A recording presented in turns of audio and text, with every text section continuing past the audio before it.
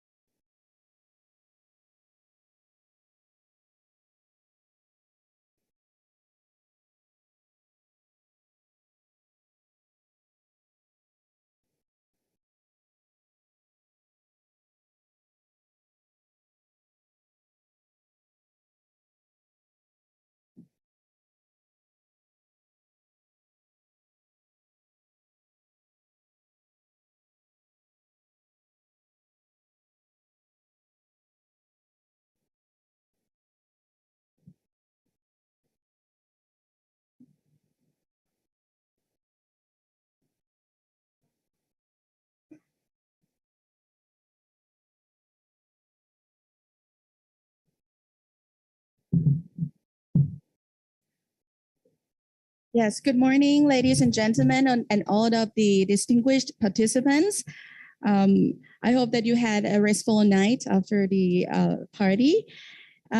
Before we going to begin, then we're going to have the first session of the day. Allow me to introduce myself briefly then. My name is Dr. Kulaya Pongpan. I'll be your moderator for this first session of this morning. Once again, welcome to the 23rd AAACU Biennial Conference and General Assembly, the 15th AACU founding anniversary. And today is the second day of the conference, in which we would have altogether 3 sessions of knowledge sharing among academics. The first one is about to begin, where we'll have about 3 conference speakers. Yes, I have mentioned that. And the overall session, anyway, with the 3 presentations should take place, and that should go on until around 10 a.m. And then we'll have a coffee break. And as I think everyone's ready, without further ado, I'd like to invite the first speaker of the session onto the stage. Then the presentation is from the University of Southern Mindanao, Philippines. The president of the presenter is Dr. Francisco. Do I say it? Yes, it's yours. Sorry. Yeah. Hugh Garcia, but that's the president. But anyway, he would be presented by Dr. Maria Teodora Cabazon. My apology for any mispronunciation. So please give a warm welcome.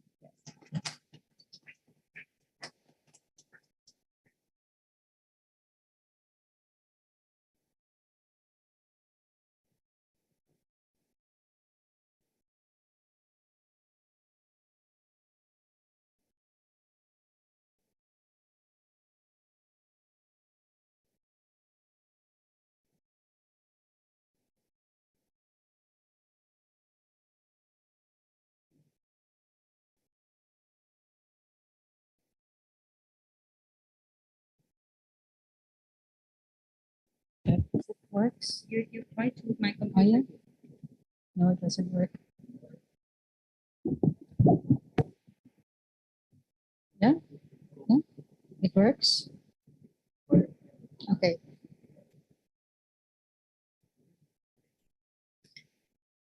Okay, a pleasant greetings to the president of Major University, Dr. Werapon Pangma, to the members of the executive board of AACU, and to the presidents, vice presidents, to the deans, directors of the university's member of AACU, and also participants and organizers of this conference, a pleasant morning. So my talk is about the agricultural innovations in the University of Southern Mindanao towards social sustainability. Our president is Dr. Francisco Gil N. Garcia, and I am his representative. I am Maria Chodora N. Cabasan, the Vice President for Research, Development, and Extension. And I have with me my Director for Extension Services, Dr. Mary Joy Canyolas. Dr. Edward Barlaan is our Professor Emeritus, but he could not join us. But anyway, he shared his input to my presentation today. This is the outline of my talk. I'll give you a short background of the University of Southern Mindanao, and then the key issues that we would like to address and our interventions. And I would like to present some of the innovative R&D projects that we do in the university, and how do we translate or transfer these R&D outputs to the community and the impacts. The University of Southern Mindanao, we call that in short USM, is located in the southern part of the Philippines in Mindanao. You can see in the map in the lower right corner here, it's quite located in the south central part of the island. And in here is the main campus. We have 5 campuses in the USM, and the one that you see is the main campus located in Cabacan, Cotabato. We have 11 colleges and 1 institute. The university is already 68 years old. We have 18,000 students. You can see the campus has a big area for agricultural research and teaching. You know, a third of the Mindanao Island is devoted to agriculture, and the regions in the Mindanao supply the food requirements in the Philippines. But it is ironic to say that we have food insecurity in Mindanao, despite of its being rich in natural resources. You can see here in the figure that the more intense the color is, the higher the degree is the food insecurity in the region. This could be attributed to poor inaccessibility or poor utilization of these resources, among other factors. And of course, we are not also excluded from the negative consequences of climate change. There is a wide income and social disparity between and within the regions in Mindanao.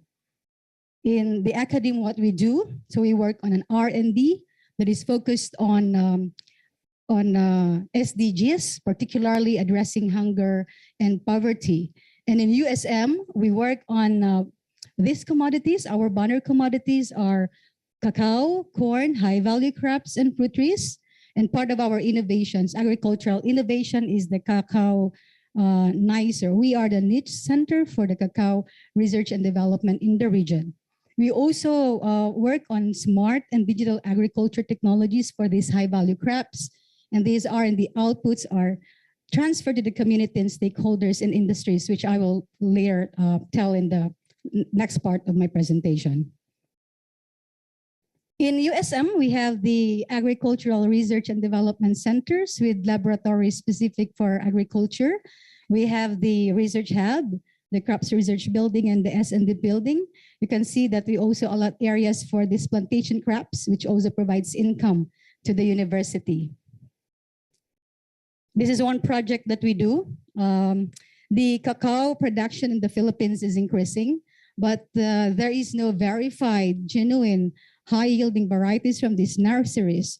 So the farmers will tend to plant poor varieties of this cacao. So an intervention is we have this project on the molecular fingerprinting of cacao using the SSR markers, the simple sequence repeat markers, in order to identify true, genuine, high-yielding varieties, the true varieties of Criollo, and the varieties which are really disease-resistant. This will ensure the multiplication of the quality planting materials, of course, in order to improve our production and profitability. And then as a result, so far, over 40 nurseries in Region 11 and 12 have been validated, their seedlings and the mother plants, including those seedlings recommended the National Seed Industry Council. That's for the UF18 and BR25, including those for Criollo, Trinitario, and Forastero. And these were certified molecularly and morphologically. You know that cacao is not a native in the Philippines. The clones came from the other countries. And we receive that and we test the growth and the yield performance in the country. And therefore, there is a narrow genetic variability. Well, the Philippines is ideal place for the production of cacao. There is a need to increase or to develop more high-yielding varieties. So what we did is we integrated this approach, the conventional and the marker-assisted breeding. This could upgrade our gene pool for cacao, which can be useful for conservation, rehabilitation, and utilization of these crops for the farmers and the cacao breeders. Another that we see is there's a need for us to improve the fermentation process in the region, because we found out that the farmers' practices doesn't pass the quality standard for quality cacao beans. Therefore, if we could improve the post-harvest processes, it could actually produce quality beans and, of course, increase the income. So what we do is we did the mechanization and automation of the post-harvest processes. Currently, we have the mechanized cacao pod breaker, and we have the fermentation bean and the automatic solar dryer. This is for banana. We say that banana is a sagging industry, so we call banana in the Philippines sagging, but it is true. Sagging, it's a declining industry in the Philippines. We have a big problem in the banana production in the country because of a lot of diseases. We have problems on the Panama or Fusarium wilts, a problem on mycobacterial wilt, a problem on the banana bunchy top disease, and so on, a lot of that. And what we did in the USM, we developed a detection technology that utilizes advanced technologies such as the qPCR and the digital PCR, the one that is similar used for the COVID testing. So this is a pioneering work in the country that we can identify the pathogen qualitatively and quantitatively. USM is now engaged with the farmers, banana farmers and banana industries, and the pathogens were identified in the farm. We can look at healthy banana plants, but with this technology, it could detect the presence of the pathogen in the plant and even in the soil. So therefore, this is an advantage in crop management before an outbreak will occur. We are also using smart and digital agriculture for the high value crops. We were able to develop forecasting tool in order to forewarn farmers of the occurrence of the major pests and diseases for these high value crops. The algorithm for the forecasting tool has been validated using actual field data, and we're able to see that the weather-based forecasting tools could really predict the occurrence of the pests and diseases on these high-value crops. On the use of the GIS, USM was able to establish the Geographic and Information System, or a center, in which the results of the studies on the pests and diseases were generated into digital technologies such as the generated maps. This also includes maps on suitability, productivity potentials, and limitations, and these are available online, in which the farmers and the stakeholders could refer. And then all of these R&D outputs, we bring this to the community in order for the local people in the community to increase their knowledge, their skills, and then profit. We have several technological packages that includes capacity building for these technologies in order for the farmers to learn what we do in the university. One example of that is a training on the tablea making, that's the cocoa tablet for the beverages. Also trainings on value adding and entrepreneurship. We also have diversified our extension approaches.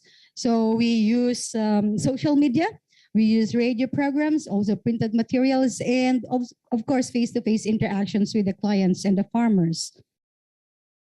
And we also have what we call this program, the CAPE, Consultancy in Agriculture Productivity Enhancement, in which we bring these experts and scientists to the farmers in order to identify gaps, problems, and needs, and to find solutions and to establish partnerships with them. And as a result, the farmers of the small and medium enterprises in the Region 12 have accepted and practiced or applied the good agricultural practices as recommended by our experts to further improve their production, of course. And this is an example of the product adopted by, or the technology adopted by the local people. And now they are producing tablea that generates income. And recently, we were able to launch. We were able to license 3 technologies that's for the 3 varieties of our corn. And another work in progress is we're working on the partnership between the 2 companies in Region 12. That's the Tree Life, the one that produces the virgin coconut oil in Region 12, and also the biotech farms in the region. That is to improve the company's product and processes. So I would like to thank, these are the partners that we have. There are a lot more, but I only listed here those that are related to the projects I presented. And I also invite you to be our partners. Thank you very much.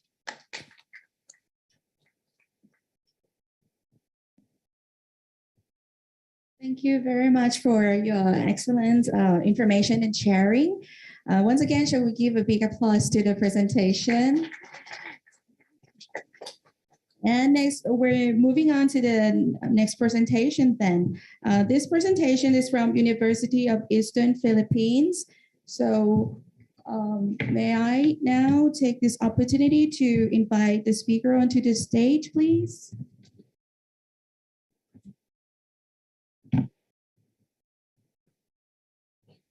As we're setting up the computer.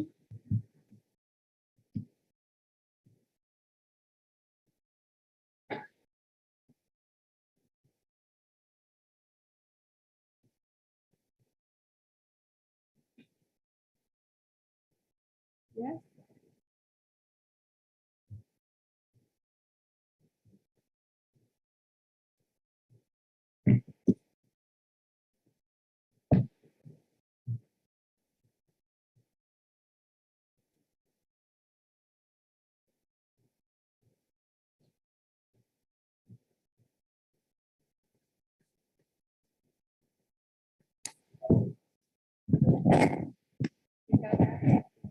So,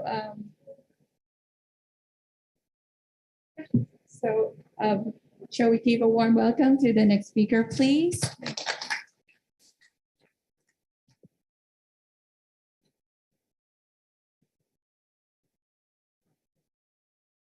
To the president of the major university, Dr. Wirapon Tongma, to our plenary speakers. We have here Dr. Jose Camacho Jr., the Chancellor of the UP Los Baños. We have here Dr. Edgardo Tulin, the President of the Visayas State University, and our President of the Philippine Association of State Universities and Colleges in Region 8. And we have here the from Japan, Dr. Satoru Chuchikawa, sir.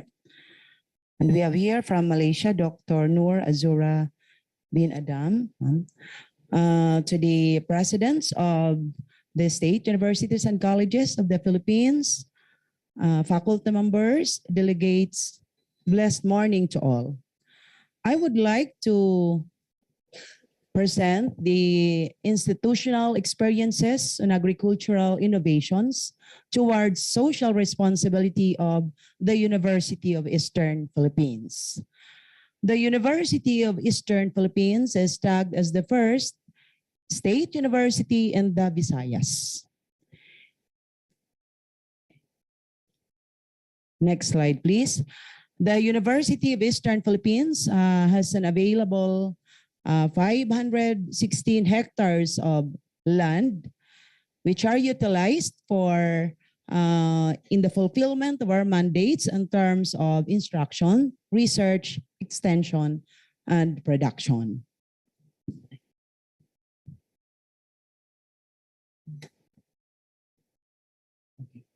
Thank you. So the university offers 52 undergraduate programs and 24 graduate programs. Okay.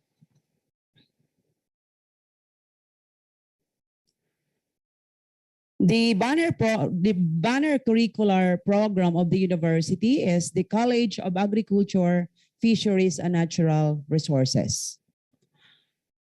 The college offers 4-degree programs. We have the BS in Agribusiness, BS in Agricultural Sciences, BS in Fisheries, Major in Agriculture, BS Forestry. These are CHED priority programs. For school year 2021-2022, we have a total enrolled students of 21,850. 2,402 are from the College of Fisheries and Natural Resources.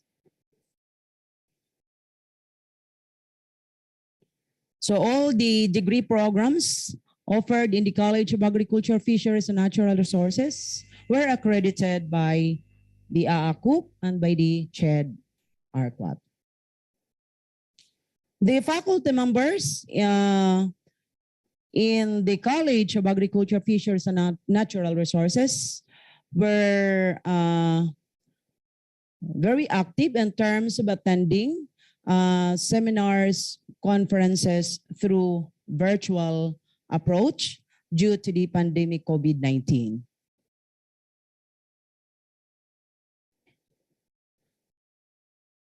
The University of Eastern Philippines see to it that the faculty members were allowed to improve their professional development in terms of attendance to various conferences and seminars offered by the national agencies in the Philippines. We have here the identified online trainings attended by our faculty members. So the foremost goal of the university is for the delivery of instruction. So that is why we have the capacity development programs in our university intended for our faculty to keep abreast to the recent mandates of the Commission on Higher Education, in which to support the delivery of quality education to our students as our main stakeholders in the university. In the case of the research and extension undertaken by the faculty members of the University of Eastern Philippines, we have here our research and development agenda aligned with the sustainable development goals of the country, the Republic of the Philippines, more specifically on the basic needs of the fulfillment of the basic needs of the society, the people in general. We have the in solving the food and malnutrition problem of the people and the society. That is why the main focus of our researches were focused on the upliftment of the economic welfare of the people, the society, by means of undertaking researches that will support that will uplift or solve the malnutrition problem of the society.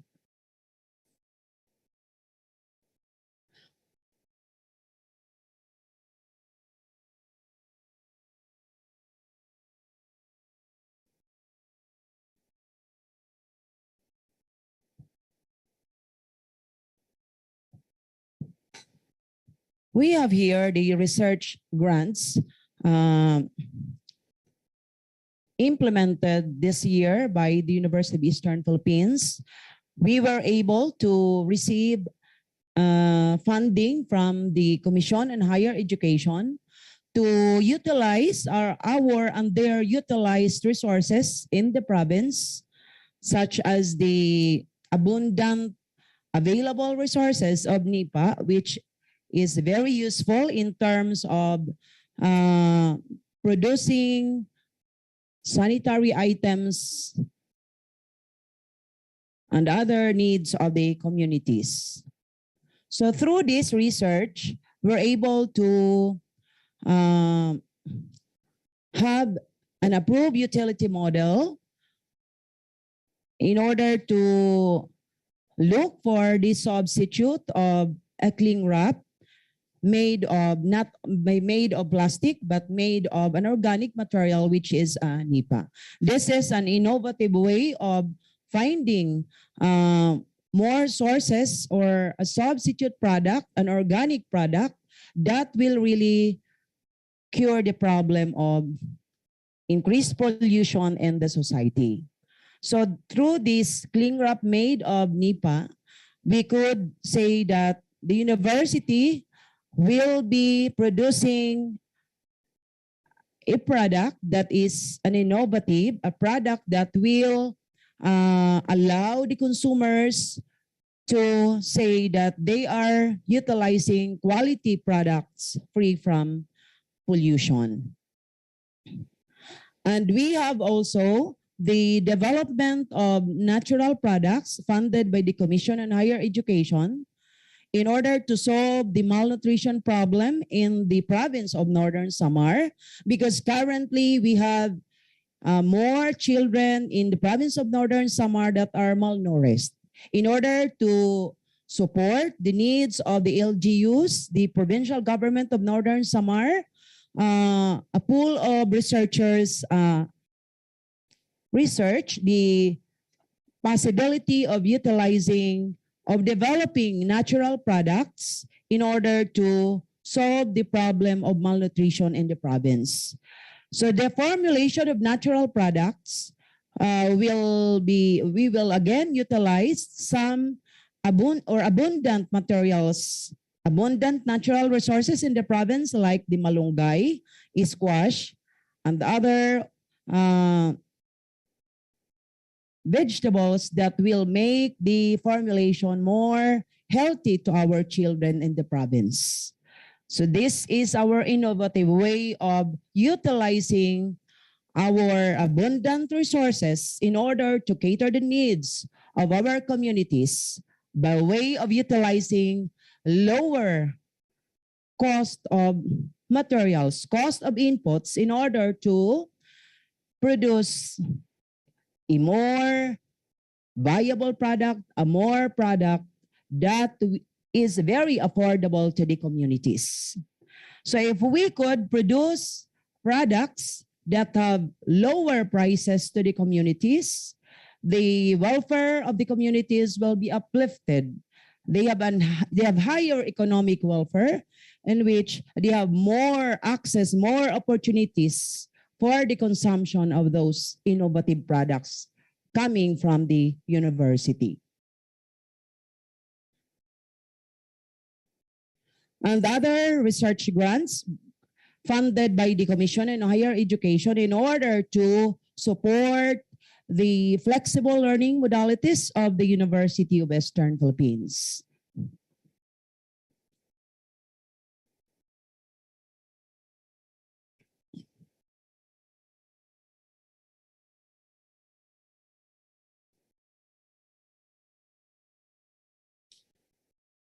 In the University of Eastern Philippines, we have utilized our available land in order to support the needs of our faculty members in their utilization, in their consumption of vegetables and other root crops produced by the Agri-Park project of the university. This Agri-Park project is intended for as a learning resource institute for our farmers and other stakeholders in the university to learn about the beauty of agriculture. Since agriculture is the backbone of our economy, we need to develop skills in order to produce more efficient and effective products for the transformation of our communities to have a better welfare in the future.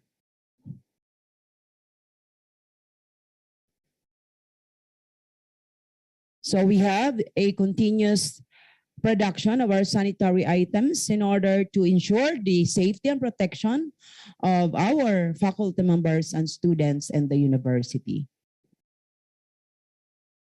We have the Pulipog liquid soap, a soap which is made from an organic material, a pulipog, which are abundant in the province of Northern Samar.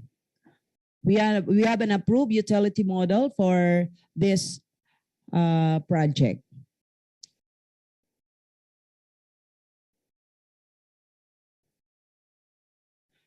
In order to effectively support the fulfillment of our mandates in the University of Eastern Philippines in terms of the fulfillment of our mandates in instruction, research, extension, and production, we have collaboration with the Kastamonu University of Turkey in order to reskill, upscale the capabilities of our faculty members and students in the university. Through collaboration, we will be able to effectively support the fulfillment of our mandates in the university.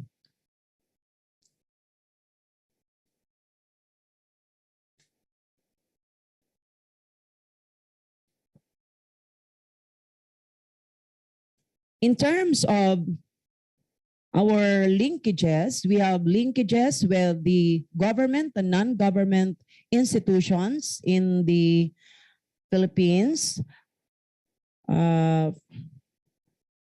like our linkage with the Department of Science and Technology, with the Department of Agriculture, with the University of the Philippines, Los Baños, with the National Economic Development Authority, with the Philippine Coconut Authority, and other line agencies in the Philippines.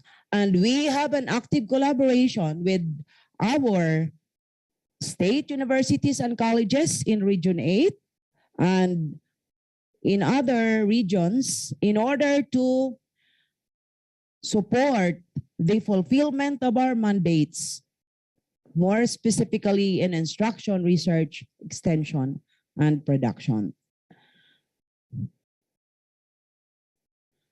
The University of Eastern Philippines continuously works hard to embrace new ideas and innovations in terms of the fourfold functions fulfillment and develop its agricultural endowments to help the greater number of people in the society. So currently, we're still looking for partners and collaborators in order to support the fulfillment of our programs and projects in the university. Because in a society wherein money talks, money is not a problem, but collaboration matters.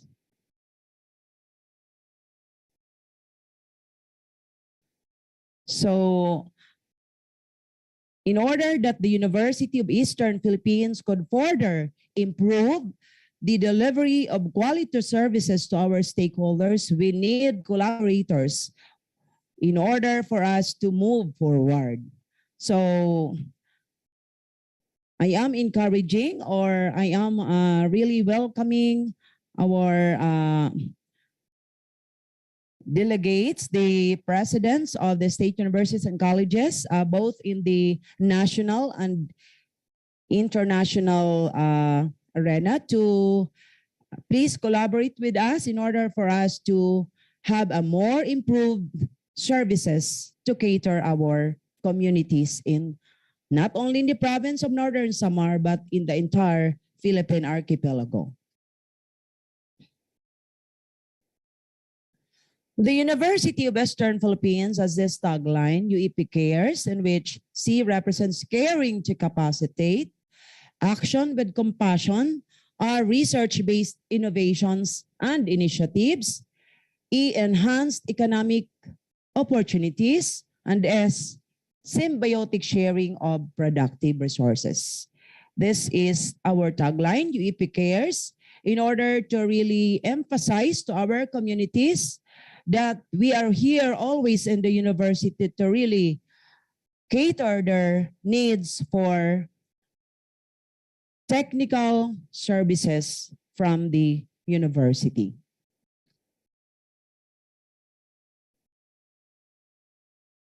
I have here, I will be showing a video in order to emphasize that the University of Eastern Philippines has the so-called practice of producing products, producing services in an innovative way.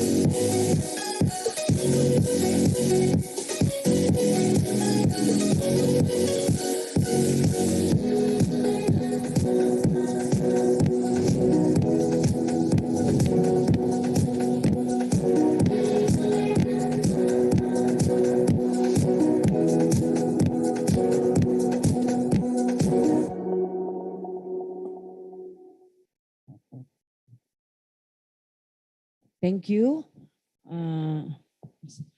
So through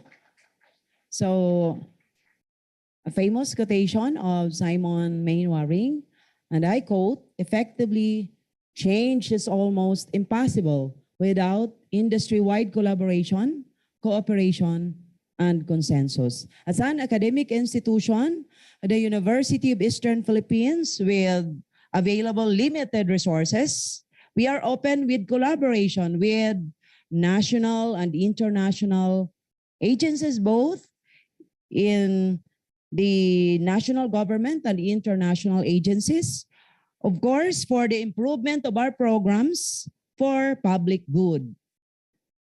Through collaboration, our research and extension programs will be more improved and more opportunities for economic growth and capability building for our faculty members and students in the university. Thank you so much. And once again, good morning to all.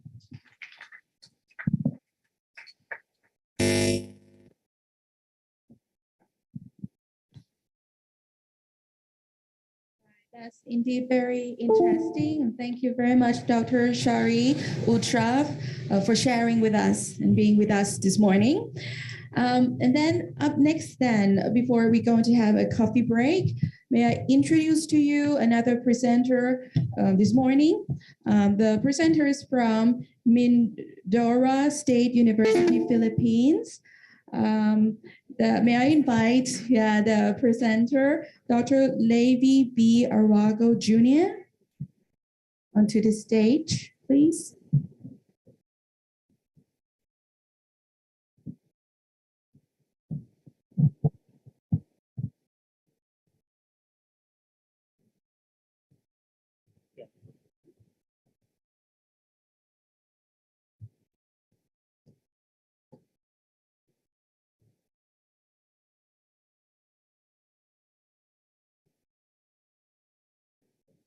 Sure.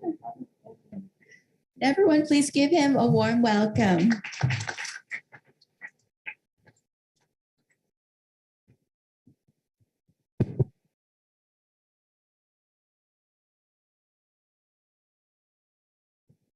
To the members of the AAACU Board of Directors and the dignitaries seated at the front of the hall, my fellow delegates, good morning to all of you.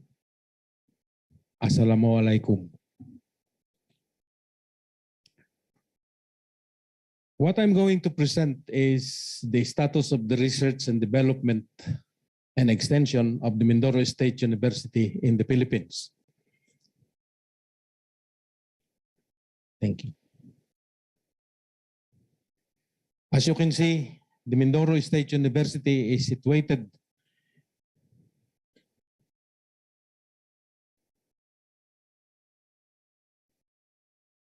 The Mindoro State University is situated in an island province in the Philippines. You know, the Philippines is just like Indonesia. It's an archipelago. It's composed of 7,107 islands during high tide. The number of islands increase during low tide.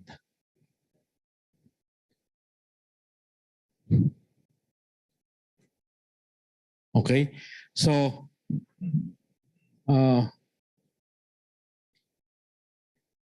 that is the island province of Mindoro.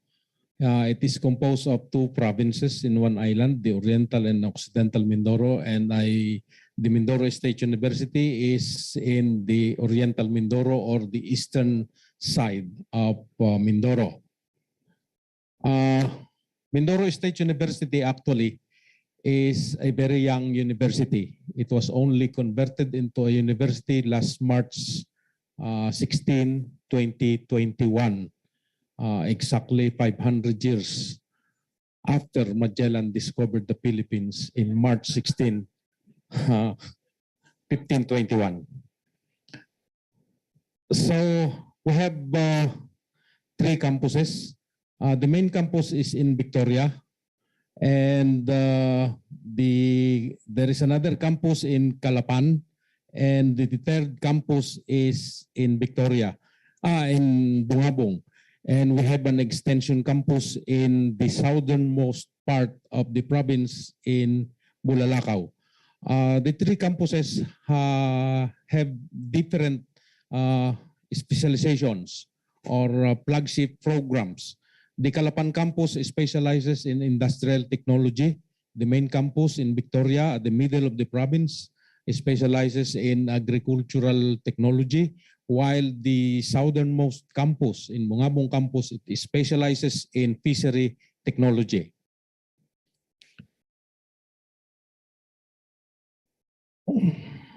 So the content of my presentation are the following: introduction, methodology, results and discussion, and conclusion. Actually, I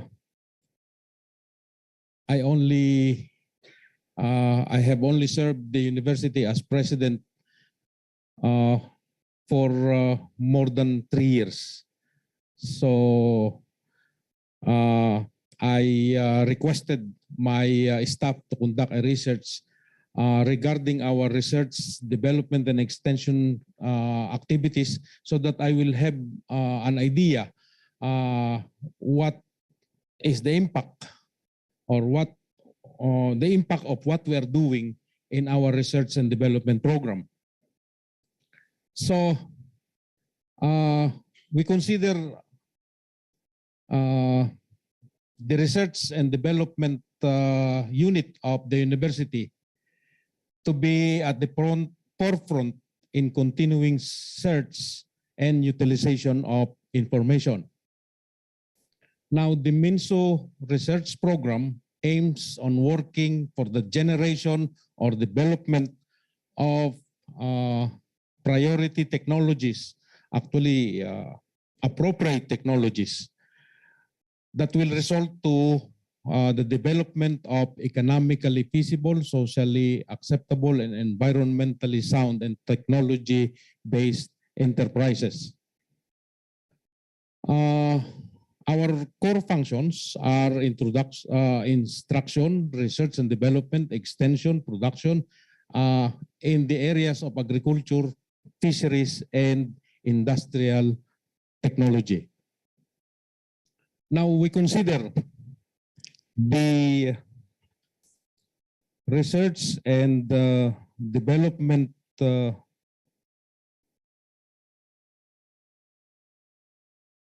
activities of the university as the drivers of progress in the university. It helps to achieve its goal in expanding research and extension services. It excelled in research projects, the numerous community immersions, outreach programs, and livelihood assistance activities, gender and development priorities, trusted community mover during the time of pandemic. By the way, the Mindoro State University is the only state institution of higher learning in the province of Oriental Mindoro. And we have 10,998 enrollees in the 3 campuses. As I have said a while ago, we are only 1 year old as a university. In the research that I requested, we used descriptive survey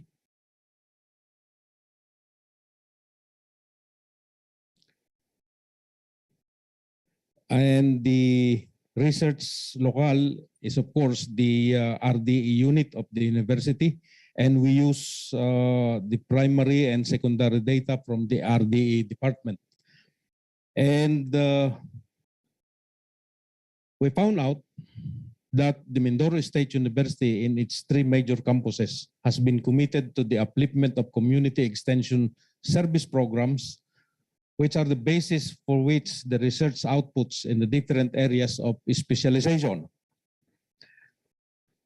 Later, I will tell you our extension activities, a few of our extension activities that will cater to two groups of people, the indigenous people and those people that were displaced by the development in the urban areas and those displaced by due to natural calamities.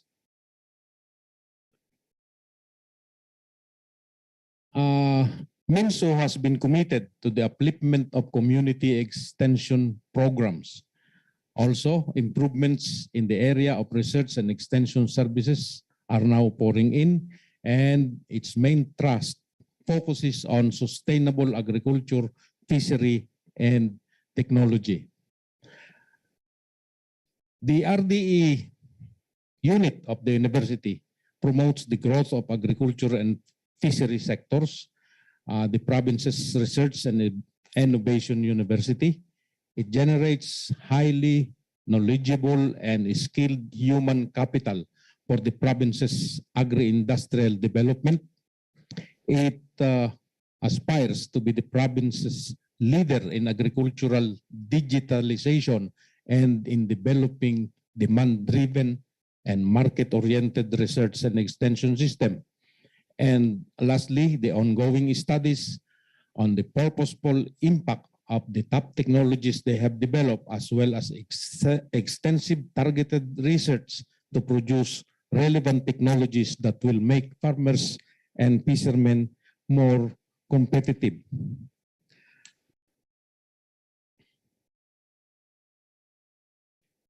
And these are the available researches presented in the different levels. We have local, regional, national, and international. As you can see, in 2020, during the time of the lockdown in the Philippines, we have a significant reduction in our activities. I guess in all areas throughout the world during the pandemic, there was significant reduction in almost all activities, be it economic or others. The completed researches in 2017, we have 97. 2018, when I took over, at the middle of 2018, we only have 63. And then in 2019, 136. During the pandemic, we only have 60. And in 2021, we have 76 published researches, 25 in 2017. And as you can see on the presentation, in 2020, we have 39 published researches, because during that time, although there was lockdown, you can publish in the internet. So a lot of people are not doing anything. They are at home. They can do their research work, so they were able to publish more. We have established linkages, 9 linkages in the local level. Regional is 17, national 25, and international 15. The technology that we have generated were adopted by different sectors, like the forage chopper. It was adopted by Salas Farm in Aurora, Nauhan, Oriental Mindoro. The chicken feather flocking machine by Rested Dairy Dressed Chicken business. The banana chipper, the calamansi juice extractor, vacuum fried mushroom, and stingless bee propolis jam.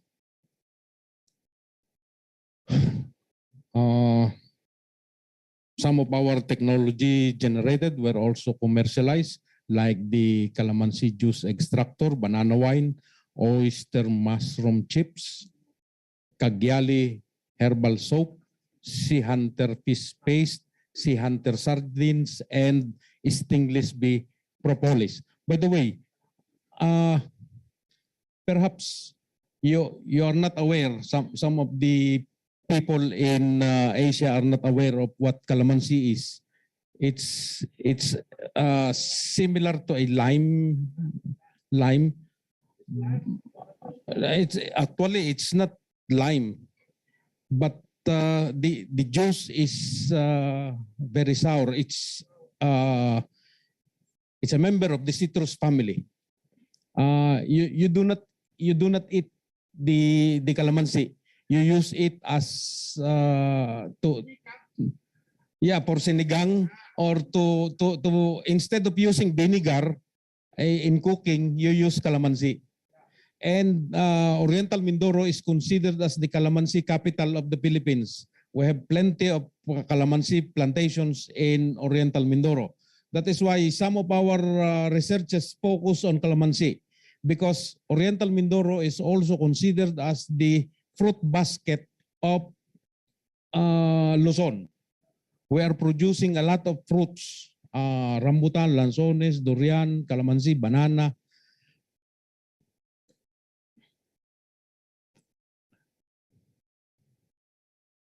Okay, so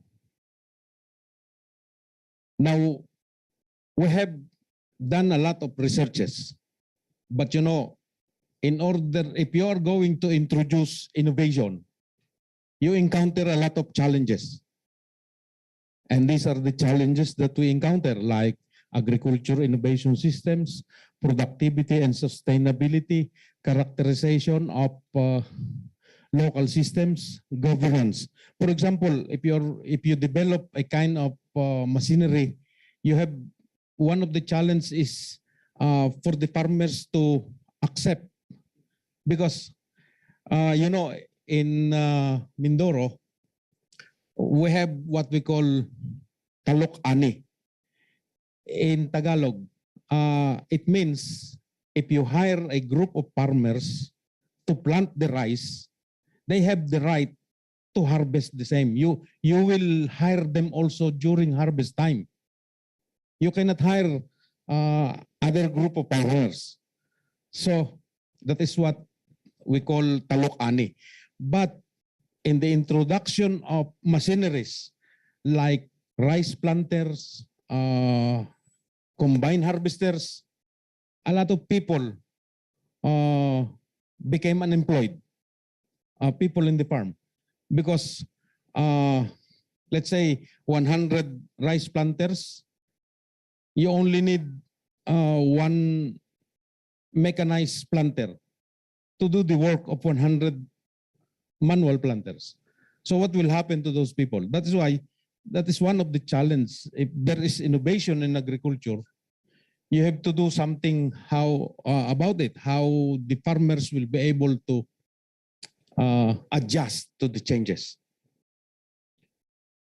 I guess all countries throughout the world are encountering the same problem.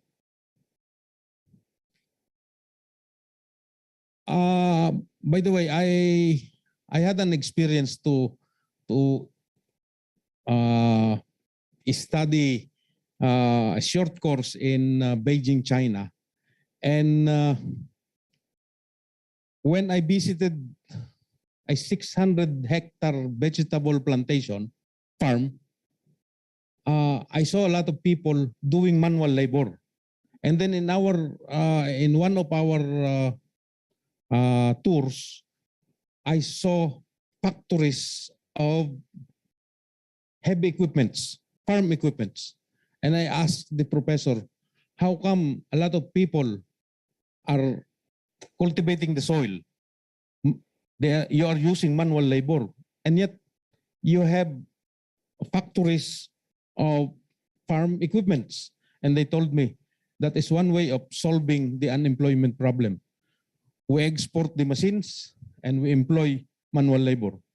So it's a different way of dealing with unemployment. So again, that is their experience. Now, a while ago, I told you there are two groups of people that we focused our extension activity. The IPs, the indigenous people, and those people that were displaced because of calamities and because of development in the urban centers. The government and some non-government organizations provided resettlement area. But the resettlement area is not enough for the people living therein. We have to capacitate them. We have to teach them livelihood. For example, in Oriental Mindoro, right now, we have two brigades of army, two army brigades, because there are rebels, you know. And during one of our Security Council meeting, I was informed that 65% of the rebels Recording in are progress. members of the indigenous people groups, because perhaps because of the economy and because of hardship. So it's easy to recruit indigenous people to join the rebel groups. So having that in mind, we developed a training program wherein the indigenous people will be taught livelihood activities so that they will not be encouraged to join the rebel groups. So we taught them how to plant banana, vegetables, and other and how to raise animals. We even provided them with planting materials. 3 months ago, we distributed 25,000 planting materials to different clientele. In fact, even inside the reservation of the Mindoro State University, there are 2 tribes of indigenous people.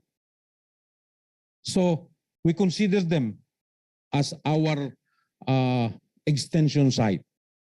So that you see, it's either they join the rebel groups or they are considered as nomads. They go to the mountains and plant there, and once the soil is already exhausted, they transfer. But because of our intervention, they are staying inside the village and they are raising crops and animals. Also, those people that were displaced because of the different strong typhoons, the government provided them with resettlement areas, and we were teaching them livelihood activities.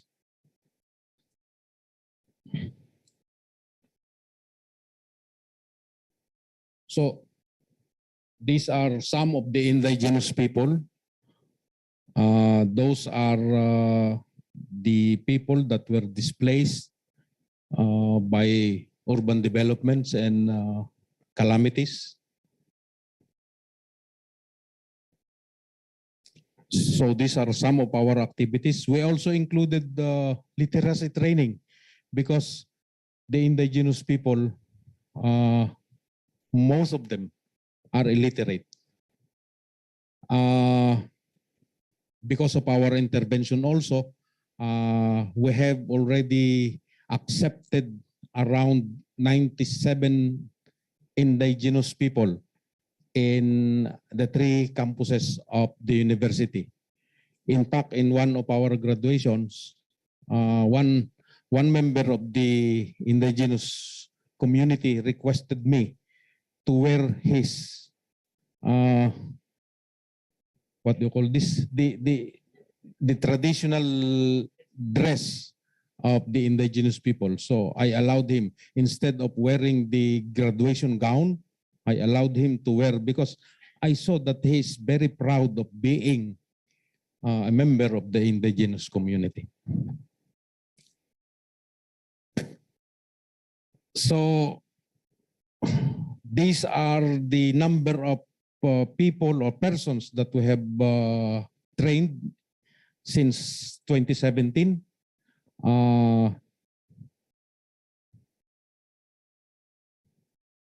17,564 in 2017, then 17,700 in 2018. Last year, we have 25,232. So, in conclusion, the university's research programs and research community that foster and support creative research and other advanced scholarly activity as a result benefit the community it serves. The institution's linkages and extension programs in the relevant communities towards which the university mission is oriented allow students to contextualize their knowledge within the actual social and human experiences. That's the end of my presentation. Good day, everyone.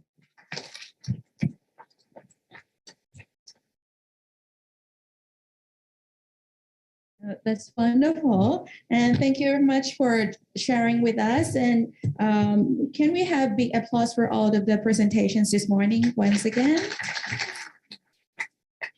Now I think it's our privilege to have all of the presentations this morning. And I think we have learned quite a lot from our experts and that have given us more ideas as well as confidence of how to incorporate the concept of social sustainability into agricultural research, development, as well as innovation.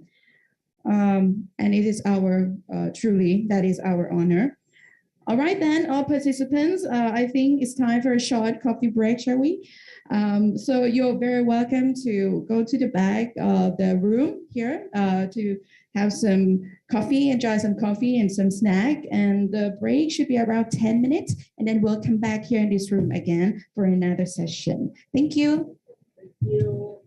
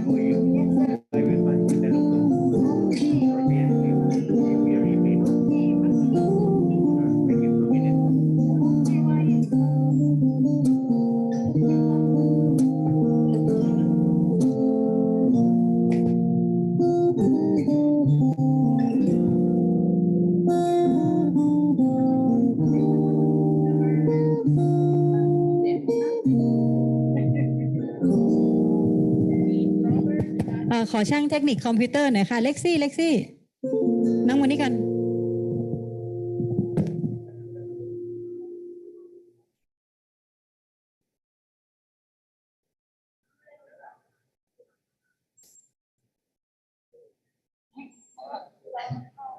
Thank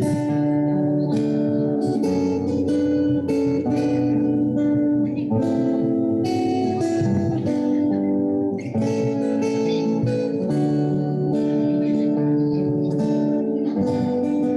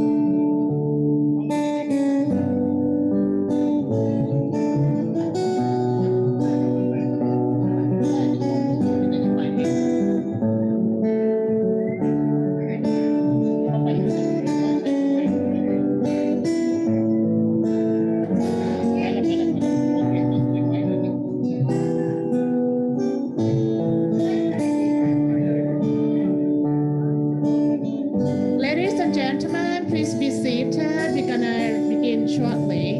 And welcome back to the second part of the knowledge sharing among academic session. First of all, I would like to introduce myself. I'm Jila Kitikon Varadet from Liberal Arts Faculty, Biennial University. And from now, we will have 4 more presentation with us. And we will start off with the presentation from Laguna State Polytechnic University on the topic spurring sustainable agricultural development through innovation and technology business incubation in the Calabarzon region, Philippines.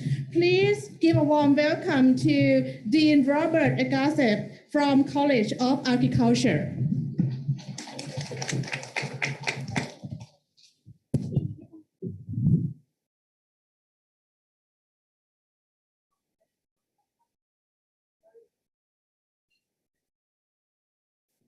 Okay, thank you very much, ma'am. And of course, to the dignitaries who are sitting in front, of course, led by the very energetic president of Medyo University, Dr. Wirapon Tungma. And I also would like to mention here Dr. Dong Camacho of UPLB, and likewise with Dr. Glenn Gregorio of CERCA. My fellow delegates, ladies and gentlemen, good morning. And thank you very much for giving us this opportunity to share with you some of the undertakings of the Laguna State Polytechnic University that is, of course, aligned with the theme of the convention. And anyway, we entitled the presentation as Inspiring Sustainable Agri-Aqua Development through Innovation and Technology Business Incubation in the Calabarzon Region, Philippines. So I am actually presenting this paper in behalf of our university president, who due to some earlier commitments was not able to attend here personally. So that's why he had sent me to deliver this particular paper. And our co-author is Ms. Mary Ann Barile, the project manager of the LSPU Agri-Aqua Technology Business Incubator Project. So to begin with, LSPU, or the Laguna State Polytechnic University, is mandated by law to be one of the key catalysts for the inclusive and sustainable socioeconomic development in the Philippines, particularly in the Calabarzon region. And for those among you who are not from the Philippines, of course, Calabarzon is one of the fastest growing regions in terms of socioeconomic significance in the country, which is next only to Metro Manila, the national capital region. And it is composed of 5 provinces. That's why it's called Calabarzon, meaning the provinces of Cavite, Laguna, Batangas, Rizal, and Quezon. So the Laguna State Polytechnic University, of course, envisions itself to be a center of technological innovations that promote interdisciplinary learning, sustainable utilization of resources, collaboration, and partnership with its stakeholders. And it also focuses on the instillment of technopreneurial mindset and attitude among its various stakeholders, which include students, farmers, fisher folks, and other entrepreneurs. In order to rekindle entrepreneurial mindset, the university is implementing various programs and activities to ignite entrepreneurial spirit among its innovators. And included or embedded in its several curricular programs are courses that inculcate the beauty and the importance of agribusiness and technopreneurship, actually. And it is also sponsoring various activities to its constituents that exposes them to become potential agri-aqua entrepreneurs. So aside from the extracurricular activities being given to students in the university, of course, the university is also assisting them, the students particularly, to access external grants. For example, they are joining the Kabataang Agribiz program of the Department of Agriculture in the Philippines. And last year, the university was very lucky for 2 groups of its students were able to be adjudged as among the national winners. And they were given startup capitals actually to develop their agribusiness enterprises. And aside from that, this year, with the financial assistance from the SEARCA, and I would like to mention the generosity of Dr. Glenn Gregorio and his staff. With the financial grant coming from them, we will be doing the first ever Techno-Olympics in the university, wherein there will be startup competitions. Okay, so in order to strengthen further the effort of the university in this front, it has undergone organizational restructuring just recently to make it more to ensure relevance, effectiveness, and efficiency in the performance of its various functions, and of course in the delivery of services to its various stakeholders. And it has also reformulated its research agenda to include, among others, resource and income generation via technology development and commercialization. And this leads to the establishment of the university's Center for Innovation and Emerging Technologies. We call that the LSPU SIET. Please don't mispronounce it. SIET, C-I-E-T, SIET. So the LSPU SIET aims to synergize the efforts of the university when it comes to technology commercialization, and it actually merges the different units in the university that are tasked with the registration, management, incubation, and commercialization of intellectual properties. And of course, it is composed of the following units: the Innovation and Technology Support Office, the Intellectual Property Technology Business Management Office, and we have also the Agri-Aqua Technology Business Incubator. So the ATBI, or the Agri-Aqua Technology Business Incubator, was actually established with the main aim of igniting agri-aqua technopreneurship in the university and in its surrounding communities. So it was actually established with the funding from the Philippine Council for Agriculture, Aquatic, and Natural Resources Research and Development way back in 2019. And owing to its significance in the different undertakings of the university, the University Board of Regents has approved its institutionalization in 2021, last year. So the ATBI, or the LSPU Agri-Aqua Technology Business Incubator, fosters startups who are championing technology-based enterprises and fostering innovative and technopreneurial spirit in different communities in the Calabarzon region.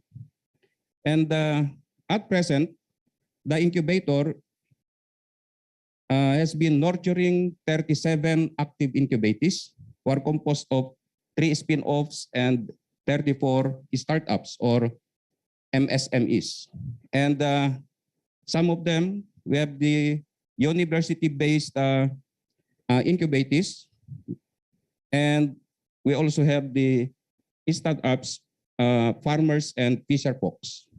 Okay, so the ATBI has been extending technical support, okay, to these incubators in terms of capacity building or mentorship, access to possible funding institutions, intellectual property registration and management, peer networking and resource sharing, collaboration, networking, linkaging, and referral services.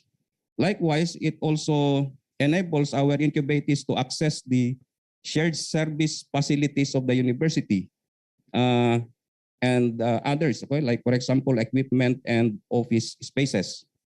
And more importantly, the ATBI has been supporting our incubators, for example, in their sales and marketing activities. They're providing digital services and online locator, content creation and production of startups, IAC portfolio, and their needs when it comes to information technology. Of course, all of us have experienced the COVID-19 pandemic. And only a few months after its inauguration in the late part of 2019, the pandemic crisis in March 2020 had halted all incubation activities. But realizing then the importance of MSMEs, particularly in ensuring food security, so the LSPU ATBI had intensified its efforts, to become more aggressive, particularly in nurturing its incubators to boost their entrepreneurial spirits. Okay, so the LSPU ATBI has actually launched its multimedia learning webinar series, so via online approaches, to educate startups and provide an enabling environment to take off their enterprises despite the dampening effect of the pandemic. And of course, it also undertakes aggressive campaign and promotion of its services, particularly via integrated multimedia communication. So we have accessed local press, the social media, even national newspapers, national TV and radio programs to promote our services during the time, including today. Okay, so likewise, we all know that the ATBI, as funded by the Philippine Council, by the OSTP card, has limited funding. Okay, so in addition to that, the ATBI management team is also harnessing external support and collaboration. So for example, it has developed co-incubation efforts with some existing ATBIs in the country also. Some of them we have the DOST FPRDI, and another one we have the Don Mariano Marcos Memorial State University in La Union province in the Philippines. And likewise, it has been generating additional money, funds for its operations. And as what I mentioned a while ago, we are very lucky enough that SEARCA had granted us for this ATBI initiatives $10,000 last year. And we have been using that to, of course, finance the pre-commercialization expenses of our incubators and also the planned conduct of the Techno Olympics this year. And we have also generated additional $40,000 from the StarDeck Race program. That's a DOST funded program also in the Philippines. And lately we have also secured another $40,000 from the Futures Thinking Research and Innovation on Food Safety and Food Security Program of the university. That is a GAA funded project or program of the university. So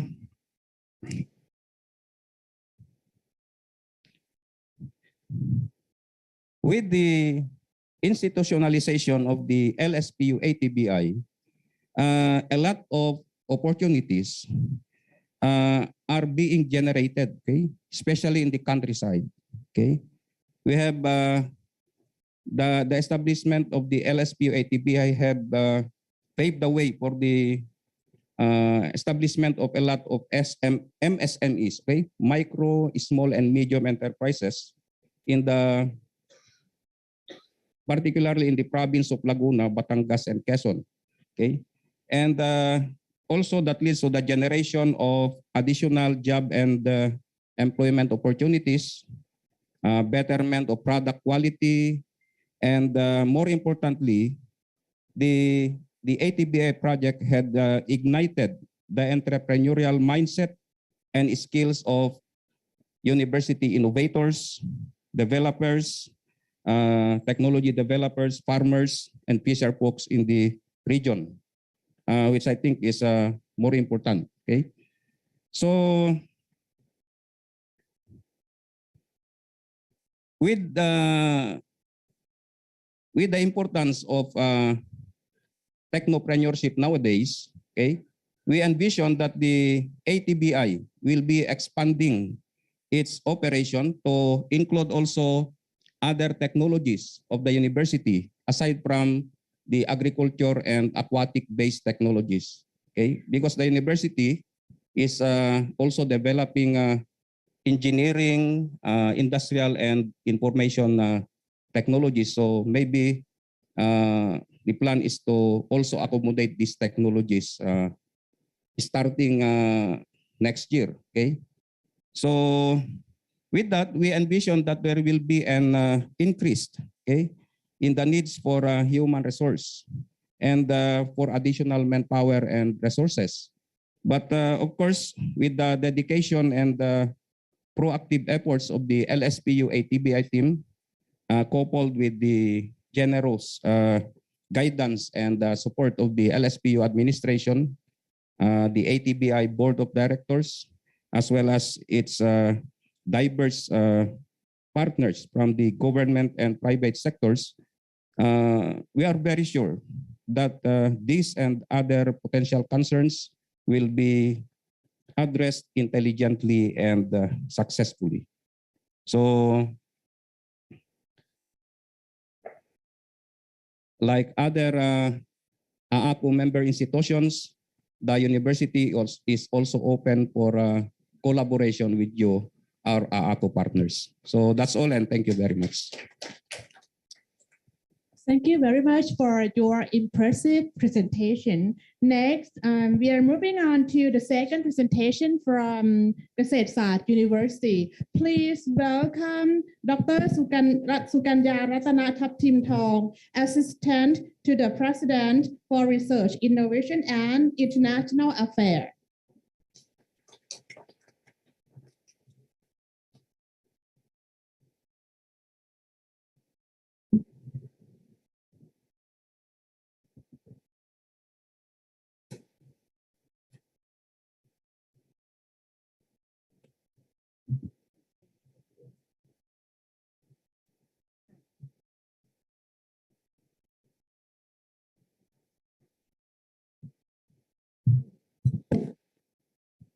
Sawadika.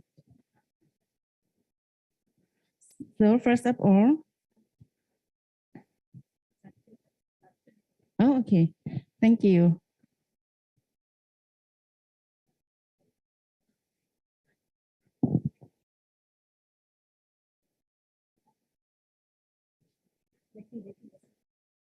Okay.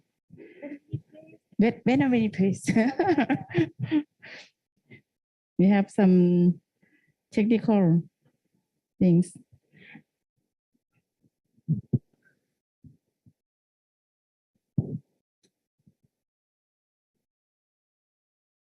Okay, so while we are waiting for the presentation, so may I talk a little bit about our university? But first of all, I would like to thank you, Dr. Virapon, the president of Major University, and all the AACU committee board committee board member that invite เกษตรศาสตร์ University กำแพงแสน campus to be like a guest and give presentation for today. And let me go. Okay. For myself, my name is Sukanya, and right now I'm a assistant to the president for the research, innovation, and international affairs. However, my background is from Department of Animal Science, Faculty of Agriculture at Kamphaeng campus. So this is the topic that I'm going to present for today. It's about the, let me check. Enhancing community sustainability through the university to Tambon, or a program that we call U2T program. I'm going to focus in the Nakhon Pathom province, Thailand. Before I present about the program, so may I introduce my university a little bit. The name of my university is Kasetsat University. Kaset is mean agriculture. It's a university for agriculture. There we have right now we have 5 campuses. The first one is in Bangkhen campus. Some of you already been there. The second one is Kamphaeng Sen campus. It's about 80 kilometers from the west of Bangkok. This is quite a little bit. In some of the area is the biggest area from the 5 campuses. The next one is Sakon Nakhon Chalerm Phakit campus is in the northeast of Thailand, and another one is the eastern of Thailand is Sri Racha campus. And what else we have? Suphanburi, that is just established for the new campuses. And we also have a research station around the country, the north, the south, the east, the west. We have all around the country for the research station. So for the Kamphaeng Sen campus, we have our visions that for the University of Innovation in Agriculture, Health, and Environment. This is the name list of the faculties that have a study program in Kamphaeng Sen campus. So when we talk about the Kamphaeng Sen is a sub-district in Nakhon Pathom province. And we just talk, Kamphaeng Sen is probably a long name, but we can say KPS campus, Kamphaeng Sen campus. And we have a Faculty of Agriculture at Kamphaeng Sen, Faculty of Engineering at Kamphaeng Sen. We have a food engineering, irrigations. We have agricultural engineering, mechanical engineering. Many curriculum on that. And we have a Faculty of Education and Development Science, Faculty of Liberal Arts and Science, Sports Science. We have a Faculty of Hospitality Industry, Faculty of Veterinary Medicine, that for the 4th and to the 6th year student that study and have a practice. We have our animal hospital, and also we have an elephant hospital there too. And the Faculty of Fishery and a Faculty of Environment. It means that we have quite varieties of the curriculum study in our campus. And we also have more than 80 laboratories and research center on campus. Okay, in terms of the area, we have 1,272 hectares. And in the green area, we have like a 40% of green area with the forest and many trees, and 40% for the farms and research center, and 20% from the learning hall, resident and dormitory. It's about 20% for that. Okay, one of our duty is we have a knowledge, we have a technology, we have an innovation. The important things that we have to do is we try to transfer our knowledge to the community. This is one of the duties that we have to run, and mostly we focus on the agriculture, innovation, and technology. So it means that we have like many research center on campus, like a life science center. We have a vegetable research and development center. We have a fruit development center.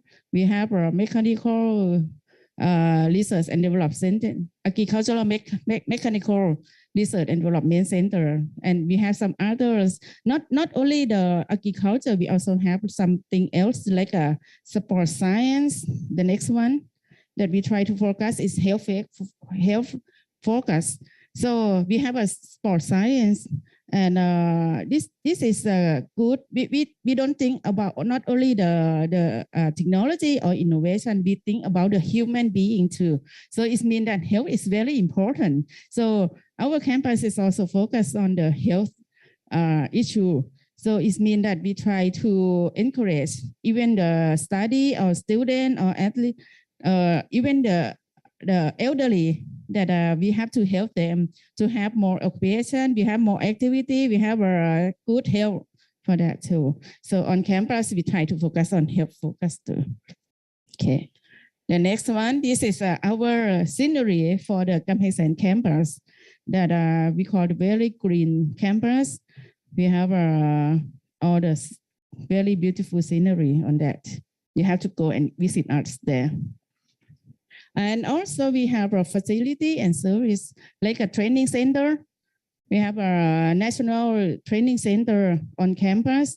And another things that we have a canteen, we have a dormitory and things. And another things that very important that we our campus try to focus is about the market. We have a market, the local market on campus, that try to help the farmers. Actually, we start when we have a pandemic of COVID-19. So our the Vice President that he said that we should have a market to help the farmer, so the farmer can bring all the products to the on campus and they can sell to the. I mean, even we have online, but the officer and the community can come and buy for that too. So that is another way that we can help. Okay, and this is one of the project that I would like to share to our friends here. So we call the University to Tambon, or we can have a common name is U2T. This is the integrated sub-district economics and social development project, and this project was granted by the Ministry of Higher Education, Science, Research, and Innovation in Thailand. And also, I think major university, also all the university in Thailand were granted by the Ministry of Higher Education and Science and Research and Innovation too. So what we need to go for that, we have a 4 main aspect for the U2T program. The first one is for the professional development and job creation. We need to hire some students that just graduate and they cannot find a job and they can work for the community. And another thing is the creation and development of creative economies. The third one is, I think all the university do that, is a knowledge application to community development. And the last one is circular economies promotions. That is 4 aspects that the U2T program need to go to the goal, this goal. So what Kamhaesan campus done for that? We responsible for the 14 sub-district. Sub-district is Tambon. It's mean Rambon, we call sub-district. So we're responsible for the 17 sub-district in Nakhon Pathom province and one sub-district in Kanchanaburi. So it means that we have like 18 sub-district that to take a responsibility to help the community under the UTT program conducted by the KUKPS.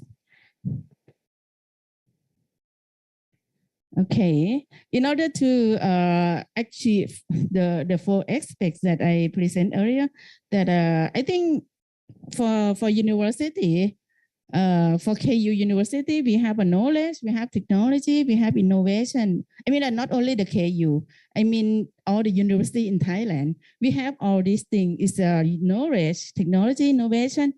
We need to move, we need to send all the knowledge to the community, to the social, but we cannot work alone. Another thing is that we need a local government section to help us. They have to agree with us and help us. And another one is a private business sections that they can support some part of that. And all these 3 partners that go together to the social and community. But the most important is the community have to, help us to, I mean, they're willing to do what we would like to help them. So this is, we need to go back for the BCG model is for the bio-circular, is bioeconomies, circular economies, and also the clean economies, and also the SDG goals that we have to help them for that too. So what I'm going to present is just some like a example that what we have done for the community. This is a Kamphaeng Sen sub-district in Nakhon Pathom province that we help them that they have like a banana sheet that they left off, like a waste. So the faculty members from the Faculty of Engineering, they produce the machine that to help them and that to make like a bunch of flower and also to make for the plate and for the bowl. So we don't have to use the plastic bowl. We use the banana cheese there for the bowl too. So that is, they can make more money for that too. And I mean that not only for the environment, but it's also they can earn the money for that, for the income for that too. Another one is some faculty members that help them to learn how to making a clay pot, and they can plot in the plant. So that is another one that they try to transfer and support the knowledge for that, and making some Thai dishes that they can sell and they can earn some money for that. All right, the next one, another we call Nong Ngu Luam, the sub-district.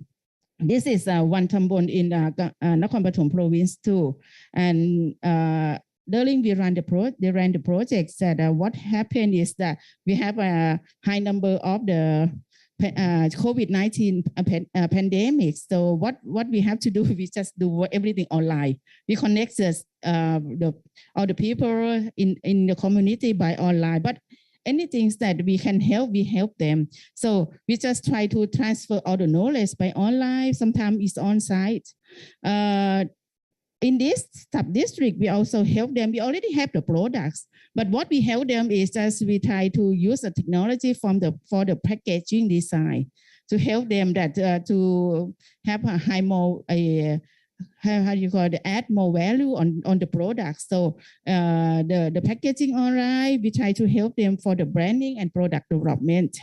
And another activity is เที่ยวบ้านเพื่อน เที่ยวบ้านเพื่อน is a visit friend house. This is one activities that had to help community to do the tourism that invite the guests, I mean the tourists to come and visit, and they can buy some products from that too. This is another one example is Hoi Kwang sub-district. Kamphaeng Sen in Kamphaeng Sen, Nakhon Pathom. So we have you use a technology for soil testing. Soil testing that because soil is very important to grow the plant. So they try to study and try to do that, how to analyze the soil property and soil. I mean for the soil chemical that we have in the soil that to grow all the plants and have a high productions, better productions for that.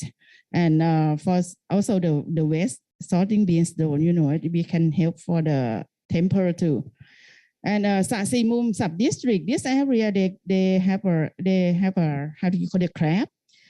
They have a crab farm. So the veterinary medicine, the faculty of veterinary medicine that's go down and, help them how to help them to have a good health for the crab and have a high productions and also trim. Over there, they have a trim farm. It's a big brand for trim farm over there. So they can help to help the community to increase all the productions and earn more income for that too. One thing is Ban Luang sub-district. This is another Tambon, Ban Luang, Tambon Ban Luang. This place is very interesting. First, when I got there, they just deny everything. They don't care. They want to live alone, They don't accept anything. But when we try to go and we try to discuss and talk to them more often, they just accept our projects that are what we would like them. We would like to help them. We don't want to take advantage for them.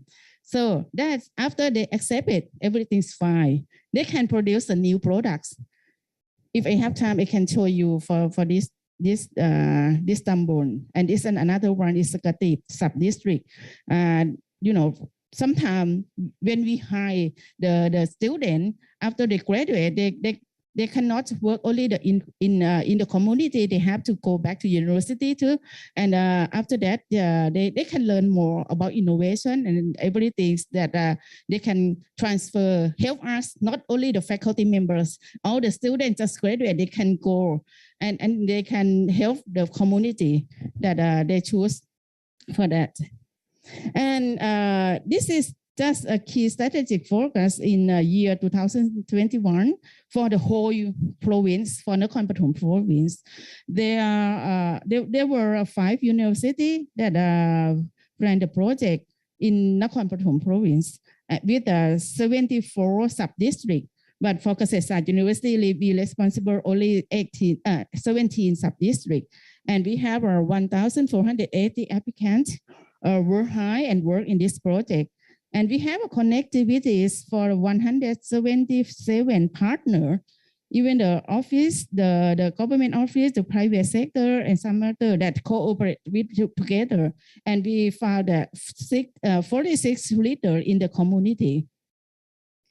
The capability, the university try to have we call the training program for the literacy development, the digital English, financial and social literacy courses. There were 3,155 people attend the training program. This is not a year, but it's about 8 months, I think, that when we ran this project. And 334 activities that were provided to the develop the community. 103 is about the occupation development, and 49 activities that for creative economics development, and 87 for the transfer knowledge to community development, and 95 activities for the environment development.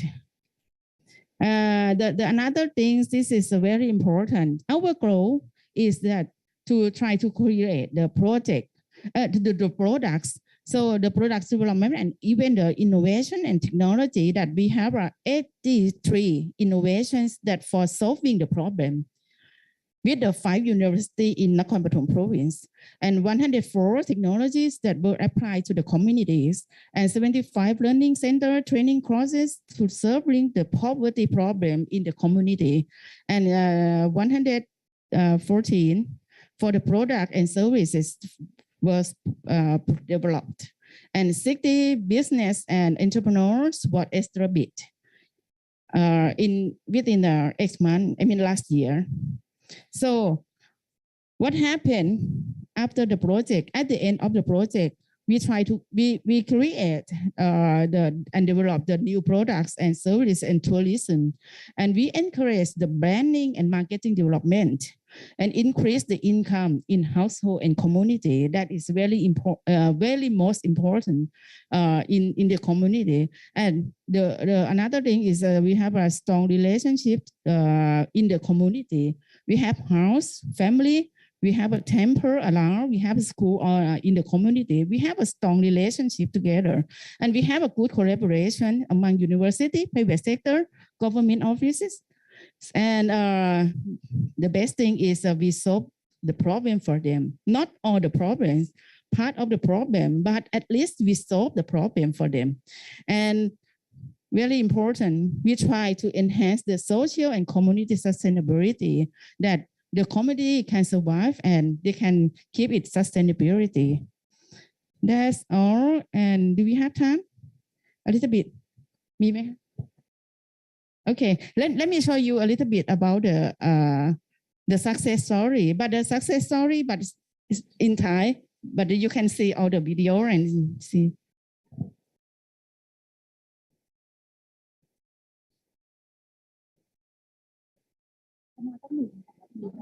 All right, they say that we have 1 or 2 minutes, that no problem, because right now, okay, we just saw a little bit.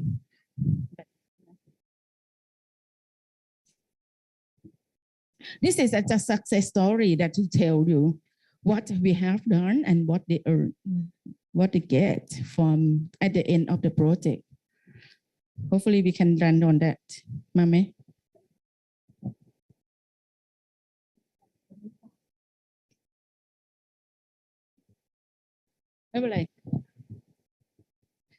All right, I think I don't have time for this, right? Okay. Thank you very much for your attention. And you can follow up in the YouTube. Everything is on YouTube. I can give you some barcode and give the tender too. Thank you. Thank you. Thank you for giving us such an informative and comprehensive presentation. Coming up next is the presentation from Bataan Peninsula State University.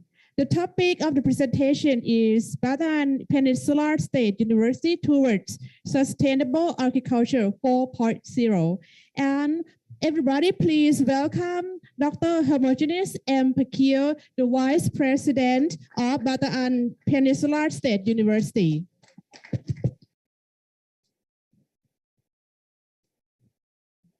A pleasant afternoon to everyone, especially to our beloved President of AAACU and the President of Major University, Dr. Weerapong Tongma, together with the members of the Executive Board of AACU, the Secretariat, and even the member institutions of AACU who are present today. A special mention as well to the presidents of different SUCs, members of AACU, together with my fellow vice presidents who are here today. So I'm pleased to share with you some of the initiatives of Bataan Peninsula State University on research, innovations, and commercialization. So it entitled Bataan Peninsula State University Towards Sustainable Agriculture 4.0. So I would like to inform you about it, about the vision of the university. The university intends to be a leading university in the Philippines, recognized for its proactive contribution for sustainable development through equitable and inclusive programs and services by 2030. And also to develop competitive graduates by empowered community members by providing relevant, innovative, and transformative knowledge, research, extension, production programs, and services through progressive enhancement of its human resource capabilities and institutional mechanism.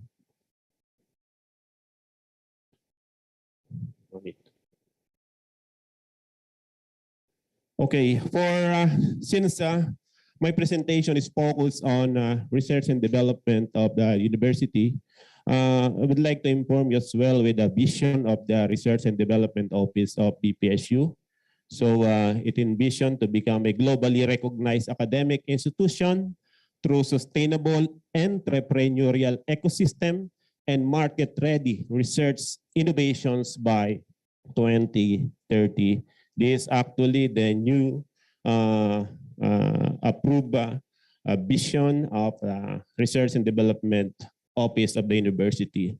While for its mission to undertake and strengthen multidisciplinary researches that will catalyze socio-economic development of the province, the region of the country through wide dissemination and utilization of outcome-based research programs, innovative research and development outputs, and establish research centers. And we have here the different thematic areas under the Research and Development Office of BPSU. We are also working on sustainable agricultural production systems, natural resource management and climate change mitigation, fishery resources management system, renewable energy, smart analytics and engineering innovations, health and wellness, knowledge management systems and development studies, culture, tourism, and hospitality management, which are all aligned with the sustainable development goals. So as far as the Research and Development Center of the University, we have the newly established center which is Organic Agriculture Research and Development Innovation Center, which was established only last 2021, which is envisioned to become the premier R&D center for smart organic agriculture and farm tourism destination in the region by 2026. While for its mission, it intends to boost efficiency in upland agriculture through resource management and smart organic farming technologies towards competitiveness, food security, and sustainability. In fact, for its 1 year of its operation, it has done a lot in terms of its in attaining its vision and mission of the center. Actually, it has like 18 completed research and development papers. The center was able to publish 7 papers with 4 citations, with 4 research grants and 4 extension programs. And in fact, one of its extension projects, which is organic rice-based mushroom production and enterprise in Bataan, was adjudged or selected as the regional winner for Pag-asa Group Category Award of the Honor Award Program of Civil Service for 2022.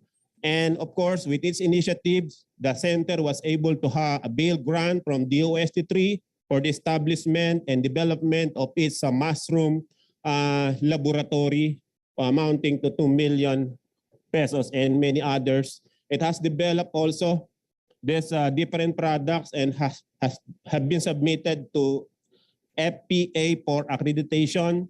We did researches as well, or project development on rabbit, on organic feeds, on organic chicken, on the pineapple-based organic farm production, on root crops like ubi, ginger, and gabi, and among others. And for the sustainability of this center, so each commodity has been assigned for each faculty member of the College of Agriculture for them to have a focused research activity for each commodity.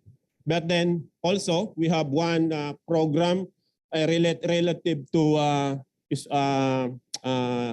what do you call this, farm tourism, which is also internally funded by the university. And another one is that CRAABS, which is Center for Research on Aquaculture and Aquatic Resources in Brackish Water Systems, which was established in 2018. For its vision, it intends to become the leading R&D center for brackish water aquaculture and aquatic ecological management in Central Luzon. And for its mission, it intends to generate significant brackish water aquaculture technologies and eco-friendly management of aquatic resources for improved production and inclusive coastal community development and resiliency. And this actually the outputs and outcomes of the center.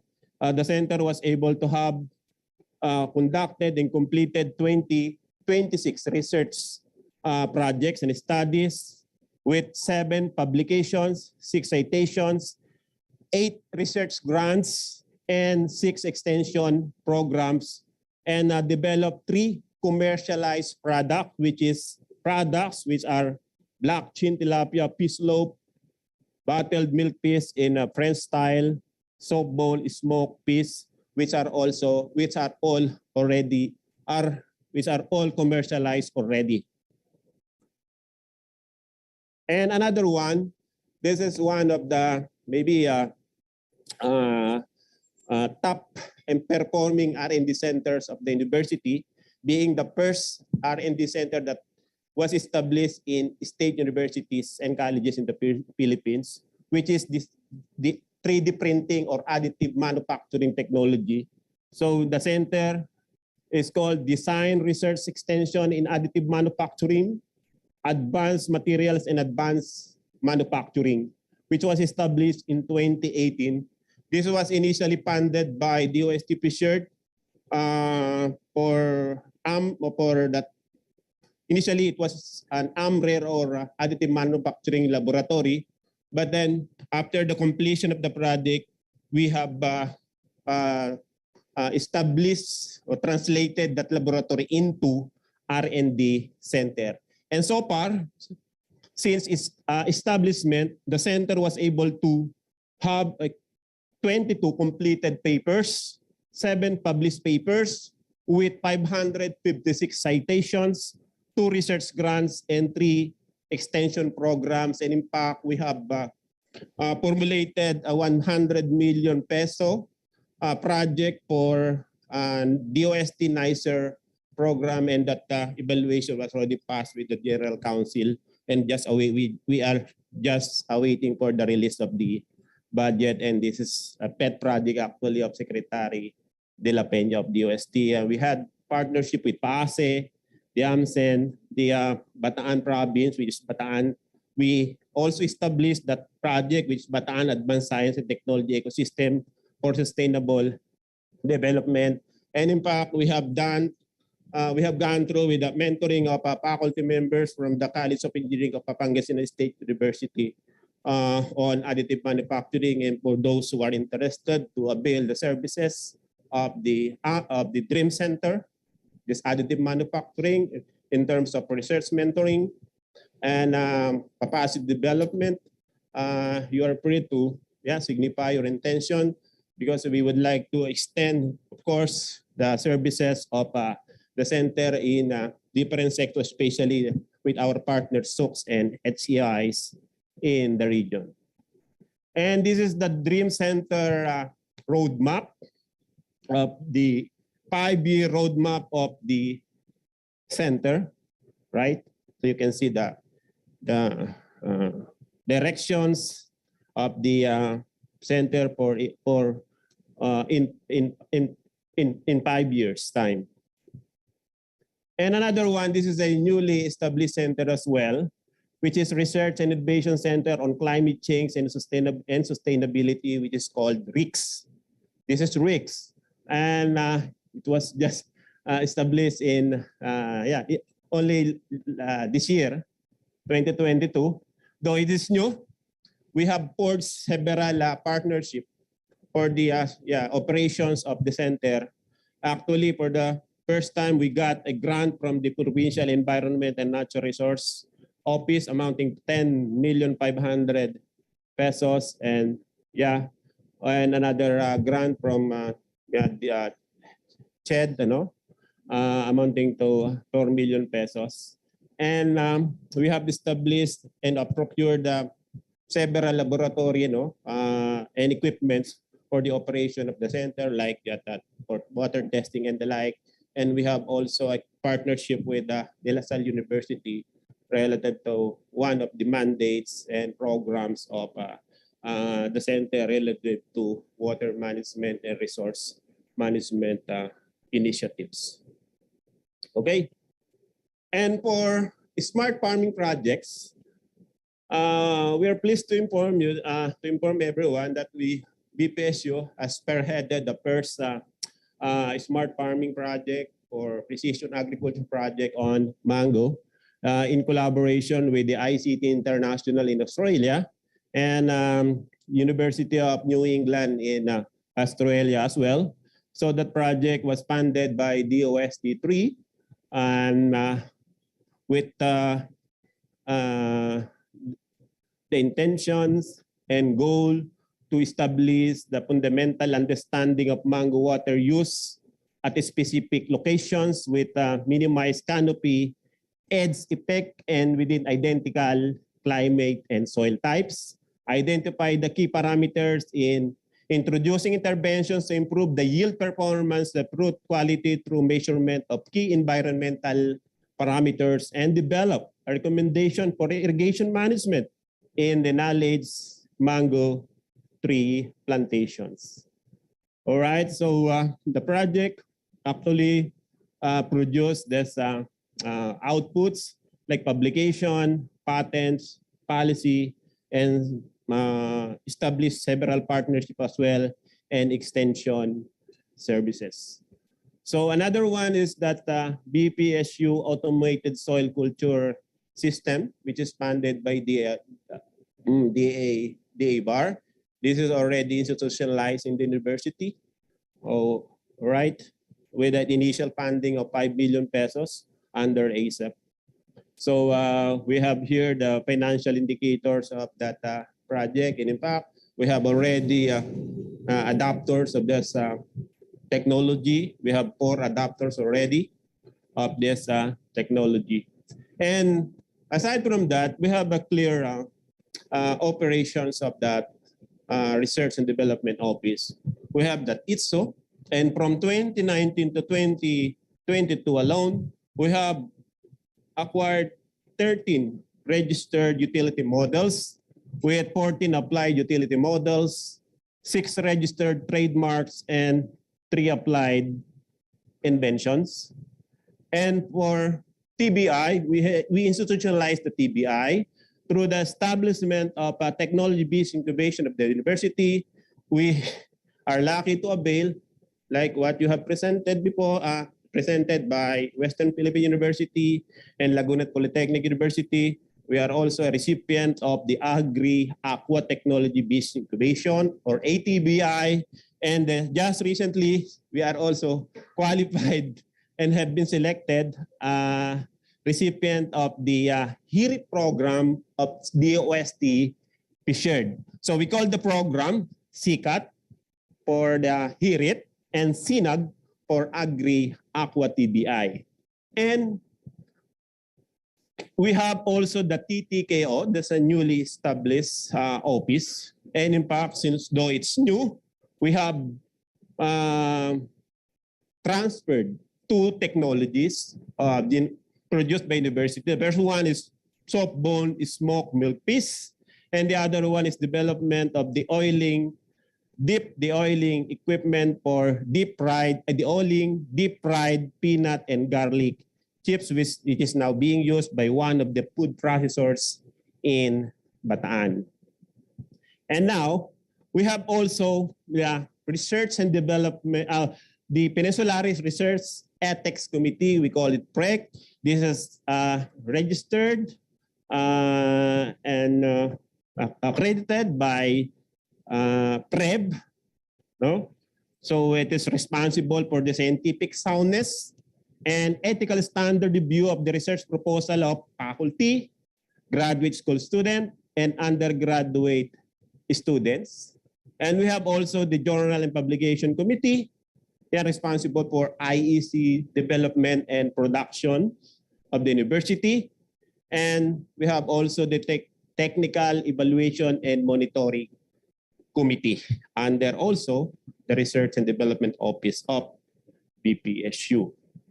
And for research and development office today and beyond, in terms of top 20 Philippine universities in the AD Scientific Index 2022, BPSU ranked 20 in February 2022. And we have here the 10 best scientists in Bataan Peninsula State University. The first one is Dr. Ryan Dison, Engineer Ryan Dison, who is the manager of the Additive Manufacturing Center of BPSU. And the other one is Engineer Ryan Armanisay, who is mechanical engineer. The third one is Mark Nelco Corpus, who is fishery specialist, faculty of the College of Fishery. And the fourth one is yours truly, animal science, animal science major. And the fifth one is Engineer Tuason Brian Tuason, mechanical engineer. Bongko Roxanne, education. Abila Jane, electronics and communication engineer. De La Rosa Ronel, nurse by profession. Manlilik Adrian, faculty of College of Fishery, who is now taking his PhD at Michigan University under Fulbright Scholarship Program. And the last one is Yolanda Reyes from the College of Education. And these are our international and national and regional partners in research and development and innovation. For the infrastructure and facilities, we have the newly built University Research Extension and Development Innovation Center. We call it RioRedic, which is located at BPSU Abukay Campus, Barangay Bangkal, Abukay, Bataan, the Agriculture Campus of Bataan Peninsula State University. We have another project, which is Coconut Food Processing Facility at BPSU Abukay Campus. And another one, I have informed yesterday that one of our proposals on the establishment of Casio R&D Innovation Center was already approved by NEDA, and another 3 facilities are coming, funded as well by NEDA, and the other one is DABAR, is a program amounting to 10 million pesos. So for future direction of the university has set its eyes on intensifying the university's partnership with the industry and other institutions to provide the response to the needs of the end users for the commercialization and utilization of its future research outputs. For its research focus from 20 to 2026, agriculture, sustainability, fishery, health, and smart analytics. So that's all. Thank you very much.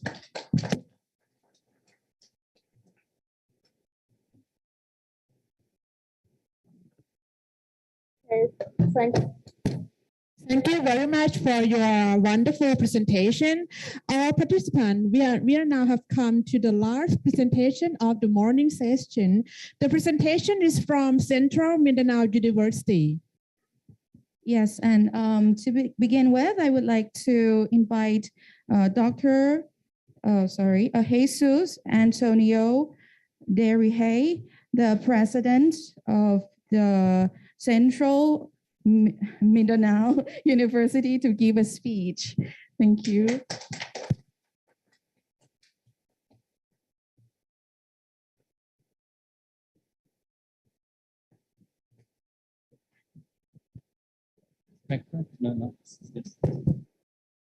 Pleasant morning to everyone. My respect to Dr. Wirapon Tongma, President, Major University, the outgoing president of AAACU, Dr. Satoru Chochikawa, president of AAACU, newly elected. And without her, I will not be around. We will not be around. Dr. Felma Calalo, technical point person for AACU. And reigning best singer last night during the welcome dinner, Dr. Wiki Lily Patana, Associate Dean, International College, Major University. And the reigning best singer for the gentlemen, the Chancellor of UPLB, Dr. Jose Camacho Jr. Just a brief presentation of Central Mindanao University. We have around 3,080 hectares, second to UPLB with around 4,000 hectares. That 3,080 hectares are all utilized for instruction, research, extension, and production. We have only one campus, and we have a population of 13,300. We are the centers of excellence for the College of Agriculture, Forestry, Biology, and Veterinary Medicine. We are happy to inform you that the next ranking official of the Philippines Senate President, Mig Subiri, is from Bukidnon. So again, I am really very happy to be with you, and just would like to inform you that we paid our annual dues, sir, worth 90,000 every year. So the only year we have not paid for AACU dues, annual dues, is for this year. So we'll wait for your bill, sir, so that we can pay. I believe you are so serious listening to all the presentations, and I am delegating as part of my innovation as the father of the university. I am delegating to the dean, the gorgeous dean of our College of Agriculture, Dr. Maria Stella Detalia, to have a short presentation of what is Central Mindanao University, the academic paradise of the South, and where our Executive Director of SIMECO, Dr. Glenn Gregorio, was born. Thank you very much.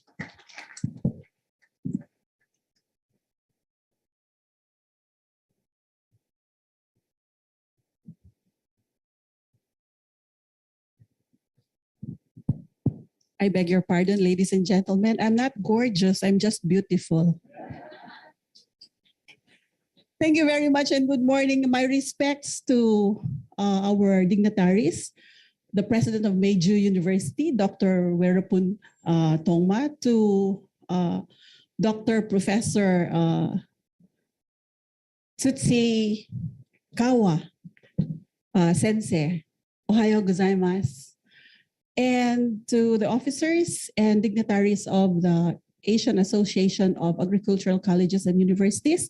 Ladies and gentlemen, good morning. May I present very briefly, I know we're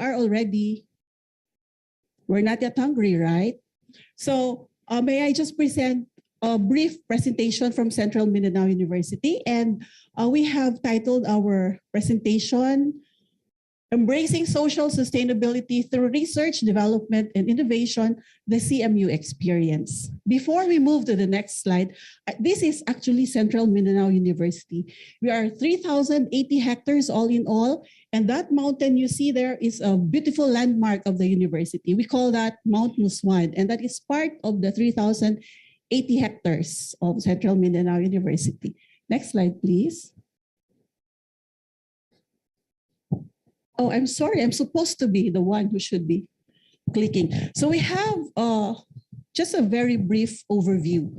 So we have the following, the core values, which stands commitment for excellence and service for C, moral integrity for M, and unity and diversity. We also have our quality policy. We have our vision, and we have our mission. We try to make it big and lofty, so that we would have bigger dreams also. And at a glance, I'd like to present to you our humble accomplishments. So we are a 3-star QS institution. We are accredited or certified by ISO. We have this with Webometrics. We are also level 2 institutionally accredited by AAACU, which is I think everybody, 90% of the people in this room know what AAACU is. Then we are, as mentioned by the president, we are centers. We are a center of excellence in agriculture, biology, forestry, and environmental medicine, veterinary medicine, and a center of development for environmental science, math, and teacher education. So this is basically our administration building, and we'd like to inform that we have 72 undergraduate and graduate degree courses with 2 short courses and test the competency courses. The word of the week is sustainability, and CMU has been involved in projects, RDE projects on economic sustainability and environmental sustainability. But since the focus of today's forum is on social sustainability, we'd like to give a brief glimpse of our initiatives on social sustainability being one of the components of sustainability. And therefore, during the pandemic, CMU strengthened its initiatives on social sustainability through research, development, and innovation. And we'd like to present that despite the COVID-19, which everyone was experiencing or has been experiencing, we still had increased enrollment. We had an increased number of accredited programs. We had institutionalized in 2020 the Agri-Aqua Technology Business Incubator. We also had institutionalized the Intellectual Property Technology Business Management Office. This used to be called Intellectual Property and Licensing Office. We have forged international linkages, and we have increased research and extension engagements. As to enrollment, the green line gives us a picture of the total enrollment of the university. We have 10 colleges in the university, and the yellow, noteworthy would be, I think, the yellow. Considering that agriculture, enrollment in agriculture has been decreasing for the past many years, we're happy to announce that at Central Mindanao University, we are at least not very much affected by the decrease in the enrollment of students for the BS Agriculture program as presented in the table. And vis-a-vis to that would be the number of graduates that we had. You would notice that for 2019 to 2020 and 2020-2021, the number of graduates decreased because these are the lifelong learners who were affected by the transition period of the K-12 program. But if you compare 2018 to 2019, or rather school year 2018 to 2019 and 2021 to 2022, enrollment has been picking up. In terms of our graduate and undergraduate programs that are accredited, the yellow blocks there would represent our undergraduate programs, and the green blocks indicate our graduate programs. And if you would look at it, ladies and gentlemen, I think we are doing good in the accreditation of our undergraduate and graduate programs.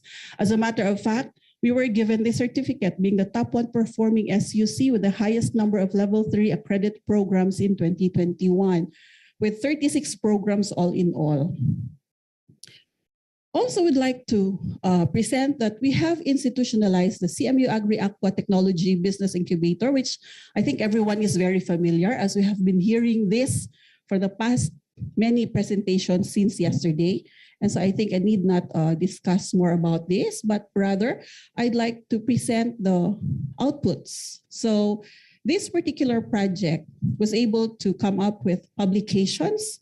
As presented, there are around 6 publications that were developed by the project. And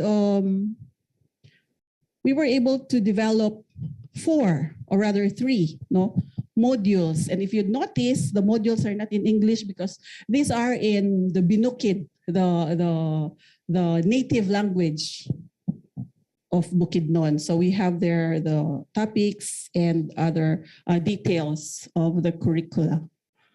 Then we were able to commercialize technologies. The most common would be organic fertilizers, vermicomposting, mushroom production, meat processing, and the production of herbs. I hope I can still be given time to have a very brief video, just a very brief video to present to you.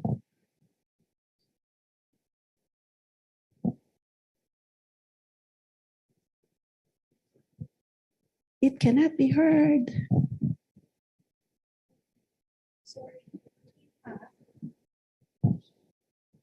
Any technician, please?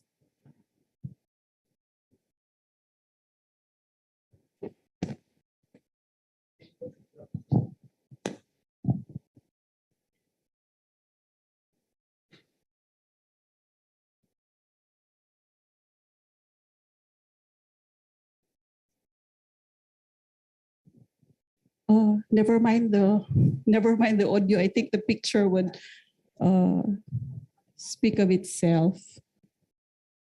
I beg your pardon. We embedded the video in the presentation. That's why. Nevertheless, if it would entail more technical requirements, then we can do away with the video anyway. They have seen it already. And so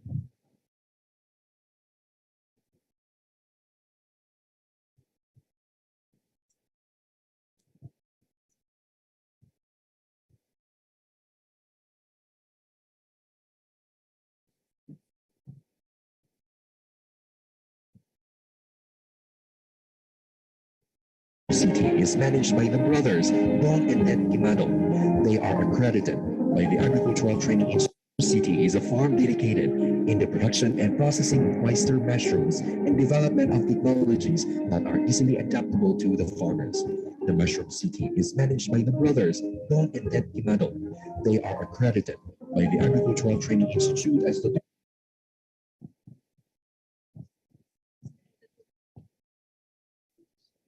The Mushroom City is a farm dedicated in the production and processing of oyster mushrooms and development of technologies that are easily adaptable to the farmers.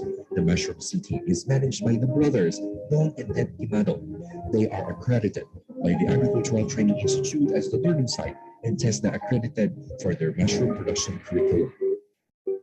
Mr. Archimedes M. Casama, a public secondary school teacher and a mushroom technology adoptee at the same time. At present, Mr. Casama is now engaged in the production, processing, and marketing of mushroom chicharron and is thinking of expanding his market reach. The success of these incubatees is the measure of the true success of the CMU ATBI. Hence, the center endeavors to continuously inspire entrepreneurs by saying, grow your business with us. thank you very much. And moving on. The Mushroom City. So actually, some of our incubatees have already received recognition in the regional and provincial levels. Specifically, these brothers, the Kimado brothers, being young, they were awarded as young entrepreneurs. And as I mentioned a while ago, we used to have the Intellectual Property and Licensing Office, but in 2019, we have institutionalized it to become the Intellectual Property and Technology Business Management Office. And one of the most notable achievements would be when CMU received the Platinum Award for having filed 14 invention patents. And thanks to the leadership of the university. We usually do regularly patent claim drafting workshops. And as a matter of fact, within this month, we're going to have another one. And this is our accomplishments in terms of IPR protection as of 2021. It's too small, but I think we're doing good so far. And on international linkages, we have a few international linkages, and some of them are presented. including some international programs. And so CMU continues its research and extension efforts amidst the pandemic. From the university's income, the premier college, the College of Agriculture, has received an increased budget of 14% for its extension projects and an increased budget of 9% for its research projects from 2020 to 2021.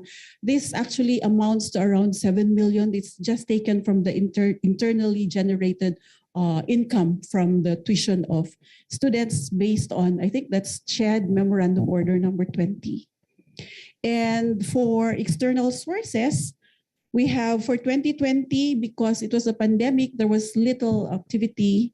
We only were able to get around 20 million from external funds, but in 2021 we were able to get a little more than 80 million. And in 2022, as of the presentation of this, as of today, we have around 23.5 million generated from externally funded budget, research and extension institutions. And as always, we say thank you very much for all the partnership and the support of everyone. And we're always very open to collaborate. We would like to collaborate with you. Thank you very much and good morning. Thank you very much for your interesting presentation. And ladies and gentlemen, it is my pleasure to announce that our morning session has been finished. And we are very thankful to our speaker for giving us a very impressive and incredible presentation. Now, before the lunch break, I just would like to make a quick announcement, then just a few of them. First of all, regarding the evaluation form, we would appreciate that if you can just return it later after we finish all of the activities. Just please do not submit to us right now. And then for the second announcement is that tomorrow afternoon, we would have the MOU signing ceremony. So if you and your institutions would like to sign the MOU, you're very welcome, and please contact us and that we can arrange the documents and all of the things then.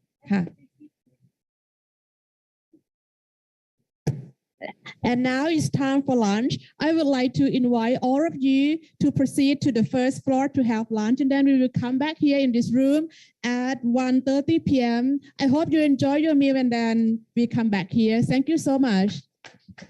Thank you. Enjoy your lunch.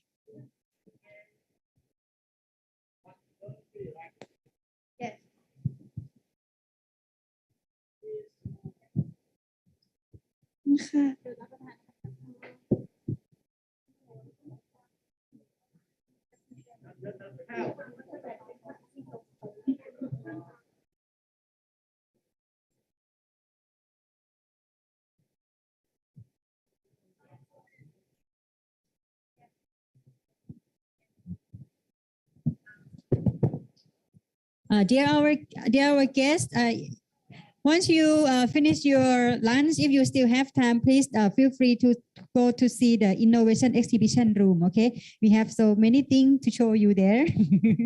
Thank you. Hello, President. I'm interested in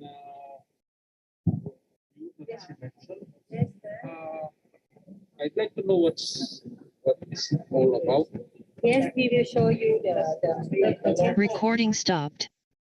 But for at first it will be very general, like this university and is like for academic collaboration, example research collaboration, exchange faculty, so students. So it's between my university and major university. Yeah, or you can ask the partner with many universities.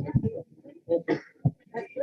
So this includes my university. Okay, the president. Thank you very much. Thank you very much. Okay, MOU listen. Okay. I ask somebody help me to make a record. Please be my seated. Maybe you can have a seat and then wait. Our vice president.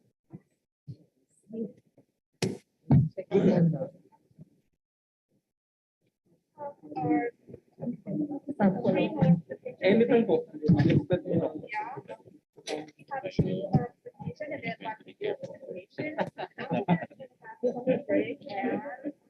Oo nga naman eh.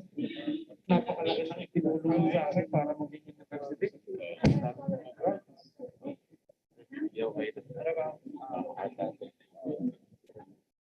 Marami po. Marami po salamat. Sir, bigyan ko pa yung mga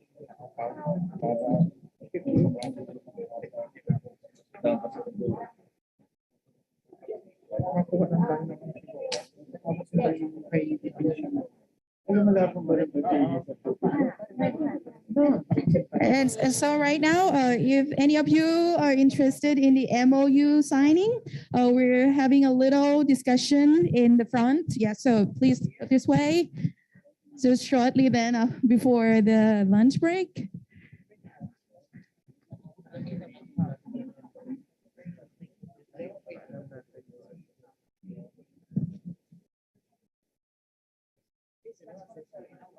Kayo po ba ito? Hello. Okay, here, Mr. Olanikan, you. Ako yung taga sa club.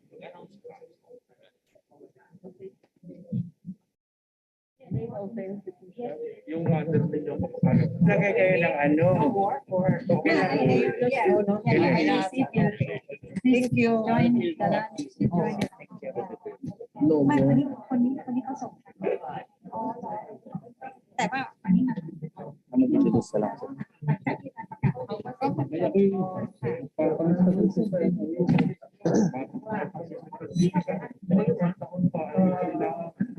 Same university. Same university.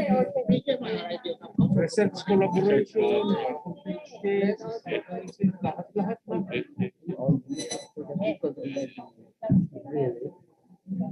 Marami akong parte doon sa school. Hello, sir. So we'll send to you. Hindi po, ako 16 years old. Where should we send it? Through email? Are we going? Can we have it? Send me this, right? That's our university. Yeah, the green background. Below, I receive. Oh, you have it. You have one already? Okay. Let me show you the line. Yeah. We are talking about kung ako hinihingi pa ng mga assistant, baka 70 na po, baka hindi na mapakinabangan. Sige po, salamat po.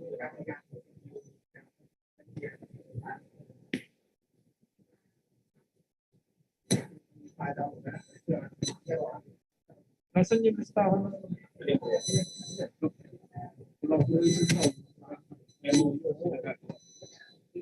ay, teka, dapat sige.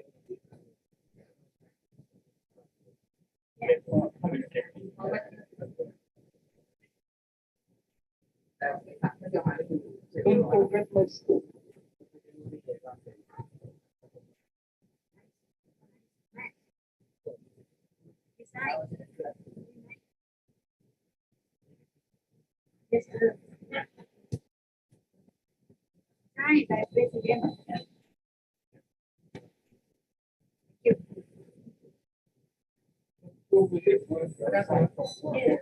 Tomorrow afternoon, we will sign.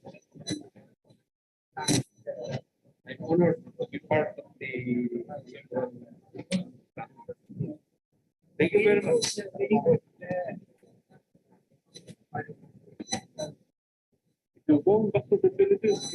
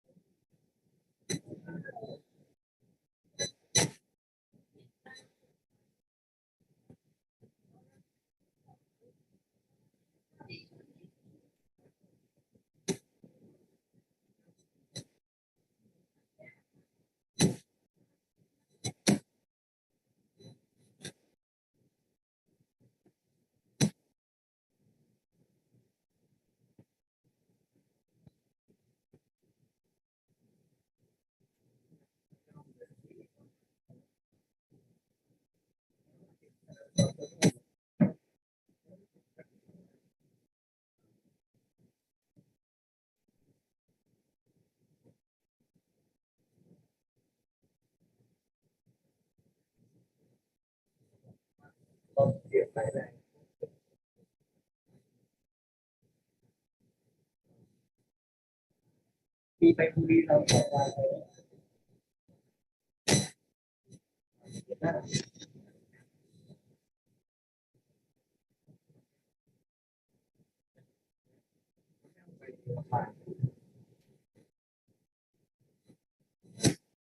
้องเช็ควันเดียววันที่เท่าไหร่ไม่ว่าอยู่เท่าไหร่ยาวเราไปทำไม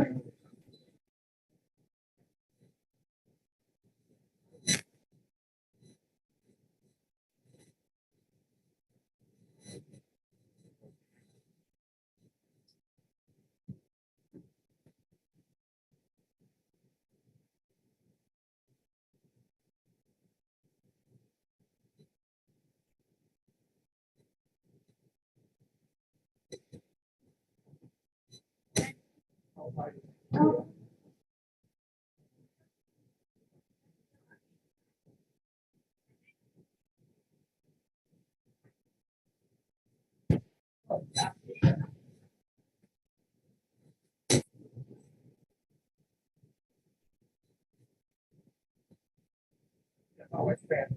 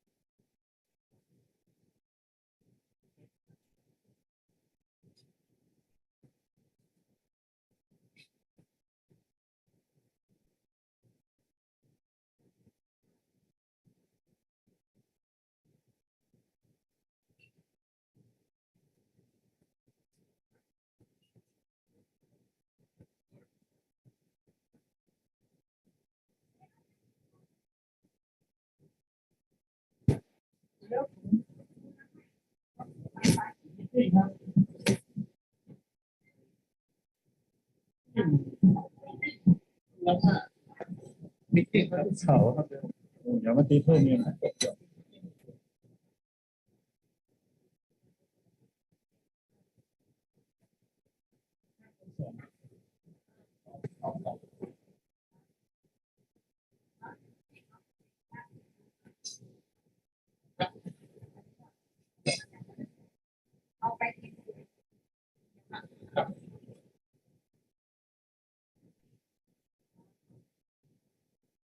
ก็คือมันจะมีมาอะไรที่ปฏิเสธเรียกของ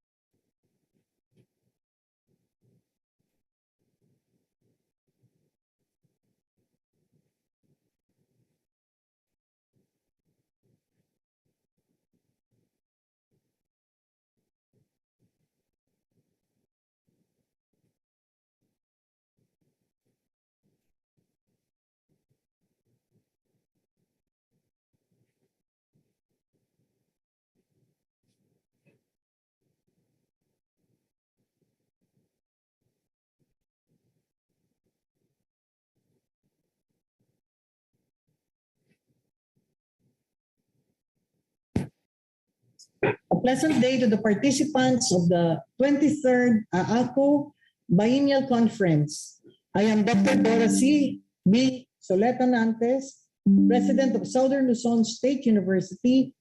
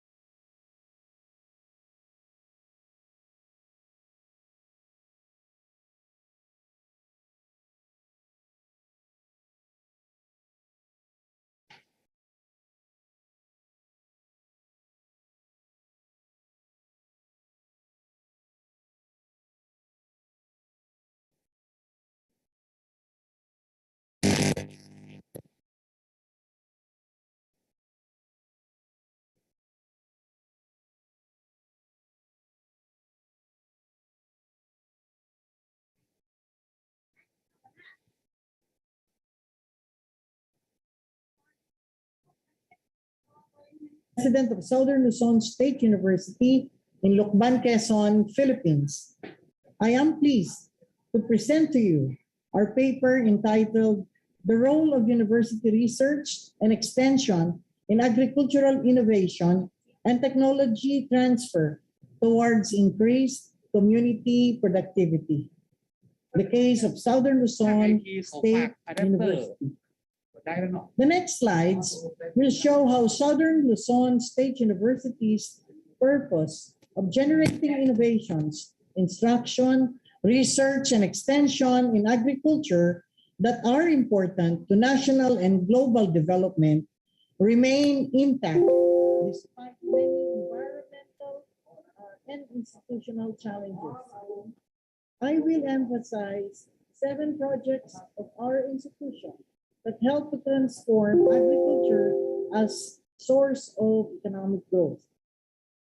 The descriptive research entitled Cacao Benchmarking Study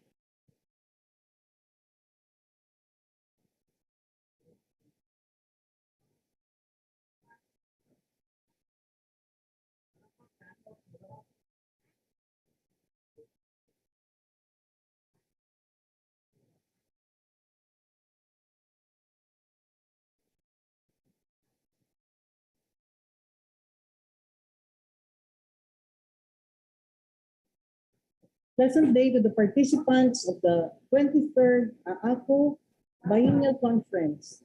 I am Dr. Dorothy B. Soleta Nantes, President of Southern Luzon State University in Lucban, Quezon, Philippines. I am pleased to present to you our paper entitled The Role of University Research and Extension in Agricultural Innovation and Technology Transfer Towards Increased Community Productivity. Video ผมจะขึ้นตัวที่ออนไลน์ส่งค้างไว้แล้วก็เปิดไว้มันก่อนเพราะถ่ายที่เซฟเราออกดูตัวเปิดไว้ง่ายดีเดี๋ยวเข้ามาเสร็จ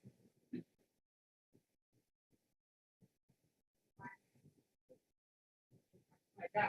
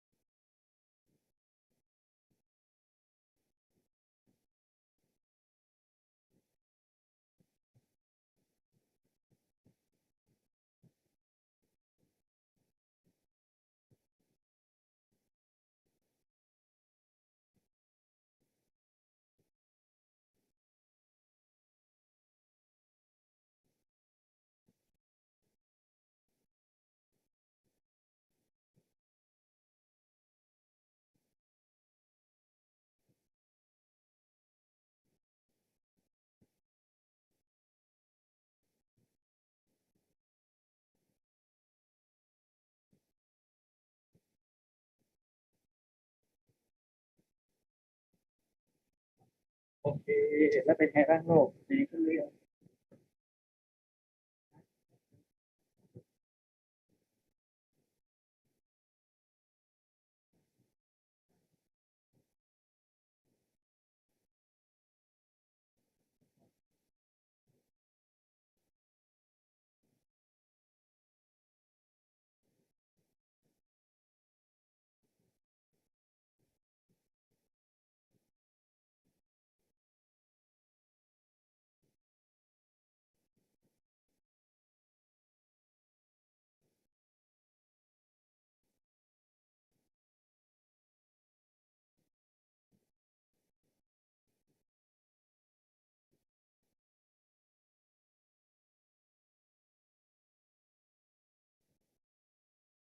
เ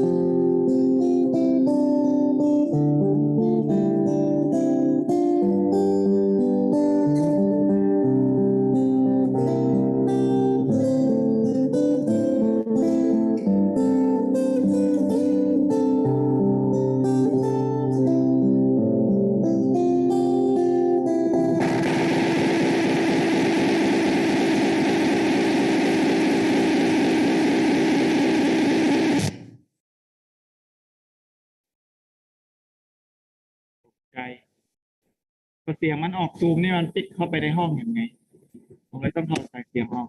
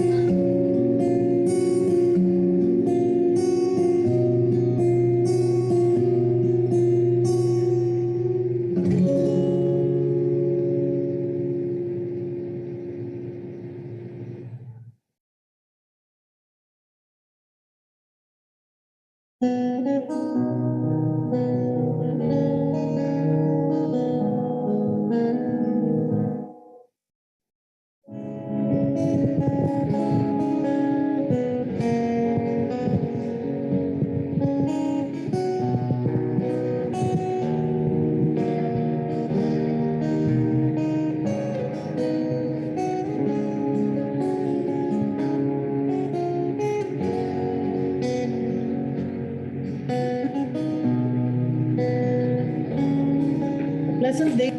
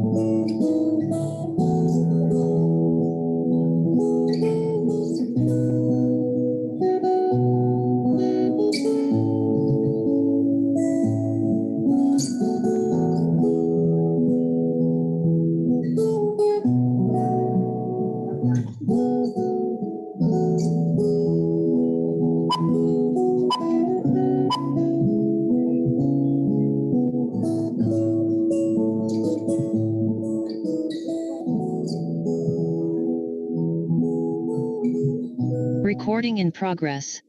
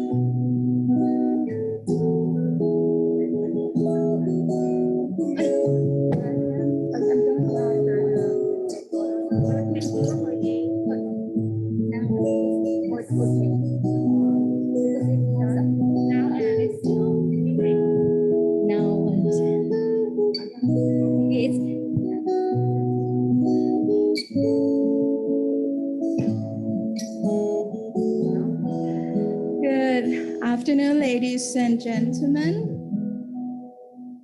Welcome back. เสียงไม่บอก Hello. Okay. Good afternoon, ladies and gentlemen, and all participants. Welcome back to Knowledge Sharing Among Academics. This is our third session now. For this afternoon, then we would have three speakers that we're very delighted to have them with us today. Well, without further ado, then let's start with the first presentation. The presentation is from Cavite State University, Philippines. The topic is the role of Cavite State University in revitalizing food security amid COVID-19 pandemic through research, extension, and innovation. The presentation is led by the president of the university, Dr. Hernando Robles, and the presenter is Dr. Vina Saas, the Dean of College of Agriculture. So please, everybody, give her a warm welcome.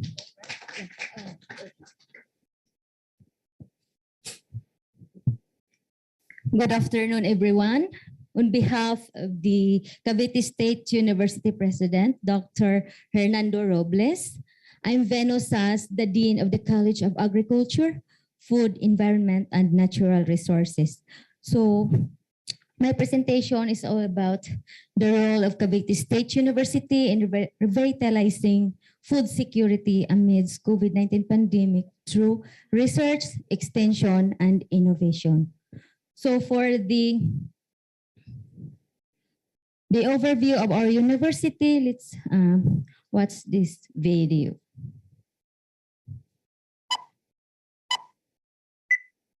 Cavite State University, or CBSU, started as a pioneer Indang Intermediate School in 1906. Since then, the name of the school went through several changes. Indang Farm School in 1918 and Indang Rural High School in 1927.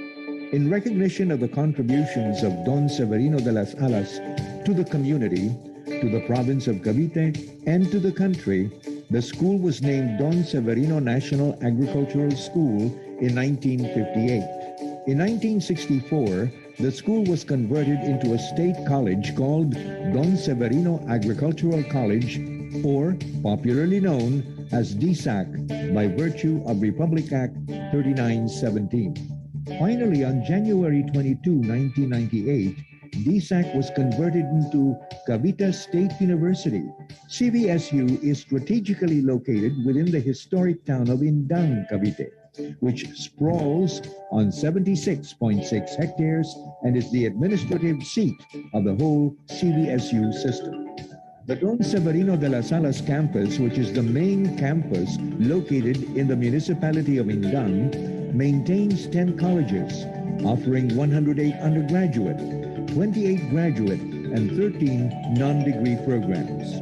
The College of Agriculture, Food, Environment and Natural Resources, College of Arts and Sciences, College of Criminal Justice, College of Economics, Management and Development Studies, College of Education, College of Engineering and Information Technology, College of Nursing, College of Sports, Physical Education and Recreation, College of Veterinary Medicine and Biomedical Sciences, and Graduate School and Open Learning College. CBSU prides itself being the center of excellence in agriculture. Academic programs are regularly submitted for accreditation by the Accrediting Agency of Chartered Colleges and Universities in the Philippines, or AAACU. Of the 92 accreditable programs, 42 have Level 1 status, 22 with Level 2, and 11 with Level 3 status. The BS Agriculture program is so far the only program with Level 4 status. True to the university's mission of developing globally competitive individuals, it has been consistent in producing top-notchers, obtaining 100% passing rate and above the national passing percentage in different licensure examinations. Students have high degree of exposure through the on-the-job trainings and other related activities here and abroad with its international linkages. The university continues to serve foreign students enrolled in different programs who come from Asia Pacific and Oceania, North America, Africa, and neighboring Asian countries. Faculty members perpetually strive for excellence by pursuing masters and PhDs under the Faculty and Staff Development Program, while others are enjoying scholarships from government and non-government organizations. Exposure to national and international fora, seminars, trainings, and workshops is a way of life for faculty and employees to ensure quality output and top-of-the-line delivery of services to its clients. Through the years, CBSU has established satellite campuses through Memorandum of Agreement with the local government units, or LGUs. Two campuses, the Cavite College of Fisheries in Naik and Cavite College of Arts and Trade in Rosario, were integrated to the university by virtue of CHED Memorandum number 27, Series of 2000. To date, it has 11 satellite campuses located in different municipalities and cities around the province, such as Bacoor City Campus, Carmona Campus, Cavite City Campus, T3 Campus, composed of Tanza, Trece Martires City, and General Trias City campuses, Imu City Campus, Silang Campus, and the latest addition to the family, the Maragondon Campus. The CBSU system is headed by the university president, Dr. Hernando D. Robles, who is in charge of the overall administration and supervision. Working hand in hand with the university president are the 5 vice presidents. The university has been in the forefront of continuously conducting and producing quality researches and innovations in various disciplines. The research agenda of the university focus on 5 thematic areas on which the research and extension activities are anchored: agri-fisheries and food security, biodiversity and environmental conservation, public health and welfare, smart engineering, ICT and industrial competitiveness, and societal development equality. The integrity and credibility of researchers gained the trust and confidence of national and international funding agencies to invest in the conduct of different researchers.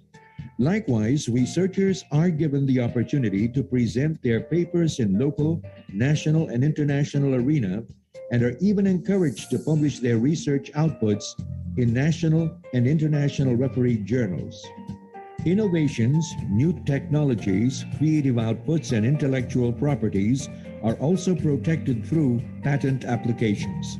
Since 2008, CBSU is the base agency of the Southern Tagalog Agriculture, Aquatic and Resources Research, Development and Extension Consortium, or STARDEC, a consortium fully supported by the Department of Science and Technology, Philippine Council for Agriculture, Aquatic and Natural Resources, Research and Development, or DOST PICARD. CBSU has maintained the National Coffee Research Development and Extension Center, or NCRDEC, that spearheads the planning, establishment, and maintenance of the Coffee Agro-Eco-Tourism Project and produces coffee seedlings and processed coffee products. The university is all out in providing services through the conduct of technology and livelihood trainings, as well as technical assistance for community members. CBSU is also one of the identified partner agencies of the Agricultural Training Institute, or ATI, Region 4A, in its implementation of the Techno Gabay Program, or TGP, in Calabarzon.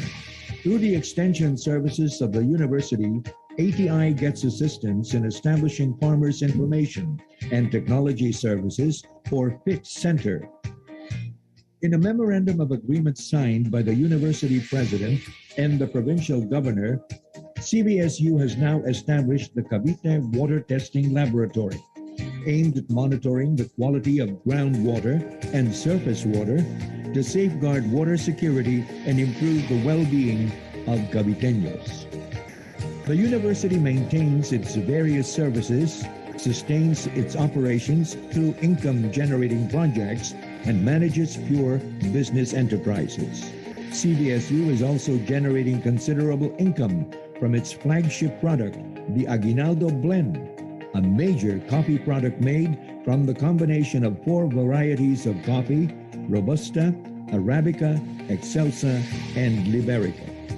CBSU Speak of Transformation highlights the ongoing aggressive infrastructure development to position the university among the top universities in the ASEAN region. The establishment of Agri-Eco-Tourism Park is another attraction that would surely boost the income of the university.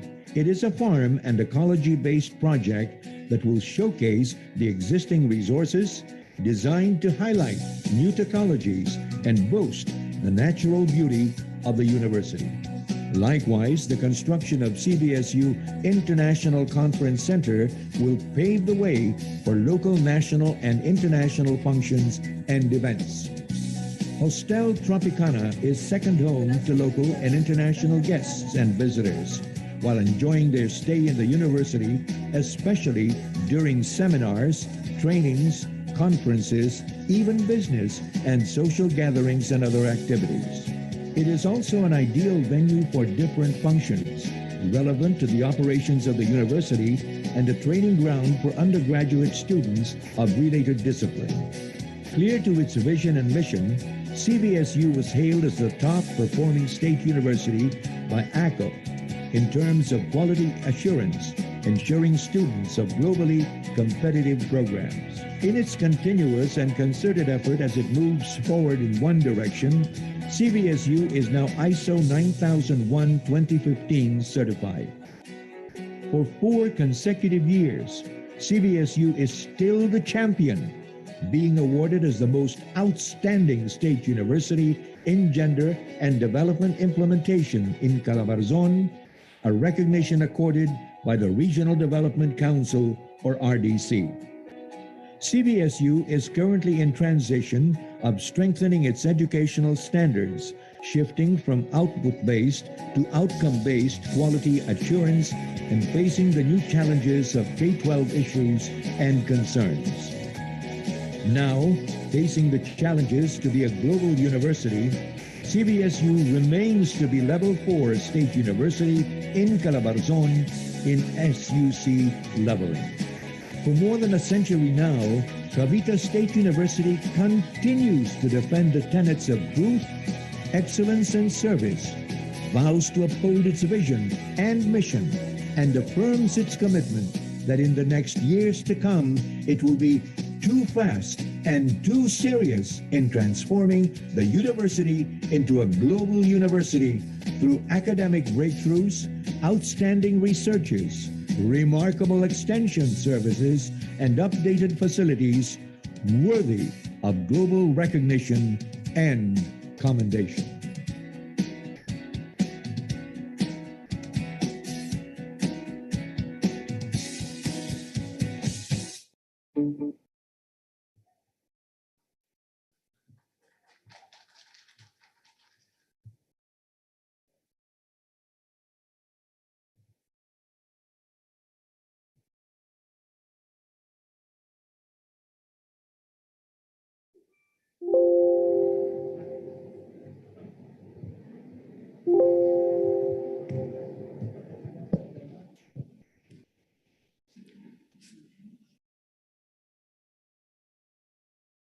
So that's the overview of the Cavite State University.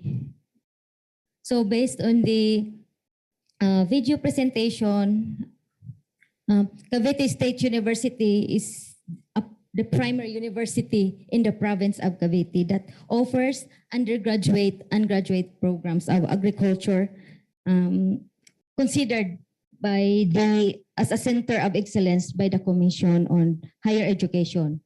Its BS program is reaccredited by Level 4, while the MS and PhD programs are reaccredited Level 3 by the accrediting agency of chartered colleges and universities in the Philippines.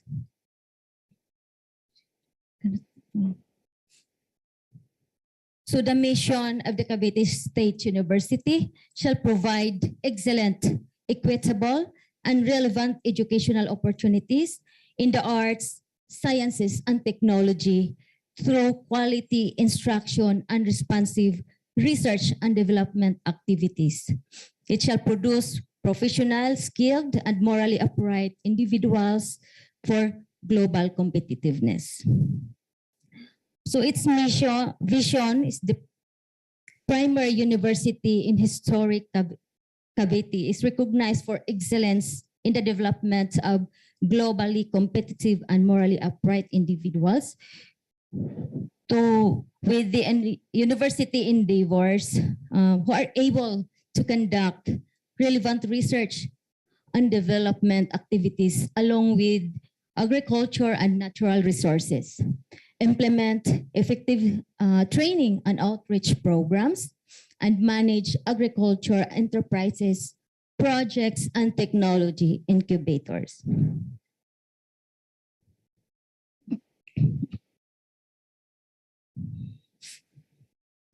So despite of the pandemic, CVSU continued to develop and innovate by conducting blended learning for its more than 50,000 students and extending assistance to hundreds of communities, 10 hospitals, thousands of community members, hundreds of employees who serve as frontliners, and hundreds of stranded students who are the beneficiaries of CVSU Relief Project with more than 325 alumni serving as frontliners.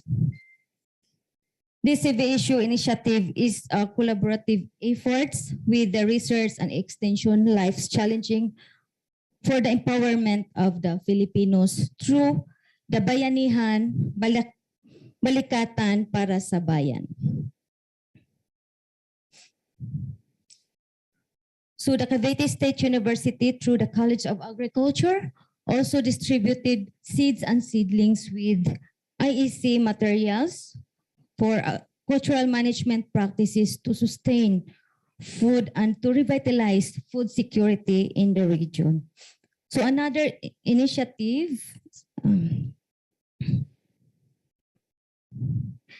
is the distribution of fresh harvest fruits and vegetables from the CVSU crop production farm to the stranded students and frontliners, as well as to the personnel of the university with low income.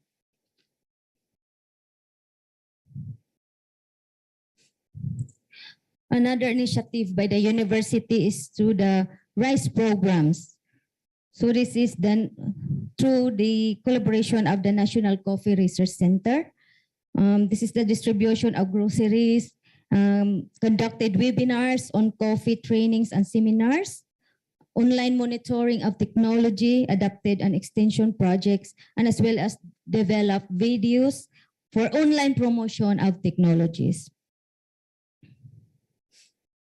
So the Cavite State University under Knowledge Management Center created Facebook page on crop production, especially the vegetables, for the consumption of the general public. Also, the university provides technical assistance for farm animals and domestic pets in the region.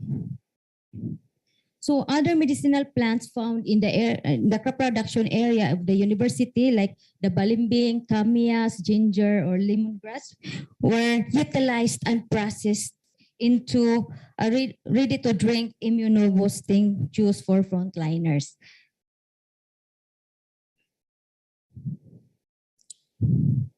Another project by university is the making of face mask and face shield, and were distributed in the community. The Cavite State University has maintained ties and established collaboration projects with international, national, and local agencies with emphasis on the plantation crops, high-value fruits and vegetables, poultry, and livestock. So these are an ongoing projects like the GPP or the Gulayan sa Paaralan project, strengthening urban agriculture. We have the Science for the Convergence of Agriculture and Tourism that promote native chicken production, or the SICAT, and the agri-ecotourism inside the university. Another project funded by the DA-BAR is the Swine Multiplication Project because of the Asian flu, or the ESF. So Cavite State University has 4 research centers.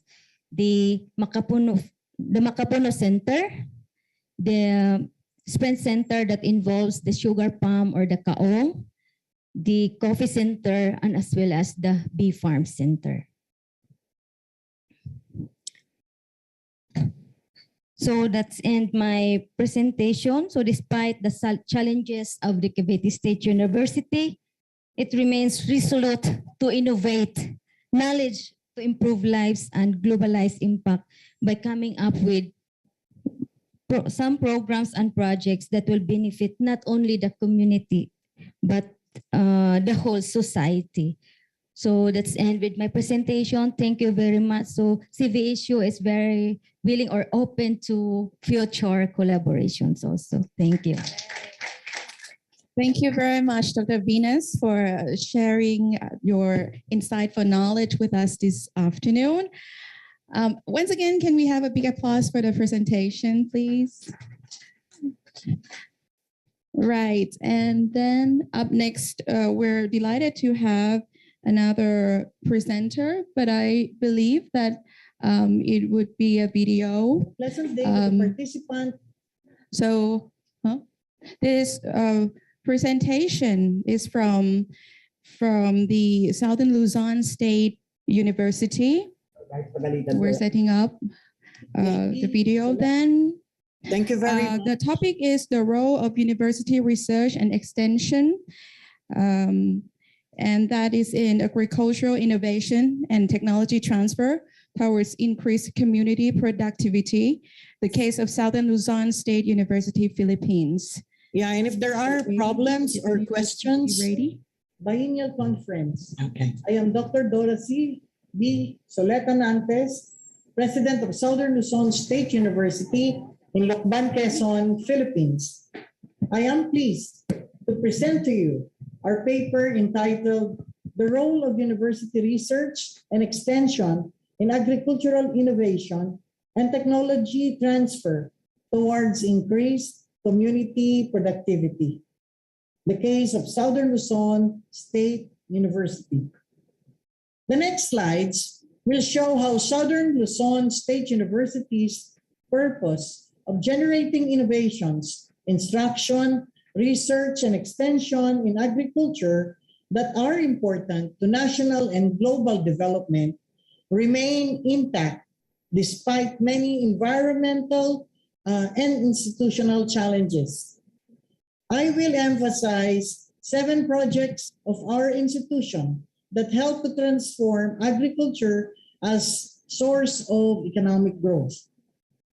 The descriptive research entitled Cacao Benchmarking Study and Documentation of Success Stories in Quezon Province utilizes survey and key informant interviews.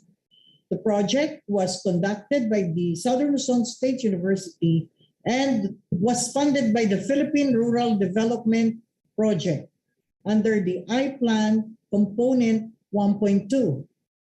The project has aimed to identify factors that contribute to the success of cacao growers in Quezon Province. 2 activities that were undertaken are focus group discussion with farmers and farmer technicians on the improvement of cacao farming and industry in Quezon Province, and a cacao farming training workshop. They were held on November 19, 2021 and March 23 to 25, 2022, respectively. The results of this study display the internal and external factors and management practices that contribute to the cacao farmers' success in different parts of Quezon Province. The project has benefited 65 aspiring cacao farmers and students of SLSU. This initiative has also helped to understand and document the experiences of successful cacao growers that are featured in the coffee table book and are encapsulated on video success stories, which have been distributed to the municipalities and various cacao stakeholders in Quezon Province. Several learning modules will soon be available in English and Filipino language. They will surely benefit more aspiring cacao growers. The research on interactive infographic database of the farms and farmers profile in Tayabas City, Quezon, baseline information for coconut replanting program was conducted by Southern Luzon State University's Tayabas campus and the Philippine Coconut Authority. This is in accordance with Republic Act number 11524, otherwise known as an act creating the Coconut Farmers and Industry Trust Fund, providing for its management and utilization, reconstituting for the purpose the Philippine Coconut Authority Board, and for other purposes. The project was focused on the creation of an interactive infographic database that contains the profiles of farms and farmers in Tayabas City. They will be useful for the replanting program of dwarf coconut seedlings in year 2025 or 2026. SLSU's Embryoculture of Makapuno project was created to meet the needs of our region, the Calabar Zone, for viable Makapuno planting materials. It aims to expose students to field laboratory settings, which will help them as future professionals.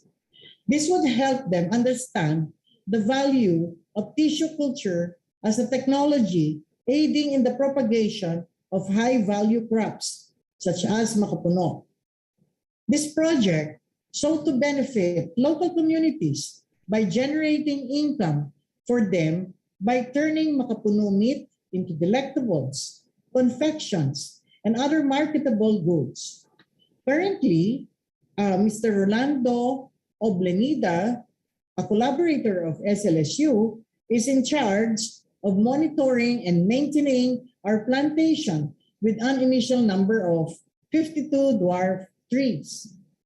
The next funded project is the pagpapayabong ng produktong agrikultura, sagot ng STARDEC laban sa COVID-19. Its mission was to build a self-reliant community through the use of an innovative and flexible way of urban gardening. The implementers of this project conducted 4 trainings that discussed topics about container gardening, snap hydroponics, preparation of organic fertilizer, and product development. The beneficiaries who successfully completed the 4 trainings were supported in the development of their respective urban gardens in their community. They were guided and assisted by the Southern Luzon State University Office of Extension Services in collaboration with the local government unit, specifically the Municipal Agriculture Office. Based on the data collected, beneficiaries were able to harvest 536.745 kilograms of vegetables in container gardening and 125.6 kilograms of harvested vegetables using hydroponics. This project became the source of food and additional income for the beneficiaries during the COVID-19 pandemic. The proponents were able to share their produced vegetables during the food assistance or AYUDA program and establishment of community pantries. The project P3K was focused on pig raising, livelihood program, or pig kabuhayan, environmental and health benefits, or pig kalusugan, and progress in financial and socio-economic activity, pig kaunlaran, of the beneficiaries. The project promotes the adoption of environmental-friendly production of native pig. It formulates marketing strategies for native pig production. It assists the beneficiaries in improving their family income. The beneficiaries of this project are the households in Barangay Aligi, Tagkawayan, Quezon. There were 15 households who were selected to tie up with the Native Pig Raisers Association in Tagkawayan, Quezon. With the success of the P3K Phase 1, many barangays in Tagkawayan have adopted the concept. The projects have greatly helped the beneficiaries to earn more than the expected income following the price hike on meat products caused by the widespread African swine fever in 2020. The Hubog, Hikayatin sa Pag-unlad, Bayan Kong Iniirog program was composed of two projects, Hubog Kalinangan and Hubog Kitaan. The project Hubog Kalinangan is centered on providing trainings for the advancement of organic farming. This includes technology transfer from the experts of Southern Luzon State University. The project also updated the technology of vegetable organic farming with assistance from the experts of East West Seed Foundation. This project has benefited 35 farmers and 10 agriculture experts from Catanawan, Quezon. The Hubog Kitaan is focused on giving training and seminars on marketing of produced products such as organic fertilizers and harvested vegetables. This has benefited approximately 500 farmers from 8 barangays in Catanawan, Quezon. Lastly, Southern Luzon State University, Tiaong Campus, in cooperation with the Department of Agriculture, Bureau of Agricultural Research, established the Southern Luzon State Mushroom Hub, product development and commercialization of mushroom in Quezon Province, to strengthen the commercialization of mushroom in the province of Quezon. The project builds the capacity of local farmers and other individuals who have engaged in mushroom production and develop value-added products from mushroom using proper packaging materials. It promotes mushroom production and develops mushroom products to the community. The products from oyster mushroom that were produced and developed by the Southern Luzon State University Tiaong Campus are mushroom chili garlic, mazapan con mushroom, and mushroom oatmeal cookies. During the Commission on Higher Education, State Universities and Colleges 2020 Product Expo, the SLSU won the Best Sausawan Product, or the SLSU Mushroom Chili Garlic Sauce with a 97.67 rating. These projects were among many of the proofs that SLSU draws attention to the important attributes of innovation culture, such as having a sense of community and purpose through research and development and extension projects, and valuing competitiveness and relevance. The Southern Luzon State University will continue on doing these programs, and we hope to collaborate with you in the near future. Thank you so much for listening. From us, Southern Luzon State University. Thank you so much for the video presentations from Southern Luzon State University. Then we're about to move on to the last session, the last presentation for this afternoon before the coffee break. But we'll wait for a while for the setup then.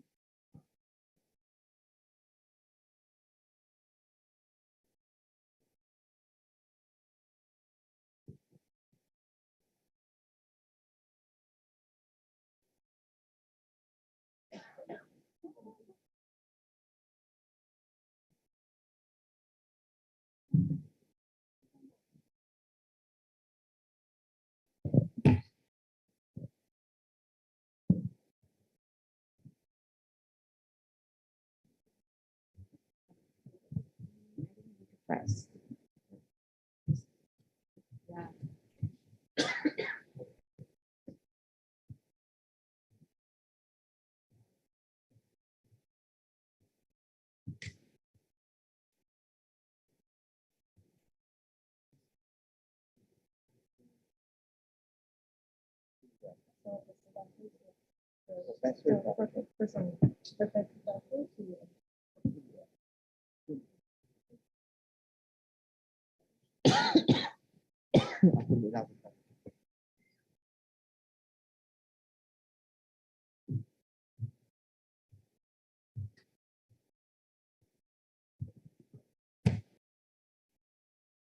All right, then. Finally, we moving on to the last presentation. The speaker is from Marinduque State College, Philippines. The speaker is Professor Dr. Zuluate. Then, so everybody, please give a warm welcome. To our very generous president of the university in Thailand, Dr. Werapon Tsungma, other members of the delegation of the major university, Philippine presidents, faculty members of different SUC in the country, ladies and gentlemen, a pleasant good morning. This presentation for today is entitled As Noble as Platinum. As you can see, Marinduque State College need-based agricultural innovation and each seventh decade of existence in Marinduque State College. Well, the Marinduque State College is a lone state university on the heart of the Philippines. As you can see here on my presentation for this afternoon, it is a very small island province consisting of different municipalities in the province of Marinduque. Next slide, please. And of course, as gleaned here, it strives for advancement of agricultural programs following the pathways of equity, relevance, and advancement in research innovation in the country today. As a matter of fact, we are a lone state university and we are SUC level 3 in terms of Philippine educational sector and also ISO 9001 certified by Bryland International. We are also the recipient of Philippine Quality Award System, co-equal with Baldrige of United States of America in terms of management system for that purpose. And on that note, it is really understood that Marinduque State College is gearing towards capitalization of strategic location, being situated in an island community, an embodiment of what humanity must address to attain sustainable development according to Connell in 2015 and Lewis in 1999. Similarly, however, aligns with a school of thought that the very characteristics of an island, such as isolation, of course, marginalization, and smallness can be driving force leading to innovation, according to Kelman et al. In 2015. So the Philippines is really an island province. It is an archipelago. And therefore, a very good trend for development of agriculture is seen. As a matter of fact, we have our project, the National Native Pig, that is NICER funded with the Philippine Department of Science and Technology. We have that conservation of native pig in the province of Marinduque, and we have partners agencies like the University of the Philippines and other universities in the Philippine government. Of course, we need to understand that it is our commodity, the very basic of existence of the people in Marinduque to have that native pig projects in Marinduque. Of course, ladies and gentlemen, agriculture is always having R&E component from research to extension to commercialization and of course to improve the quality of life among others of the Filipinos, and maybe somehow we can bring the technology in some other part of the world because it is genetics of the native pig all over the world. Of course, we have that community engagement, extension work, and others. And of course, we have this MAC as one of the finalists in the Gawad Educampion Awards and 2021 given by the Philippine Higher Education, that is the so-called bioethanol gas. Bioethanol gas, it was produced through NIPA, and that NIPA turned into an alcohol base, especially during the COVID-19 pandemic. We have to underscore that we have a framework in mind. What is the big picture of the Philippine educational setting as far as agriculture innovation framework is concerned? As you can see here on the framework that is in here, we have to know this input. The input is people. People is the very important element that is the so-called human resource development. We have the governing policy, the governing board. We have also faculty and staff, the student. And of course, we have the so-called external people. We have the CHED, the government agencies, industry and private sector. We have this AAACU, meaning we need to collaborate with you in some respect with regards to the framework of the Philippine government, especially the state universities and colleges in the region. And of course, we need to process all these things. We need to upscale, having some training programs. Upscaling is very important tool. And also different mechanism. We have participation in conferences, hiring of industry ready faculty members of the institution. Moreover, we need to have an idea because an entrepreneurship, as we discussed yesterday, an entrepreneurial venture is having a very good idea for progress because they are risk taker. And of course, we need to have the ideas of the UN Sustainable Development Goals. That is very important. The ambition natin 2040 of the Philippine government. We have the harmonized national R&D agenda, the COVID-19 pandemic, we have the local setup. So we need to look into the conduct of agricultural researches. We have the review, presentation, and publication of papers in different fora like this one, and public consultation with key stakeholders. That is the process. Another input is the things. We cannot go without the things. We have, like in major university, a very good facility for farming. And we need that also because that is the so-called experimental methodology in farming. Because they have the controlled group of materials. And that is machinery and equipment necessary, the inventory of ICT infrastructure for digital agriculture is very important also. Laboratory with supplies and equipment. So we need to have that. We have the resource planning, procurement, application of funding support from various agencies and instrumentalities. Of course, we need to look for input. What's the input of all these things? Of course, publications, patents, intellectual products. We have people, services, places and partnership, and of course, policy formulation.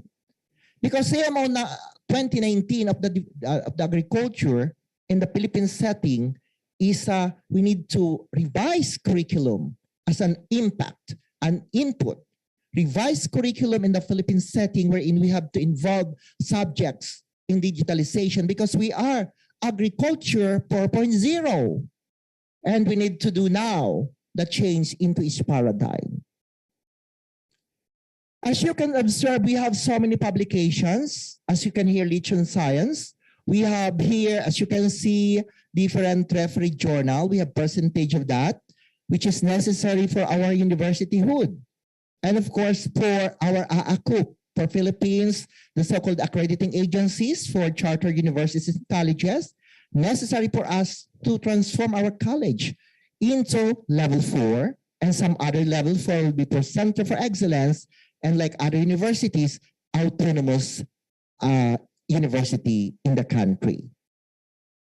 We have to look into this thing as having all this in the table presented and intellectual property. Why intellectual property? Because you need to protect, to have patents.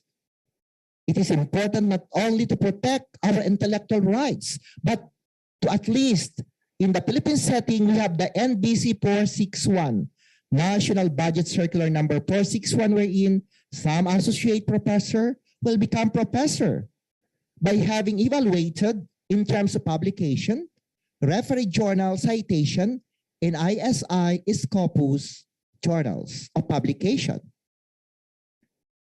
Of course, next slide, please. We have in here underutilized and non-conventional raw materials as product.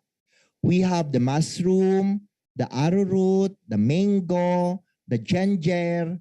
We have all these things.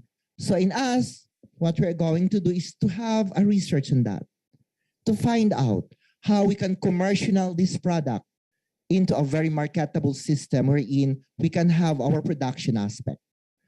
Because one of the mandate in the Philippine educational sector is production.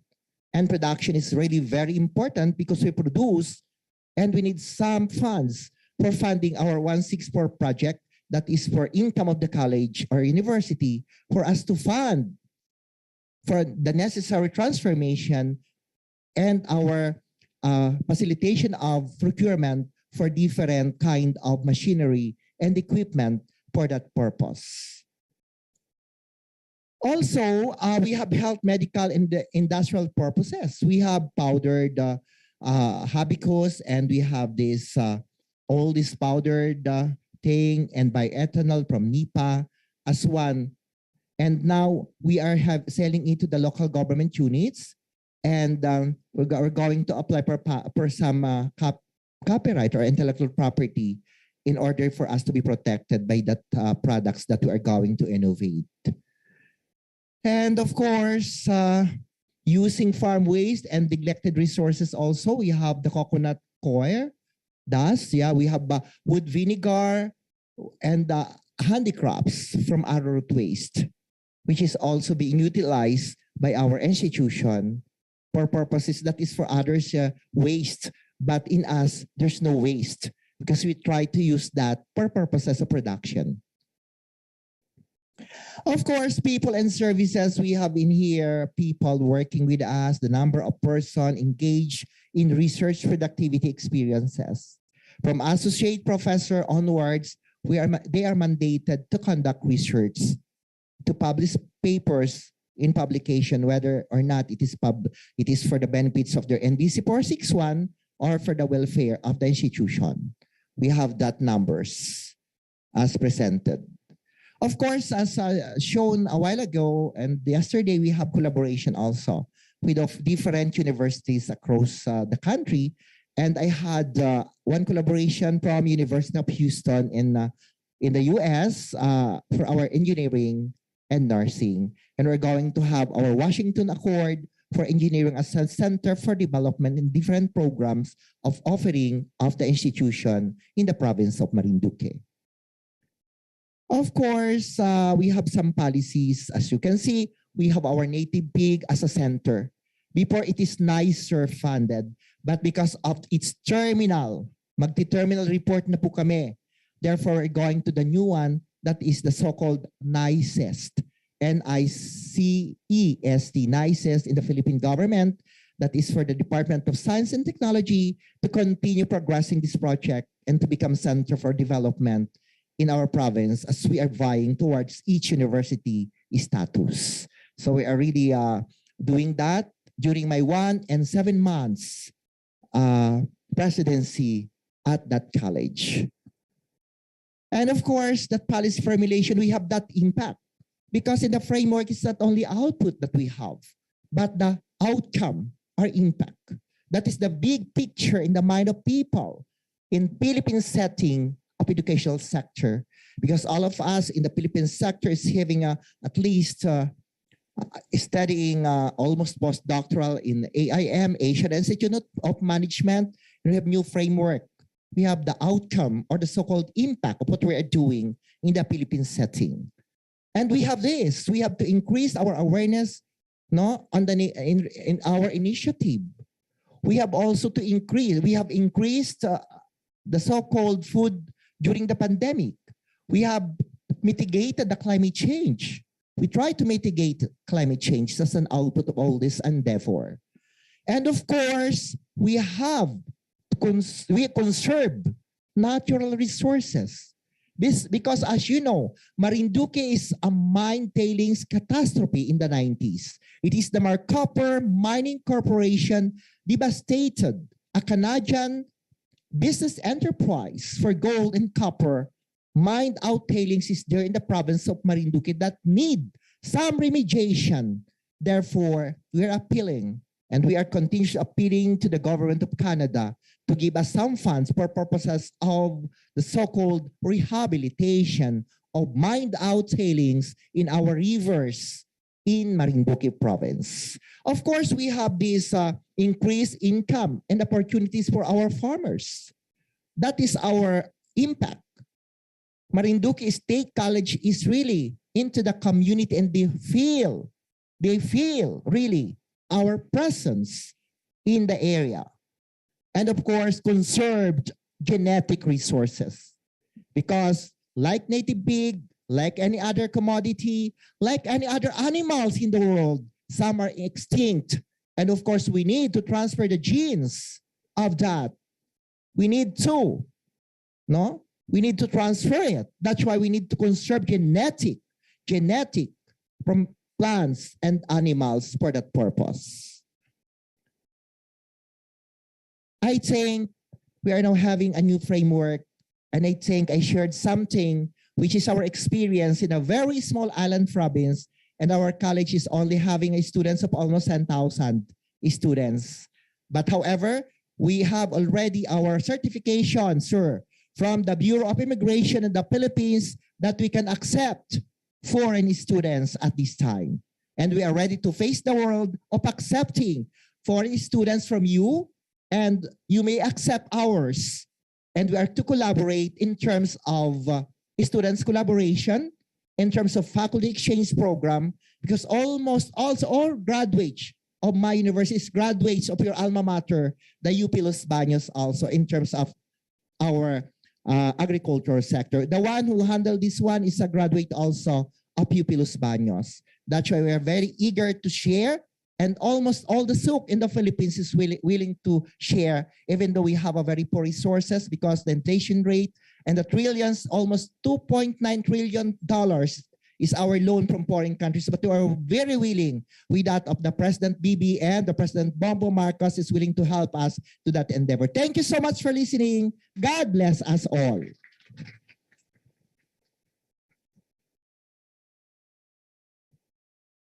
Thank you very much indeed for the fascinating presentation and the information that you have kindly shared with us. Now it is my pleasure to announce that all of the sessions for knowledge sharing among academics have been finished. And we are grateful for all of the speakers and the presentations. And I believe that the content should be highly beneficial to our future conducts in relations to our mutual targets and goals of revitalizing agricultural innovations towards social sustainability. And now, before we end the session then, I would like to pass on my duty to other two moderators who would doing the duty in the announcing that we're going to have the announcement of innovation competition results. Yes, please welcome.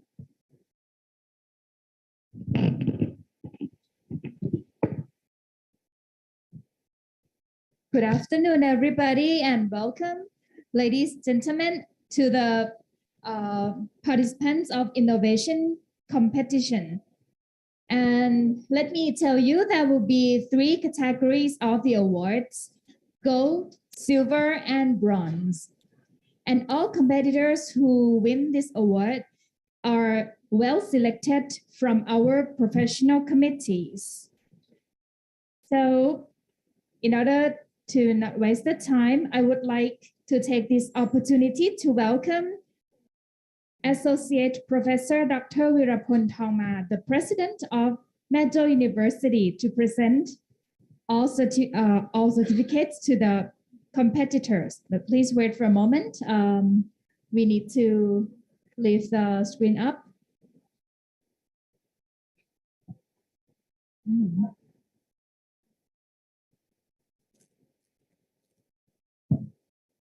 All right, here we come.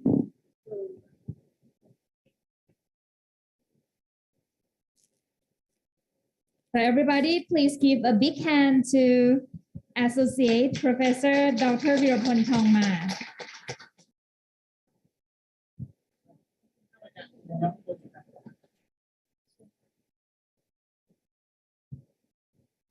So I'm going to announce from the Bronze Award first. And if you hear your name, please kindly come onto the stage and receive the certificate from the President. So the first winner of Bronze Award goes to G plus oligomer plus monomer.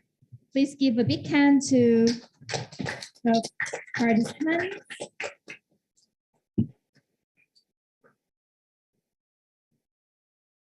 Okay, so if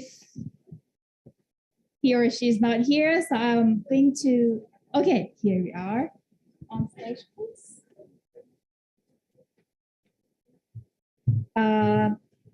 He's from IIAR Research Center, International College, Major University.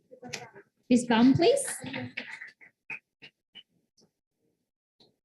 Congratulations to the topic of G plus oligomer plus monomer. Thank you very much and congratulations. And next bronze award goes to vertical cultivation of straw mushrooms with an energy-saving mushroom house using solar energy from Major University.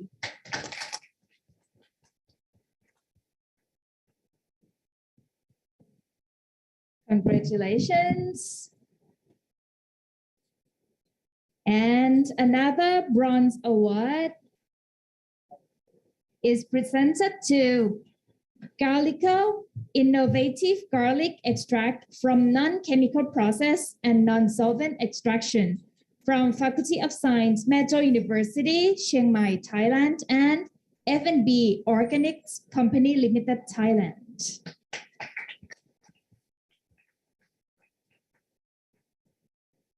Are you here? Okay. All right, okay, so not to waste the time, I'm going to announce the next winner of Bronze Award. The innovation is hemp fabrics with improved antibacterial and water repellent properties from Major University again.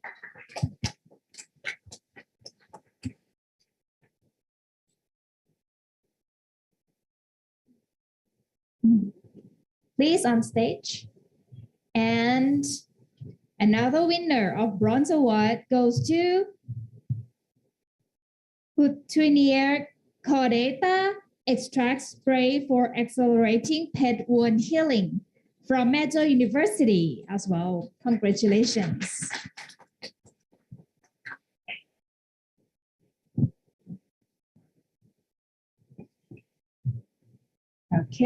Okay, next, another bronze award goes to Fatalizone tablet for diabetes, mellitus, and immune stimulation from Major University, Chiang Mai, Thailand, and F&B Organics Company Limited, Pathum Thani, Thailand. Congratulations. Okay, please come to the stage.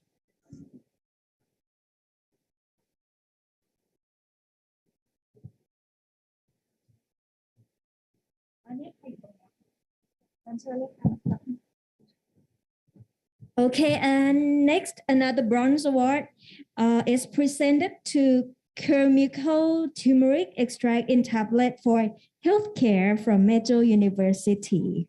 Please come to the stage. Okay, she's on the stage already. Another certificate. Congratulations. And next, please welcome biochar-based organic potting soil from Meadow University. Congratulations for Bronze Award. And next, online marketing of Don Pao processed longan from Meadow University. Are you here? So please come to the stage.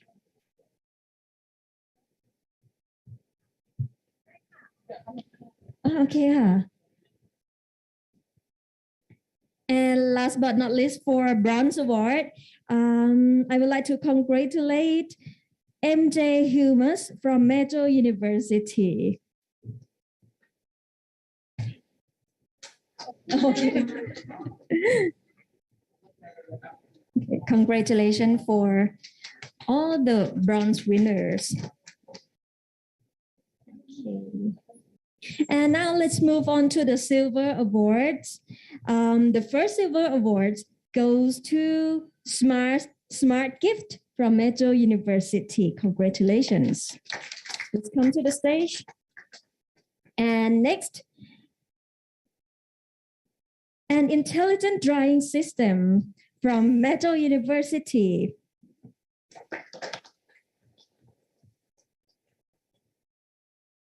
Another silver award is presented to Jade D from Rapid Lazuli. Congratulations.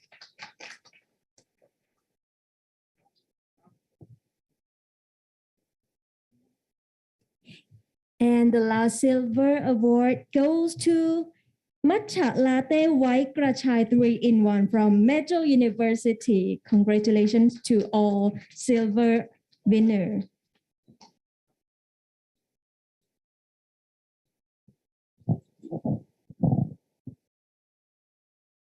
And right now, let's move to the Gold Awards.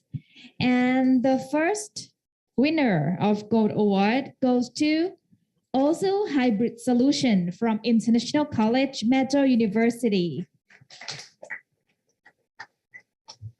Congratulations.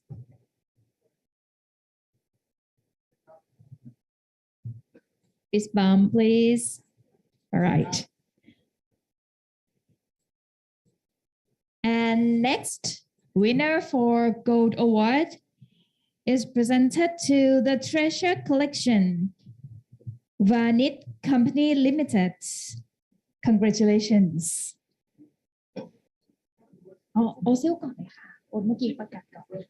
Yes, first Gold Award. Congratulations.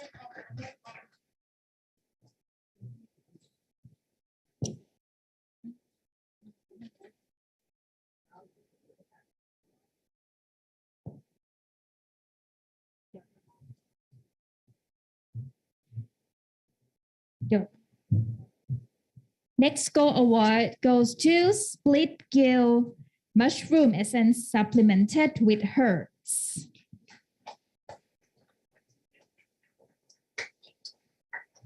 From Meadow University and Ampon Food Processing Company Limited. Here we are. Congratulations. And next Gold Award goes to Innovative Organic Tilapia production from Biofloc System for upgrading to premium organic production from Faculty of Fisheries, Technology and Aquatic. Congratulations to all winners. And next one, please welcome Gold Award winner for instant coffee beverage supplemented with micro encapsulated extract from finger root from Faculty of Engineering and Agroindustry, Meadow University.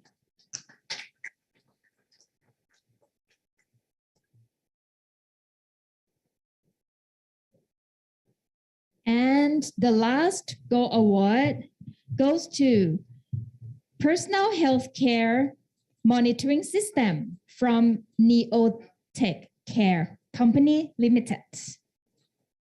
Congratulations. And also, there is another winner for Silver Award. And here we are. Please congratulate to Pepso Rice from Meadow University. Please. Which one? Okay, sorry. The prototype of business intelligence system for analyzing and forecasting case study of Chiang Mai rice producers from Faculty of Business Administration, Meadow University. Another silver award.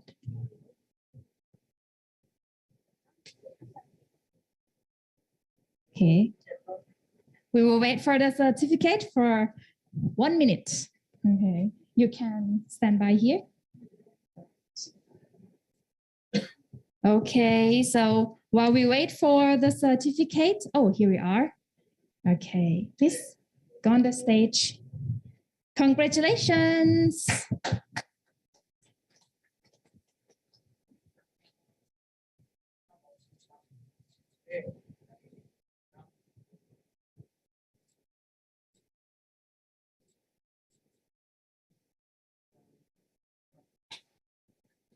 Thank you very much, Associate Professor Dr. Virapon Thongma for presenting the certificate for all the winners. And we would like to congratulate all the winners again.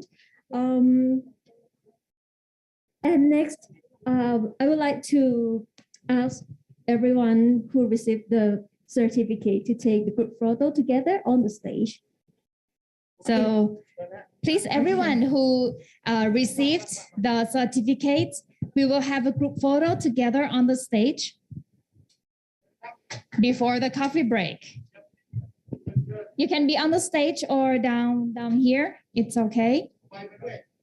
Please take the certificate with you.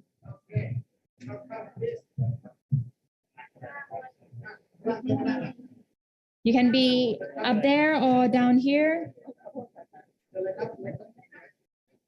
Up on the stage is still available. You can be up on the stage. Upstairs, please. Okay, up there on the stage, please.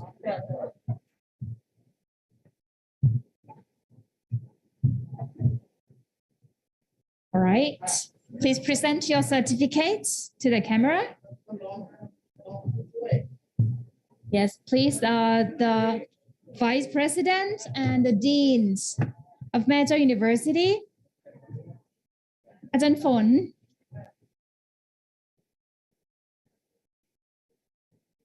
Are there any other board executive? Yes, Ajahn Ji, please. Okay, so, all right, 1, 2, 3. Smile. Mask off, please. Hold your breath for a second. Smile, please.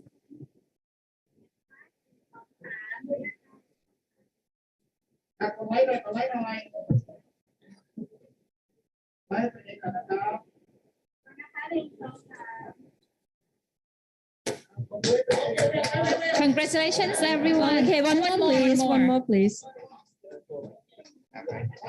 One more.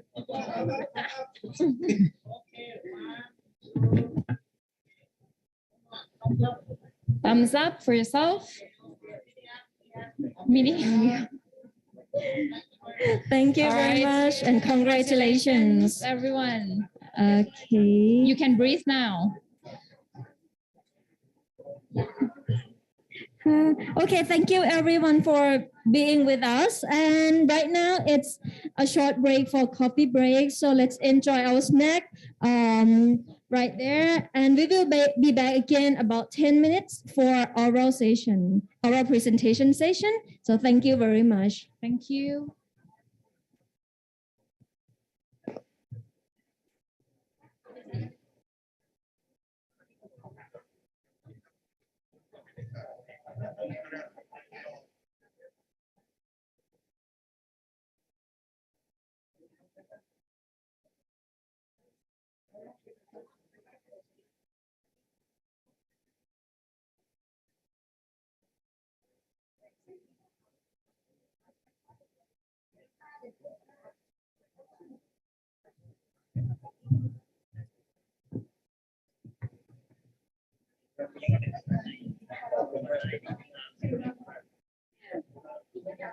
Okay, let me inform you for those who will present in the afternoon after the coffee break. So please bring your file to the computer. Thank you very much. Can you stand right? We're pressing next for our Yes, I will send you the MOU. Yes, please. Issue and because I'm a coordinator. Thank you. I already have your email address.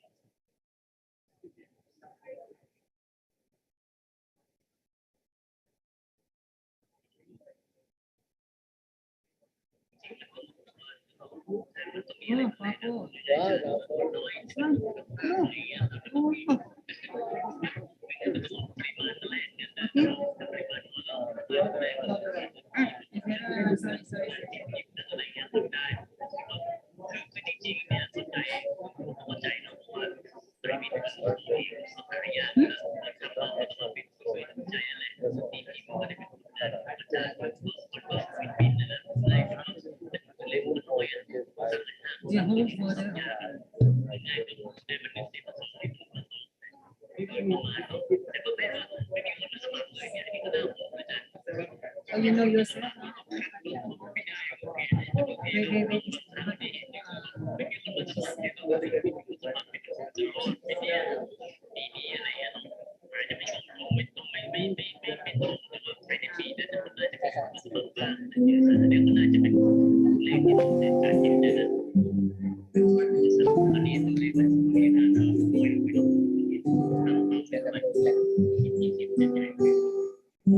Wait.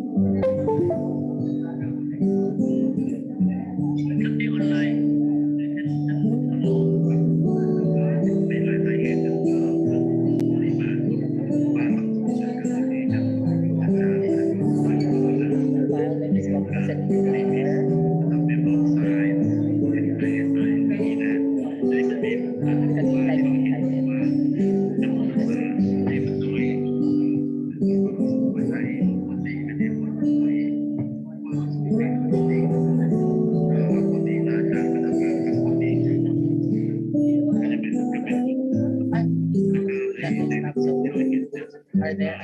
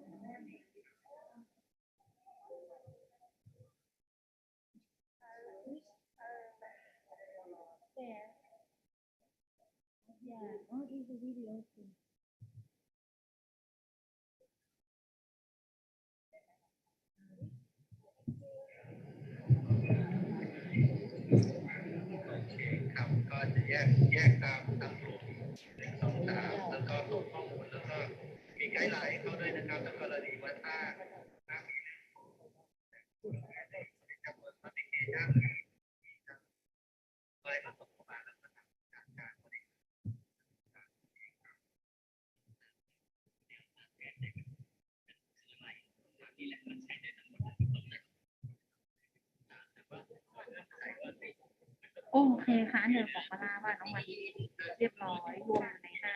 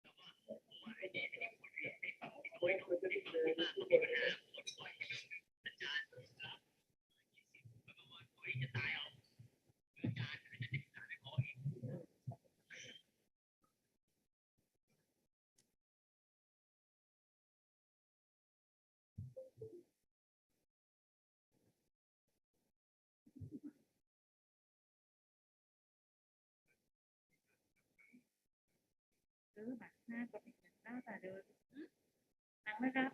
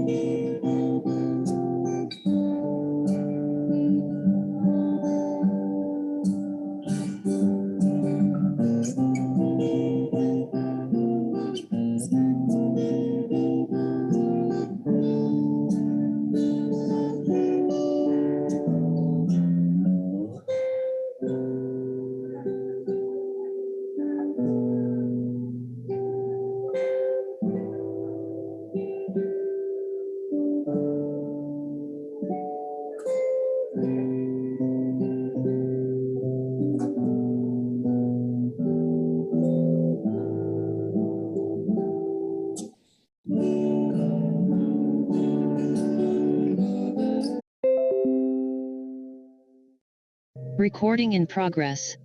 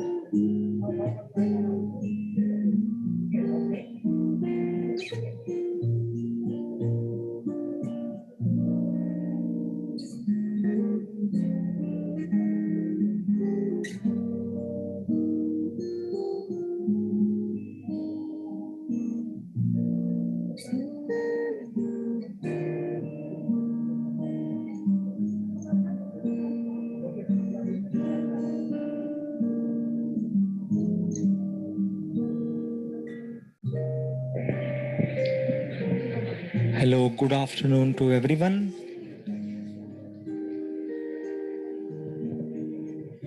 Hello, good afternoon to the participants. So now we are going to start the on-site presentations over here.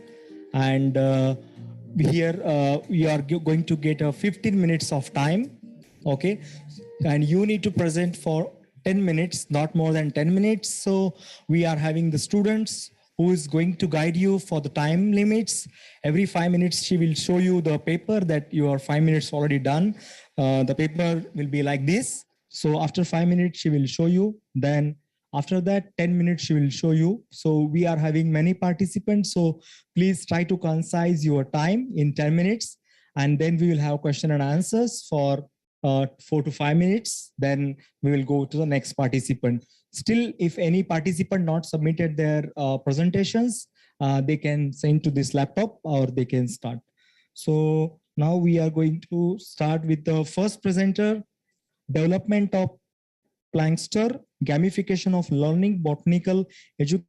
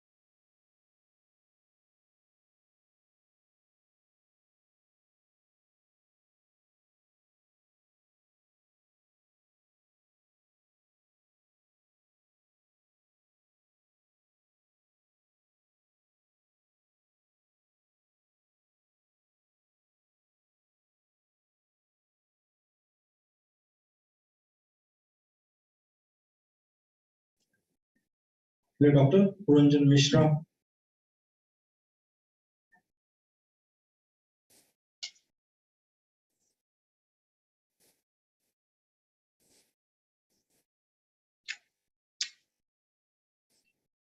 Okay, I think there is some technical issues, not an issue.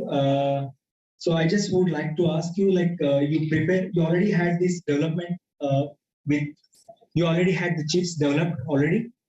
Excuse me. Do you already develop this technology?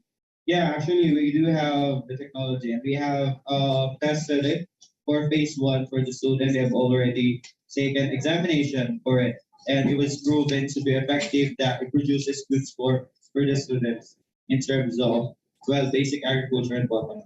And how about the patents? Have you applied for any patents for it? Actually, we haven't, to be honest. This was the first time that we have featured this one because the previous augmented reality application we filed for creativity model. However, this one we haven't had any patents for it. Hopefully, we can have. Yeah, because you did wonderful job. So if you apply for patent, that will be easy for you. Yes. Thank you very much. Okay, thank you, Ricky. Thank you for your presentation. Thank you. Doctor, anyone have any questions from audience, or anyone have any questions for him?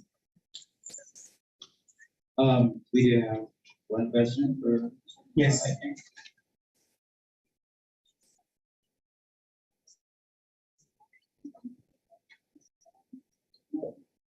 Congratulations, Ricky, for the presentation.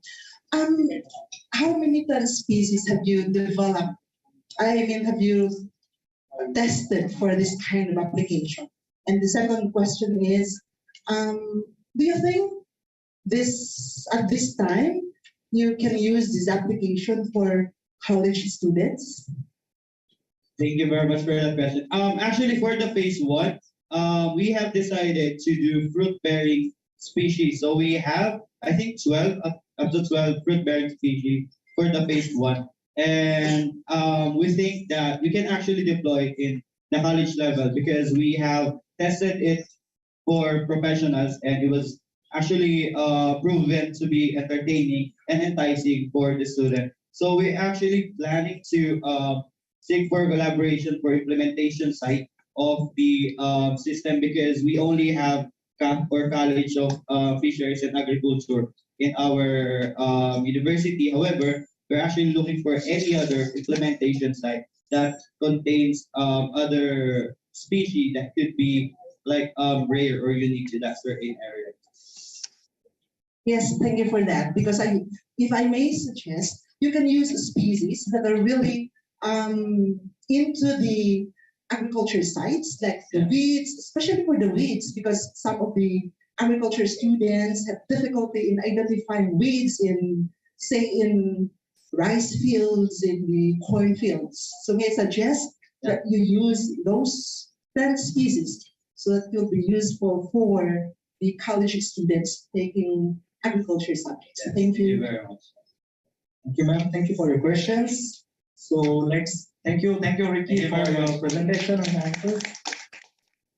I would like to move to the second presenter, development and evaluation of composite floor from Palawan Gabi, which is like Polosca esculenta, purple yam. So the presenter is Anastasia. I think they sent they are here. Okay. So welcome, Anastasia, and once you're ready. I think it's still trying to.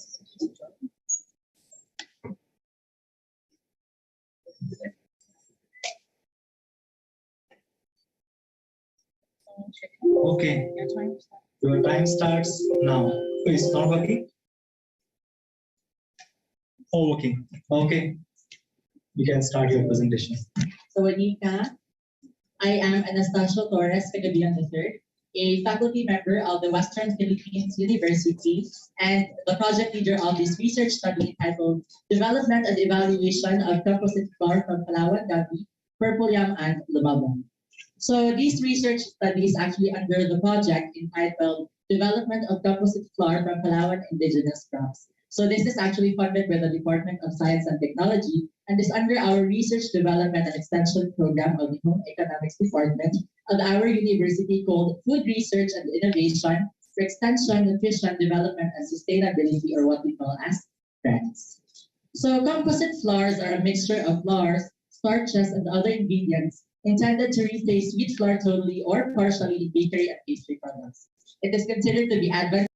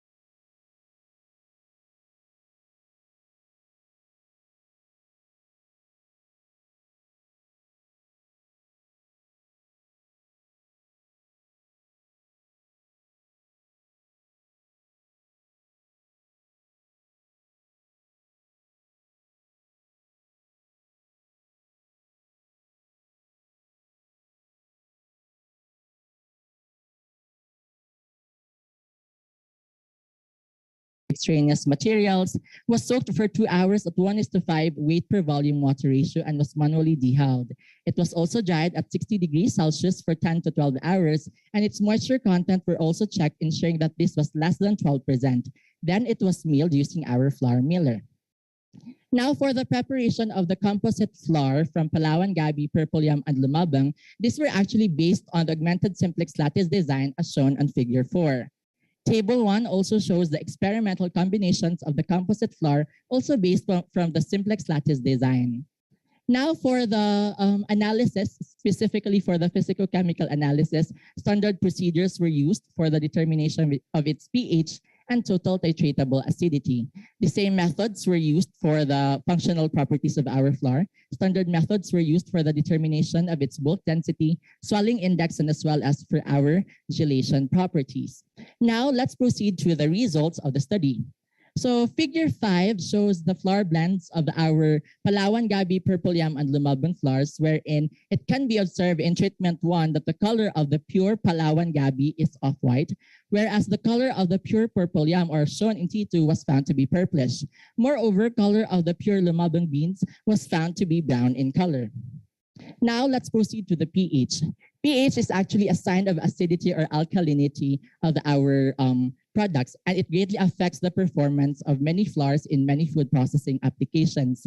According to the BIHA 2016, the acidity of our flours is an indication of its freshness. So based on the results of the study, as shown in Table 3, pH of the composite flour ranged from 5.65 to 6.65. Also shown in figure 6 is the contour plots of our pH, wherein it can be observed that higher pH is obtained when there are higher levels of Palawan Gabi. On the contrary, lower levels of pH or acidic pH is obtained when there are higher levels of Purple Yam. Now for the total titratable acidity, or what we call as TTA.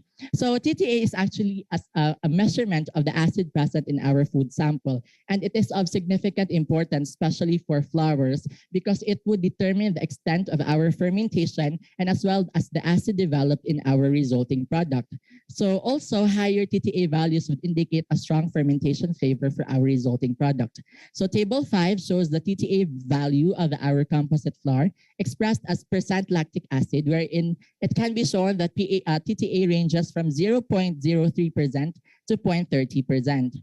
Also shown in figure 7 is the contour plots of the TTA, wherein it can be observed that higher levels of TTA is observed when there are higher levels of lumabang beans.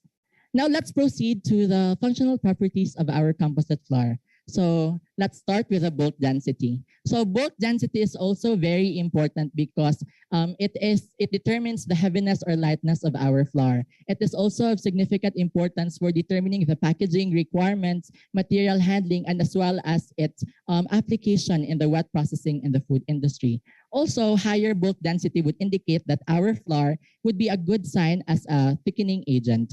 Table 7 shows the bulk density values of our composite flour, wherein it ranged from 0.85 to 0.95. Figure 8 shows the contour plots of our bulk density, wherein it can be observed that Palawan Gabi has that bulk density has higher values when there are higher levels of Palawan Gabi. Therefore, it can be said that our Palawan Gabi flour and as well as its other flour blends could be of good use as a thickening agent. Now let's proceed to the swelling index. So swelling index naman is the measure of the hydration capacity of our starch granules in the flour. It is also of significant importance because it would determine the non-covalent bonding between our alpha amylose and amylopectin. So table 9 shows the swelling index values of our flour, wherein it ranged from 1.16 to 1.42.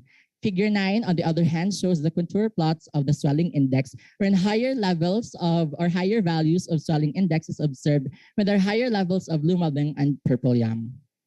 Now for the gelation properties expressed as the least gelation concentration, or what we call as LGC. So LGC is actually the measure of the ability of our protein to form a gel. So it is also of significant importance for the development of food products because flours with good gelation properties could be of good use in the development of soups, sauces, cakes, and puddings. So as observed in table 10, all of the treatments were able to form a gel. Therefore, these flours has the potential to be used for the development of sauces, soups, puddings, and cakes. Now from the results, the following conclusions can be drawn. The physical-chemical properties of our various flour samples show that the pH and the total titratable acidity were significantly influenced by the different levels of our Palawan Gabi, Purple Yam, and Lumabang flours. Also, functional analysis results show that the bulk density, swelling index, and gelation properties were also significantly influenced by the varying levels of the three flours. The overall results show that a developed composite flour could be used as a good thickening and binding agent in food system and has the potential application in many value-added food products. And now, with the new information on the composite flour from Palawan Gabi, Purple Yam, and Lumabang beans, this could help increase the range of available flours that could be used in the processing of value-added food product development. Also, with this new information, this could help reduce on the dependency on main staples such as the rice and wheat. Also, with this new, is it already time? Okay. So I think that's the last conclusion. So thank you very much for listening. Copy the file here. Okay. Which one? Yeah, thank you. I'll tell you. Thank you for your presentation, AAACU. I'm sorry that I'm pronounced your name might be wrong. So here, another judges are here. Dr. Puranjan and Dr. Manoj are here. Do you have any questions?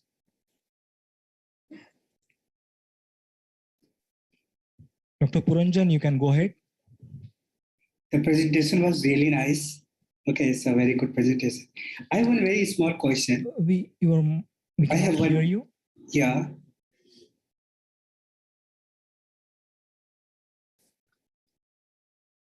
Hello, can you hear me? Yeah. Yeah. The presentation is, yeah, yes. The presentation is really nice. Thank you. What is the market potential of this composite flour? Market potential. What is the market potential for this composite flour? Any approach towards that?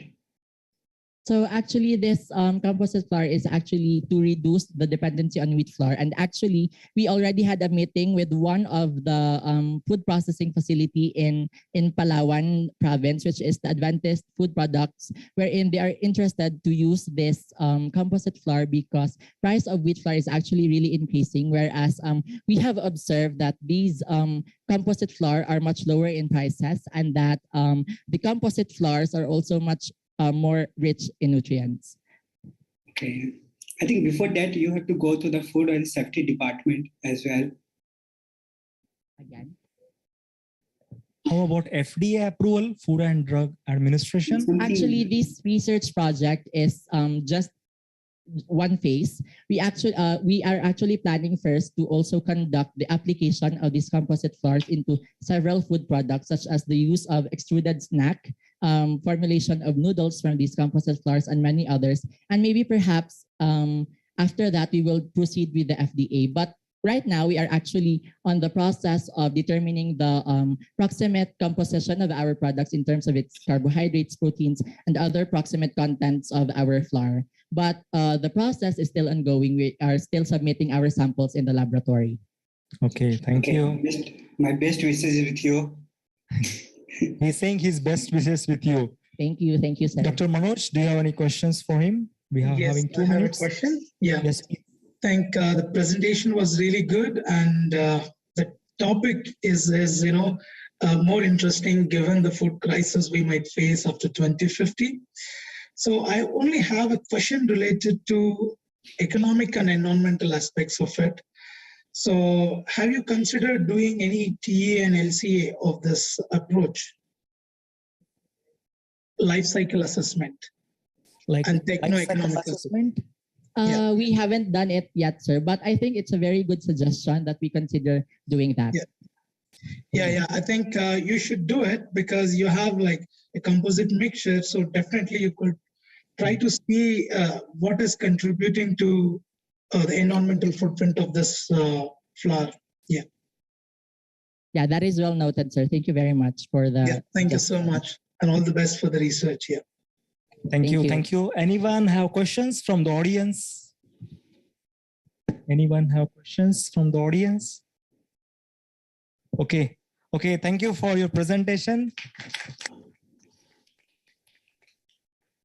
Now I would like to call upon production of tomato, lycopersicon, eggplant. Are they here?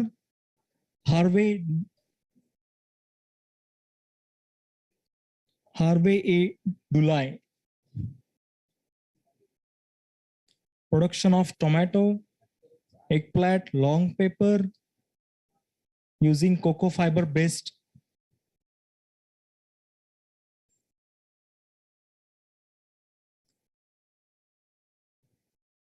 to the guests and participants of the 23rd Biennial Conference. They have the video sent to us. Okay. Association of Agricultural Colleges and Universities and Major University. A pleasant day to everyone.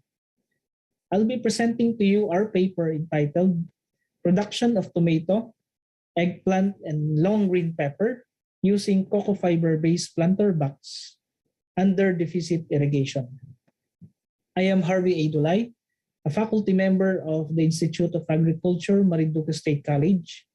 Together with me in this endeavor are the following: Dr. Doreen R. Mascareñas, Sheila May Morillo, Realin Malapad, Rodel Manrique, Edmond Macapia, and Ronamel Malco.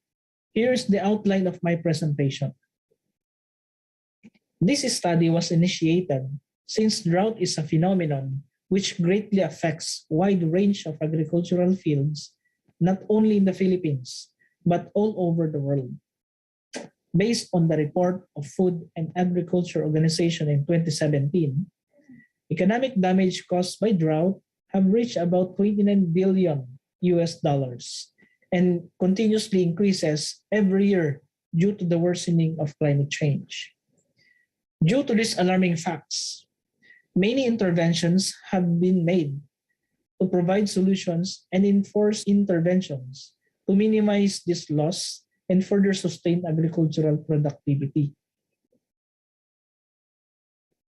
One of which is the development of new drought-tolerant crop varieties from various breeding programs. According to ASINS in 2002, the identification of quantitative locus that represents plant traits have been instrumental in the development of new cultivars.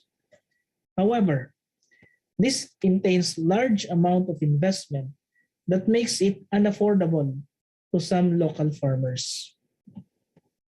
Nevertheless, there are other low costs that may be considered as alternative to this method.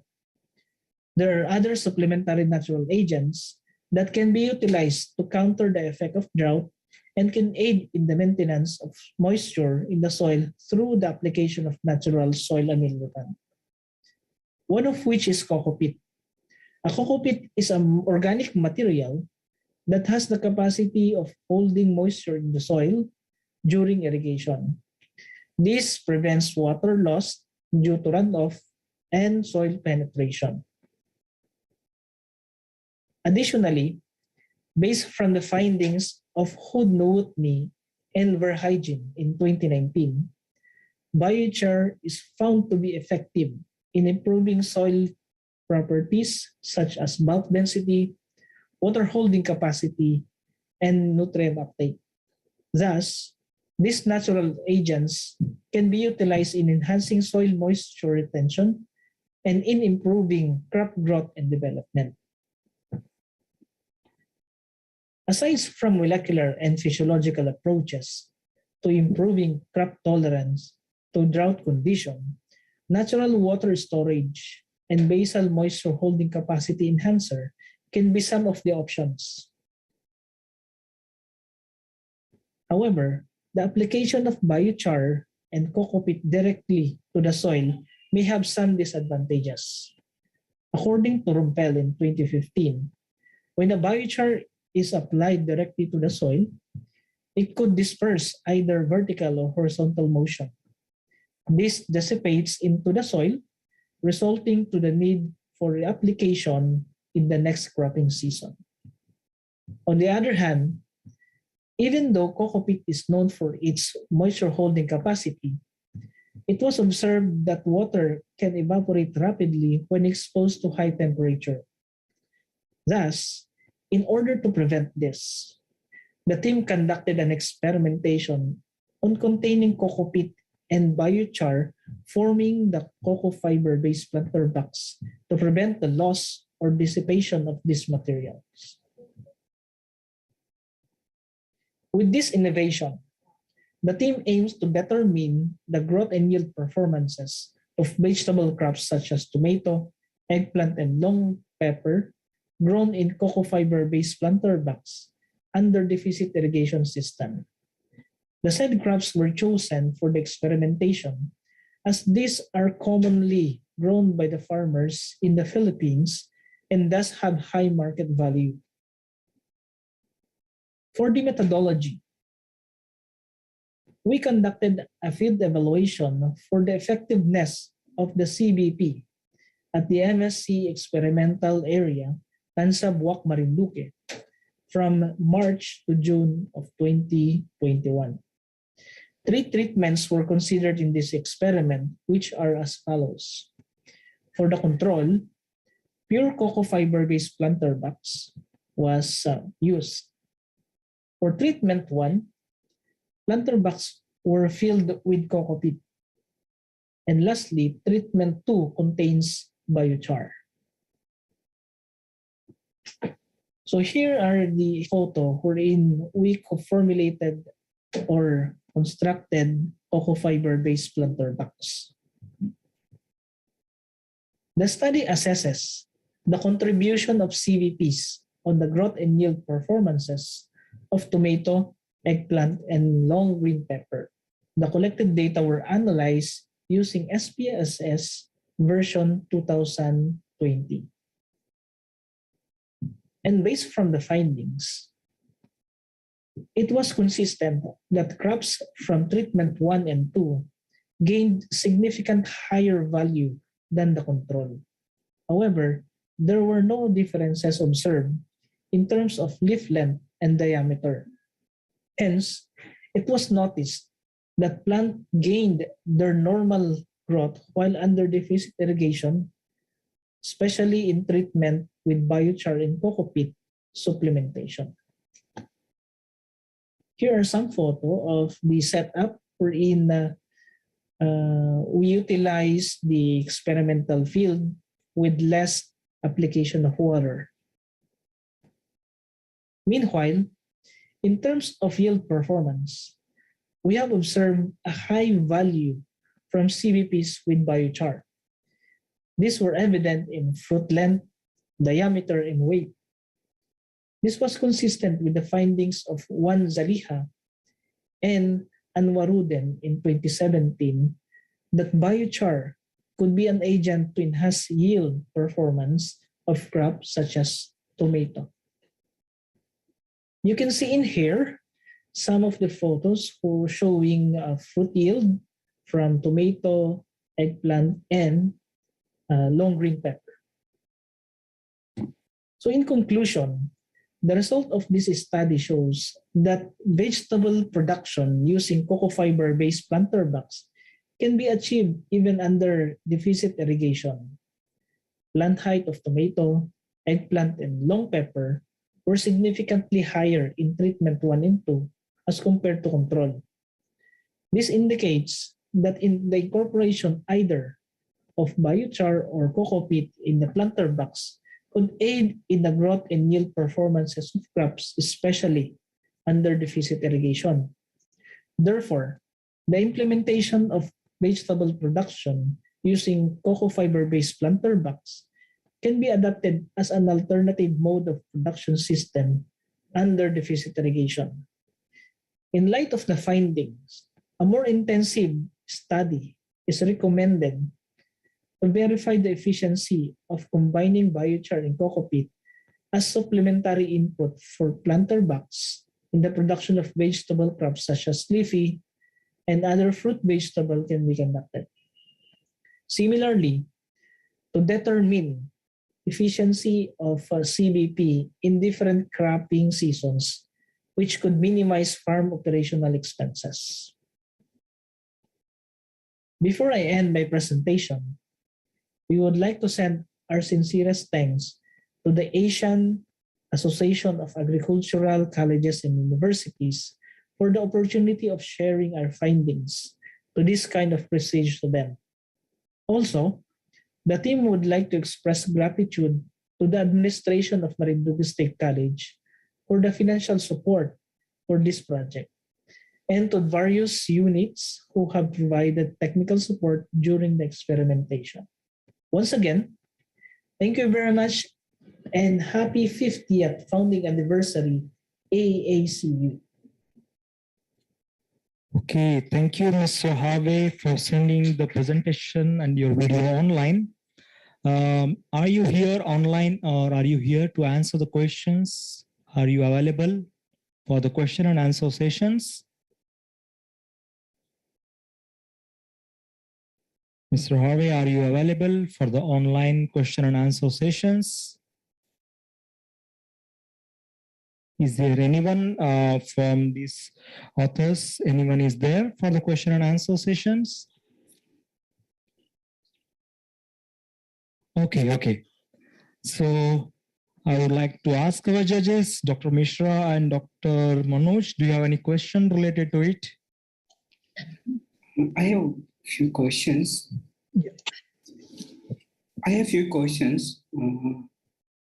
Can you hear me? Please. Yes, I can hear you.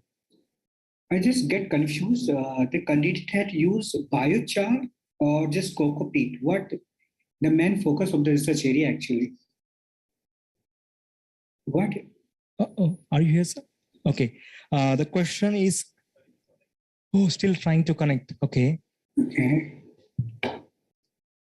So I think we will move to the next person. I think if he is not available.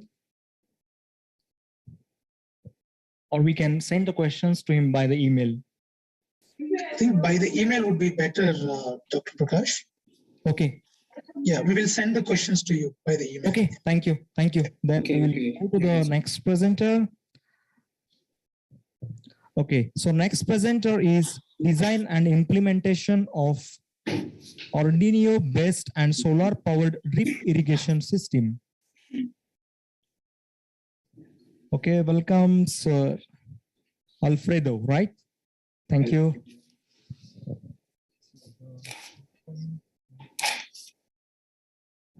Orange.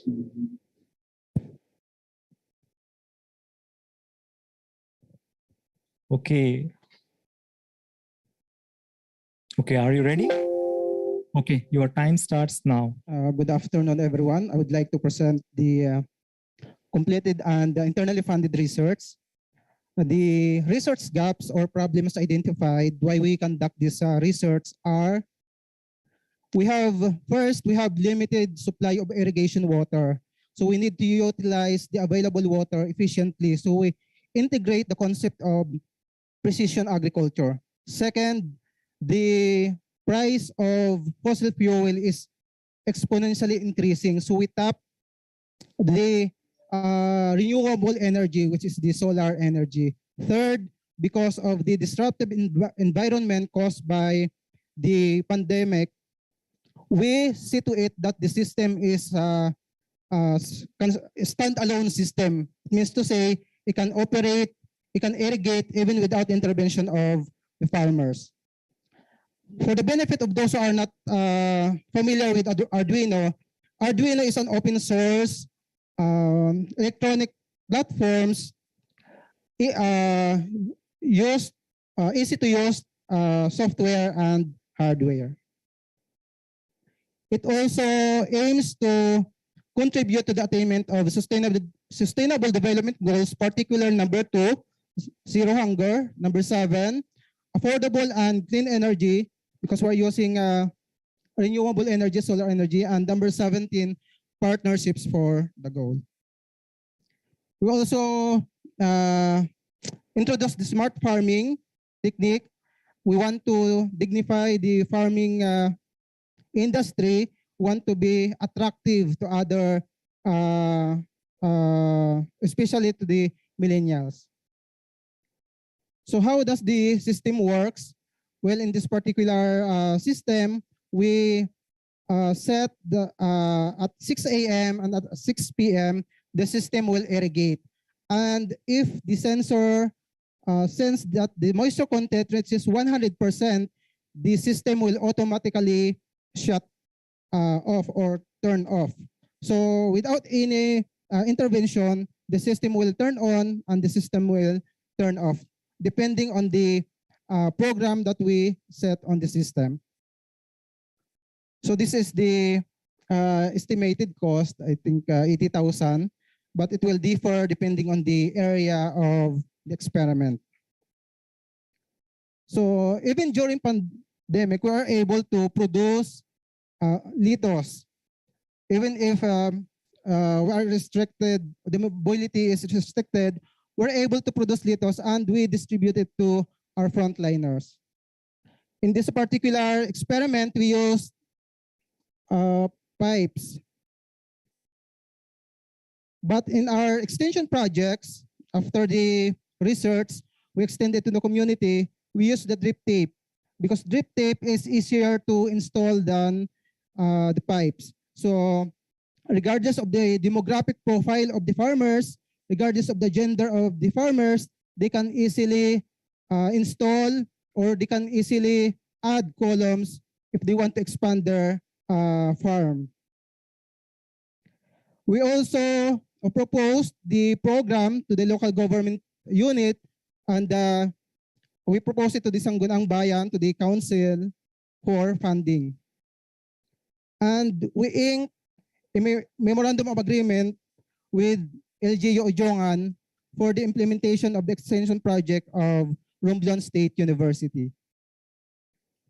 We also have certificate of utilization issued by the Agricultural Training Institute. It means to say the system is being utilized by the community. Agricultural Training Institute is the training and extension arm of the Department of Agriculture. So it's now being utilized in the community. So they also organized, the Agricultural Training Institute also organized a training webinar and they are invited.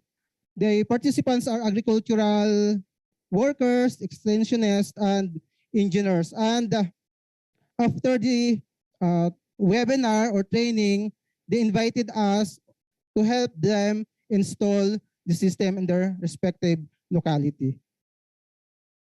That's all. Thank you very much. Thank you, Alfredo, for your presentation. So the floor is open for question and answer.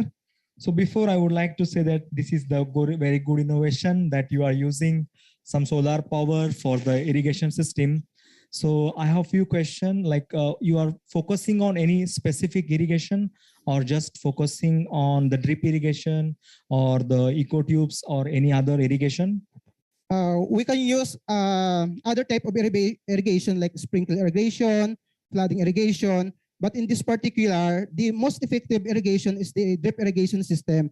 That's the reason why we use it in this particular study, but the system can be utilized in any form of irrigation system, sprinkler irrigation system, and other types of irrigation system. Okay, thank you for your answer. The judges, anyone have questions? Yes, I would like to ask a couple of questions. I think the topic Alfredo, right? I can call you as Alfredo? Yes, sir. Yeah, I think the topic you considered for the research is really trending because I'm specialized in solar energy and then related to critical infrastructure sectors where agriculture is one. So I would like to ask you about a few questions. Whether you have considered evapotranspiration coefficients while modeling this drip irrigation system? Yes, sir, because in the system, the basis of irrigation is the moisture content of the soil. So if there is evapotranspiration, so the sensor will detect the moisture is or there is a loss in moisture content, so the system will automatically irrigate. So, and then if the sensor detects that the moisture content is 100% or the soil is saturated, the system will automatically, the system will automatically turn off, even without human intervention. It will automatically turn off. It will automatically turn on, depending on the parameters that we set on the system. Okay, that is clear. Like one more follow-up question regarding this. Have you validated your system and then the energy generated from the solar panel with respect to different crops, given that each and every crop needs different water content and also the soil type? So have you considered such sort of decision-making protocols in the system? Yes, sir. Before we set the parameters on the system, we study the water requirements of the plants. In fact, even if it's the same crop, different stages of the crops requires different amount of water to be irrigated. So we study the water requirements of the plants, and that's what the parameters that we put on the system. It's clear. Yeah. Thank you. All the best for the next round of research. Yeah. Thank you very much, sir.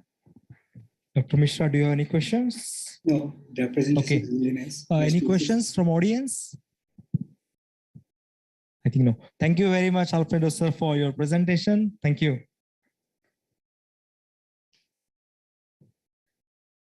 Now I would like to call upon the stage enhancing the growth, yield, and tuber quality of 2 purple sweet potato through macro and micronutrient biofortification.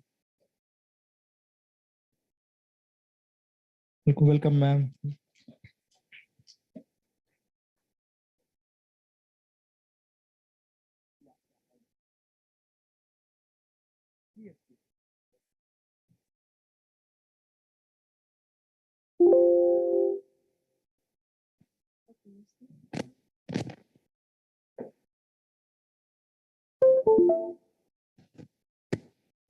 So good afternoon, ladies and gentlemen. Let me share with you the results of our project. Okay.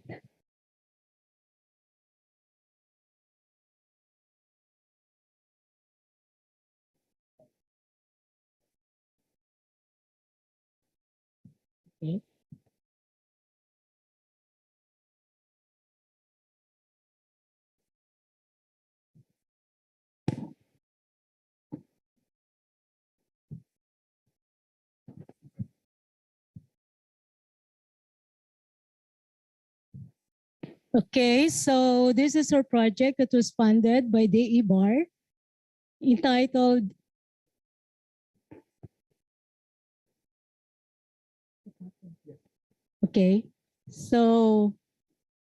Enhancing the Growth, Yield, and Tuber Quality of 2 Purple Sweet Potato through Macro and Micronutrient Biofortification. Together with this project, I have my research assistant who assisted me. Okay.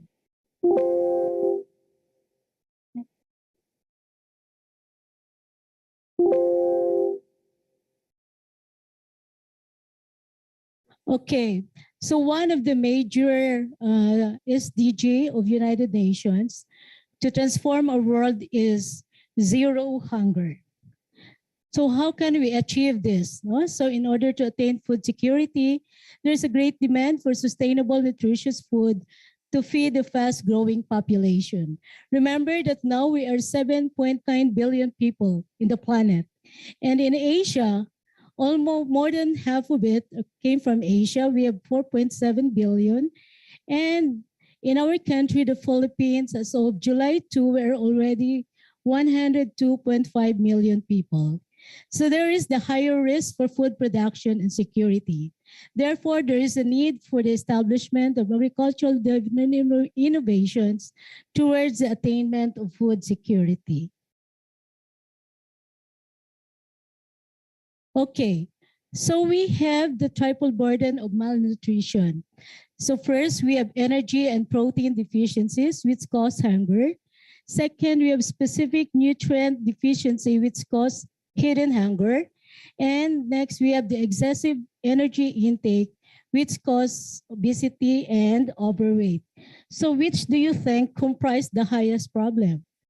So in here, we can see that hidden hunger poses a major threat to malnutrition. So this is primarily due to zinc and iron deficiency, as well as vitamin A deficiency.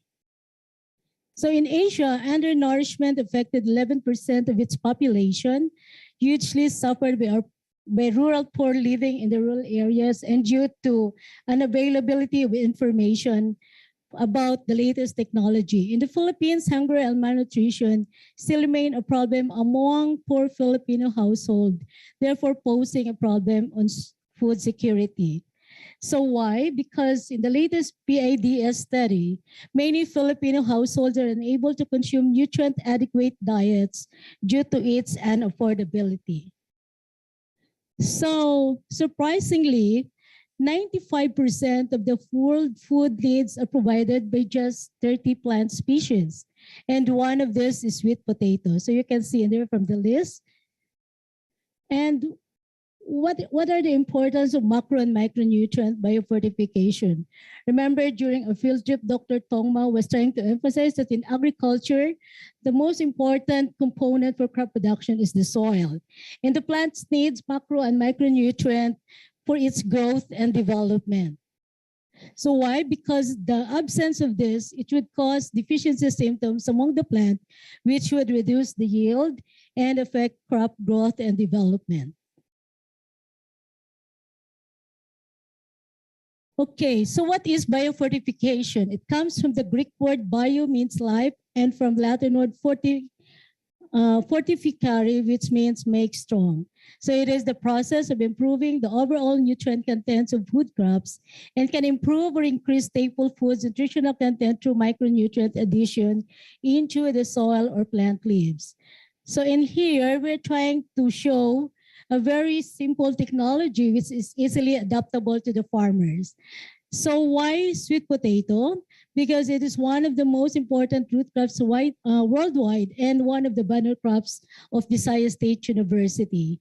It is a rich source of vitamins and minerals, and it is very important food crops in developing countries due to its adaptability, meaning to say we can grow it anywhere, high yield potential, and nutritive value.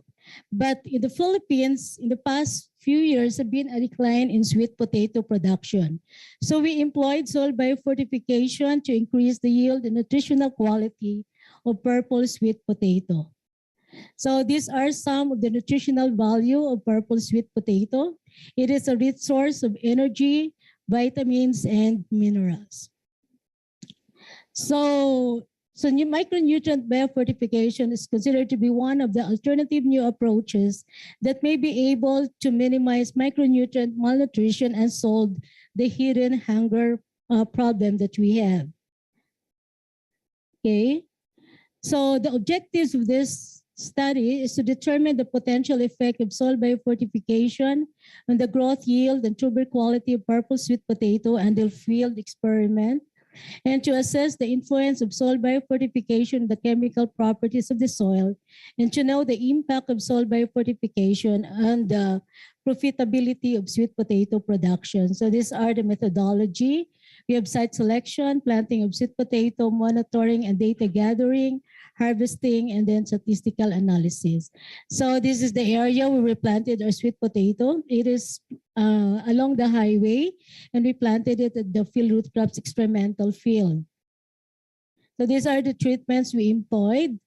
So you can see in here that we added only 4 to 8 kilograms of iron, zinc, copper, and boron in our treatments with the minimum amount of NPK that is 60 kilograms per hectare. So the data gathered are presented here as well as the tuber and plant tissue analysis. So from the results, it shows that in terms of vine length, the highest vine length are those plants treated with T9, which is the addition of 8 kilograms zinc to 60 and P2O5K2O. That is the same result was obtained in both the SP25 and the Inubis purple sweet potato. So for the fresh biomass, similar findings was obtained, wherein the highest was obtained in treatment T8 and T9, which was biofortified with zinc. And for the chlorophyll content, surprisingly, the highest amount of chlorophyll was obtained with the treatment of 120 kilograms P2O5 and K2O, signifying the importance of nitrogen and chlorophyll production. But this is not also significantly different with those treated with macro and micro, with other treatments. So for this is for the amount of marketable tubers. The highest marketable tubers were obtained in T8 and T9 for both varieties of sweet potato that we use. And these are the appearance of the sweet potato that we have harvested in the field. So you can see here the bigger tuber, which are eatable. No, they are not so big, but these are very good for eating, and it has very good eating quality. So for the amount of zinc, which we try to determine from the plant tissues or from the tuber, we were able to detect that higher amounts of zinc were determined in treatment or in plants treated with 4 kilograms and 8 kilograms per hectare of zinc. And for iron, the highest iron content was obtained also in treatment with iron for the Inubi cultivar. So for the anthocyanin content, so we found out in here that anthocyanin content was not very much affected by the plant nutrients because anthocyanin content are affected by pH and light intensity. So these are the purple colorations in our sample. So we have intense purple coloration in T2, T3, T8, and T9.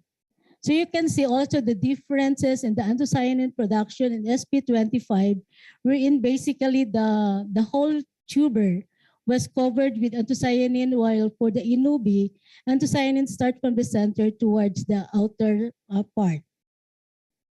So for the amount of nutrients found in the soil, we were able to detect also that higher zinc and iron were detected also in treatments applied with zinc and iron.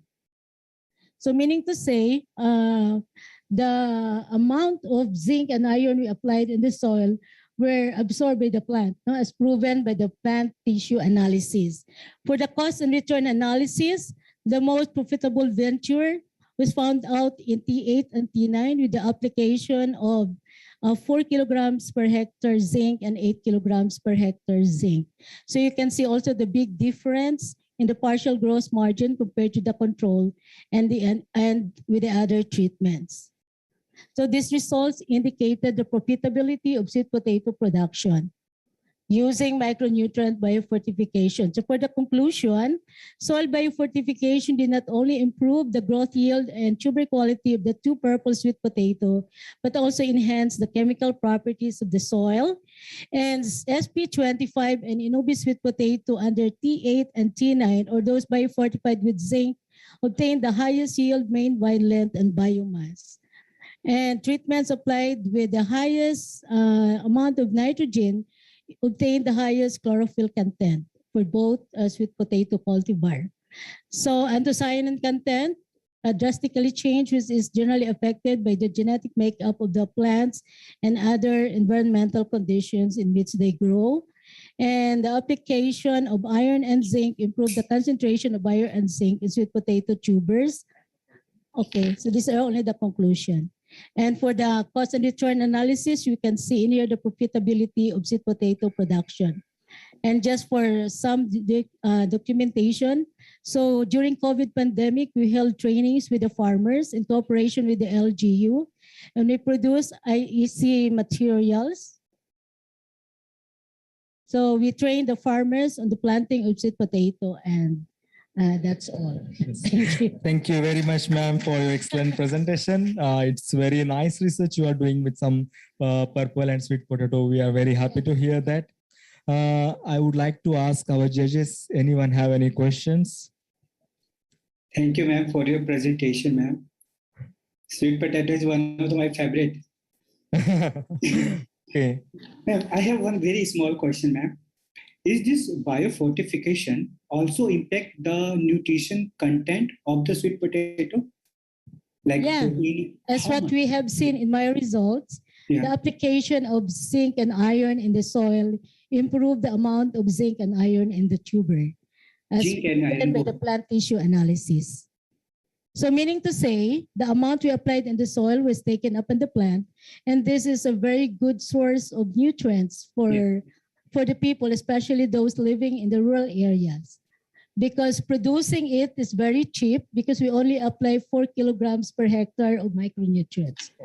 So compared to the amount of, basically it reduced the amount of macronutrients that we applied. So from 120, we reduced it to 60-60 plus the application of small amount of zinc and iron. So it reduced the cost of production. That's why it becomes more profitable for the farmer to grow micronutrient biofortified sweet potato. Okay, Yeah. ma'am. Thank you. Ma'am, how you identify that, how you do, like, do you the atomic absorption spectrophotometer? How you We do use the AAS? analysis using AAS for the macronutrients, macro and micronutrient analysis. So especially for instance, secondary macronutrients, we have potassium, magnesium, and then calcium. We use the AAS, and then iron and other macronutrient, manganese, copper, and like that. So we use the AES, and for the nitrogen, we use the nitrogen distillation process. Okay, means you have The standard. We use the standard. Okay, means you have different lamps for the AAS, right? Yeah. That is the one costly thing we need to buy. We have the lamps, latest AES in our center. We can analyze 8 lamps simultaneously. Oh, very nice, man. Nice. So it's quite expensive. I think 6 million pesos. Oh. 6 to 8 million pesos. Yes. Okay. Because we need to provide chemical evidence that indeed the application of these fertilizers really improve the properties of the soil, at the same time the amount of nutrients that could be obtained from the tubers. That this is very good also for the rural areas. We can introduce home gardens, so they can do pot gardenings in the condo areas, and they could have a ready source of micronutrients from the sweet potato that they produce. Yes, ma'am. So we are promoting this in home gardens and also for the rural folks, because it's easy to plant sweet potato. Yes, ma'am. Thank you very much for your answer and very good presentation and your research. Thank you very much. Okay. Big applause. Yes. Okay, ma'am. One question. Hi, Prakash. There is one question. Okay. Yeah. Yes. Okay. Sige lit.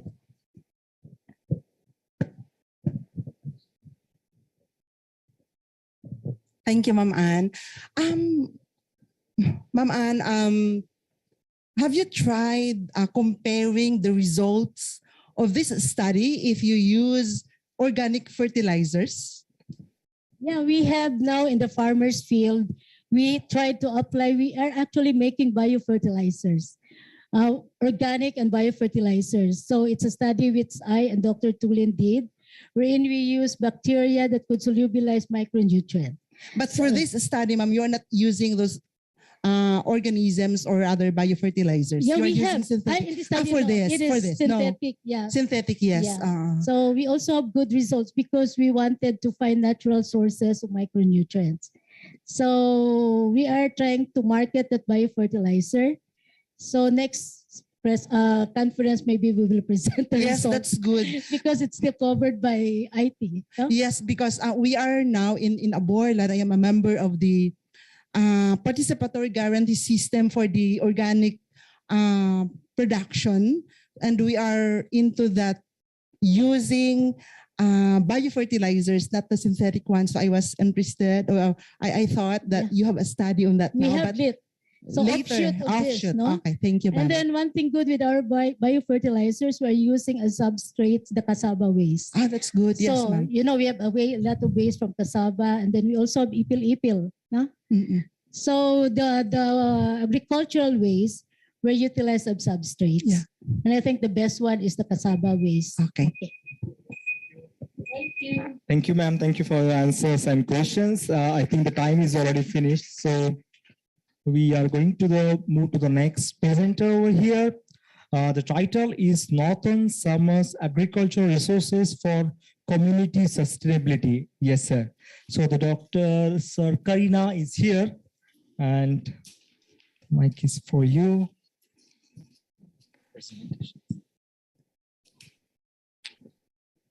Okay, thank you, sir. So you can start your presentation.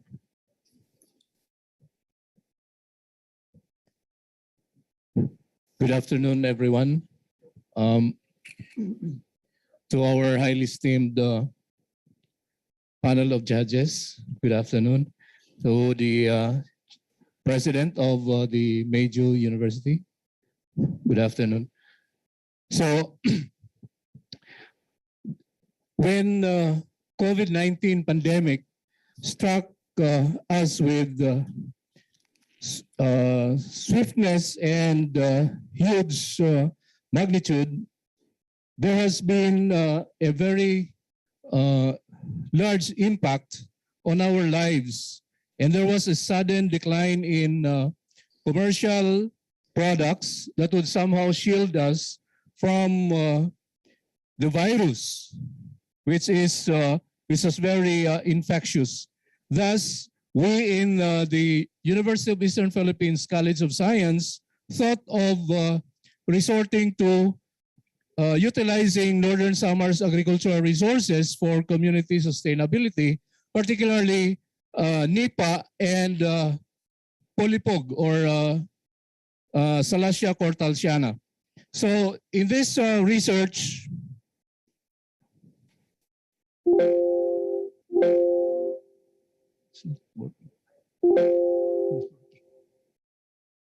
okay.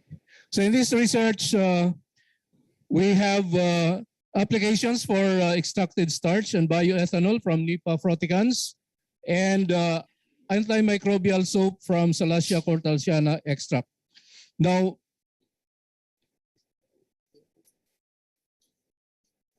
okay.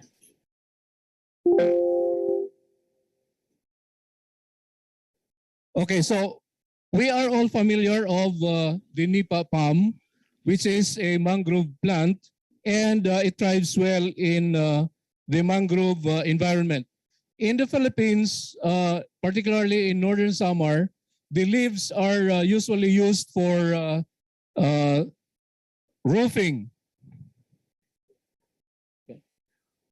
For roofing, but the fruit is commonly unutilized and unnoticed by the people. So we thought of using the fruit as a source of bioethanol and starch.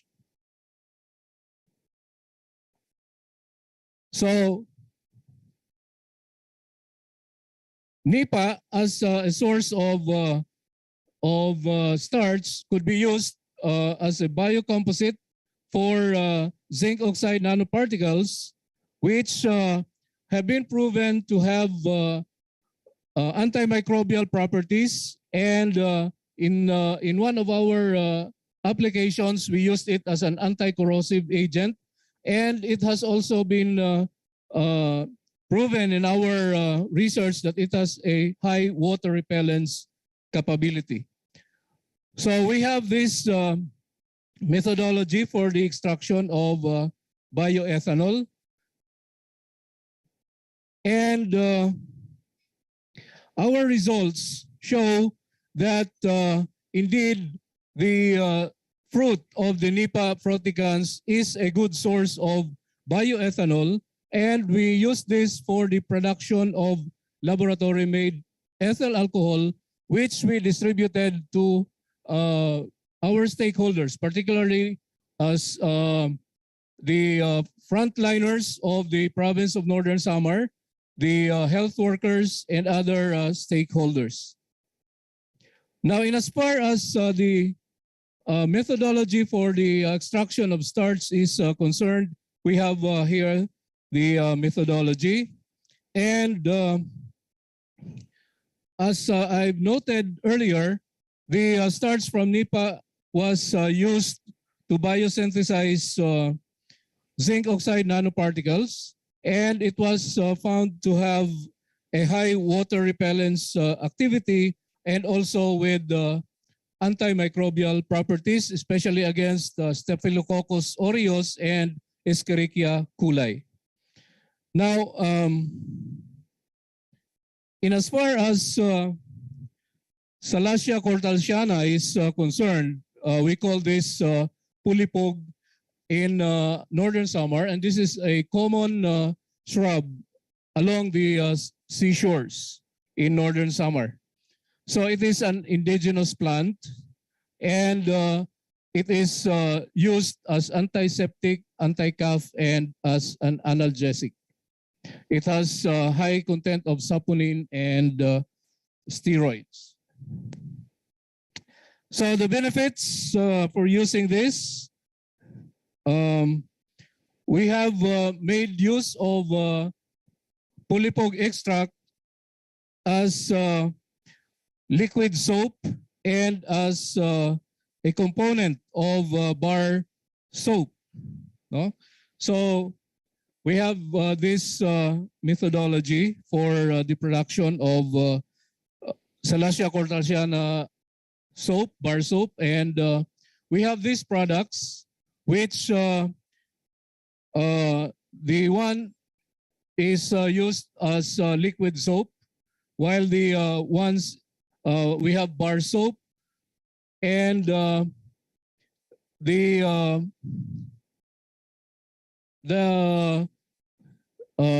photo here shows the zone of inhibition for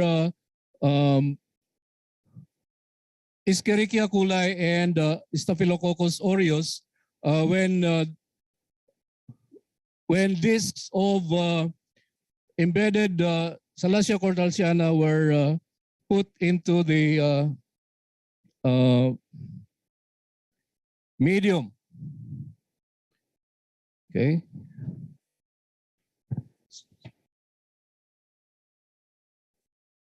And so during the height of the pandemic, we were able to distribute several liters of laboratory-made ethyl alcohol to our stakeholders.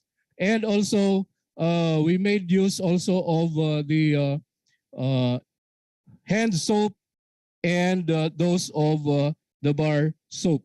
Now, in as far as the costs are concerned, in the case of the antimicrobial bar soap with polypog extract, we were able to deduce that it only costs about 8 pesos per bar, while some commercial antimicrobial soaps were sold in Northern Samar at a higher price.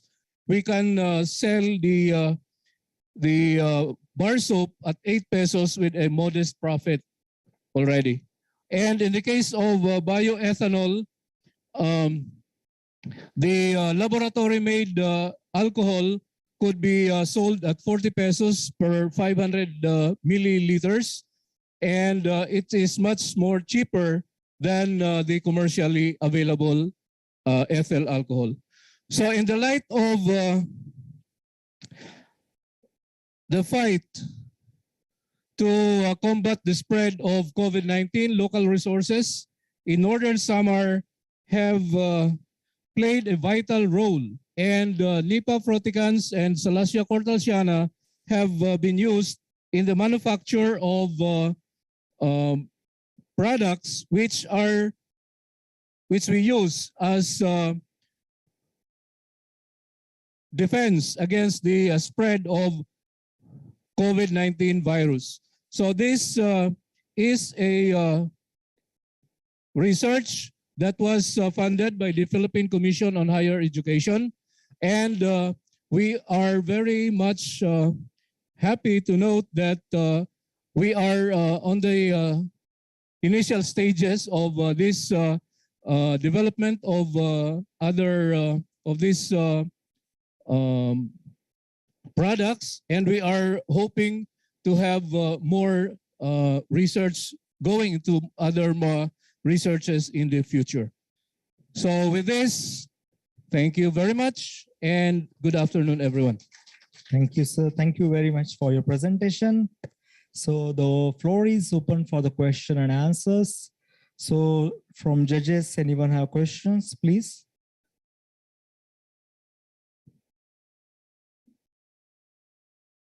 Your mic is off. Hello. Yes, yes, please. Yeah, I think the presentation is really excellent, and covering the indigenous plants and the locally available plants for a fuel production is really something we need to look in every country. So yeah, it is really good. Thank you very much, sir. Prof, I have some small question, Prof. One very small question. Yes, sir. Yes, sir. What is the aspect of, because zinc oxide is so toxic, Okay. Come again, sir? Zinc oxide, application of zinc oxide nanoparticles. Somehow Yeah. it contains a toxicity, but when we are applying it a human skin, at what extent it is applicable on that perspectives? We utilized only a very negligible amount of zinc oxide nanoparticles, which we embedded in starch, and we used it as covering for face masks. We use it as covering for our face masks, and we have noted that in the use of this face mask, there were no adverse effects that we have noted so far, and we are hoping that this would be more what do you call it? This would be more innovative innovative yes. research. Yeah. So we are hoping to have more innovations in the future using these sources. You can immobilize this one in any neutrals matrices. Immobilization will give more impact. Yes, sir. Like if you use the immobilization technique, if you use the zinc oxide and if you immobilize in the cell like calcium chloride and this one, then you can use it because it won't give any toxic effects to your things. That's it, right? Thank you very much. Thank you. Okay. Thank you for your questions. In audience, anyone have any questions, please? Oh, yes, ma'am. Yes, ma'am.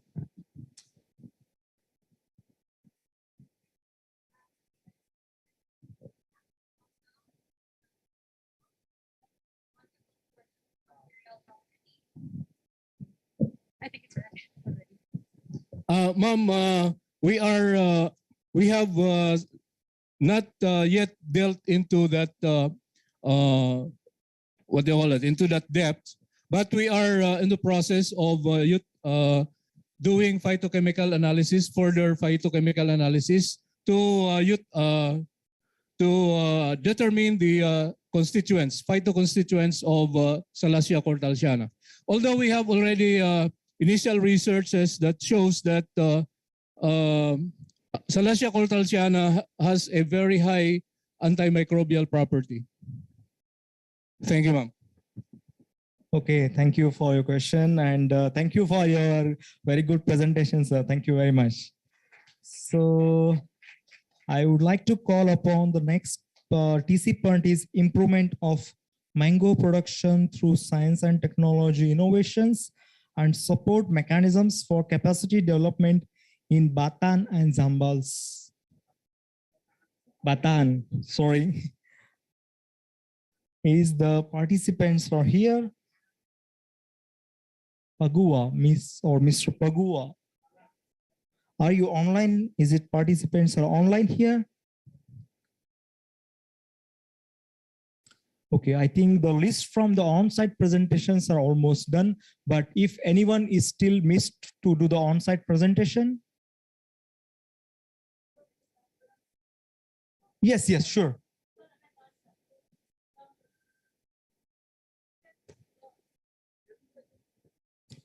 Okay.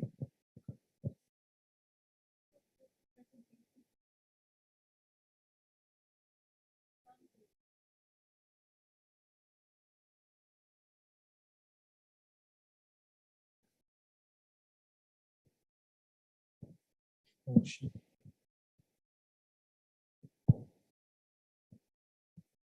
Okay. Oh, I need not receive it. That's fine.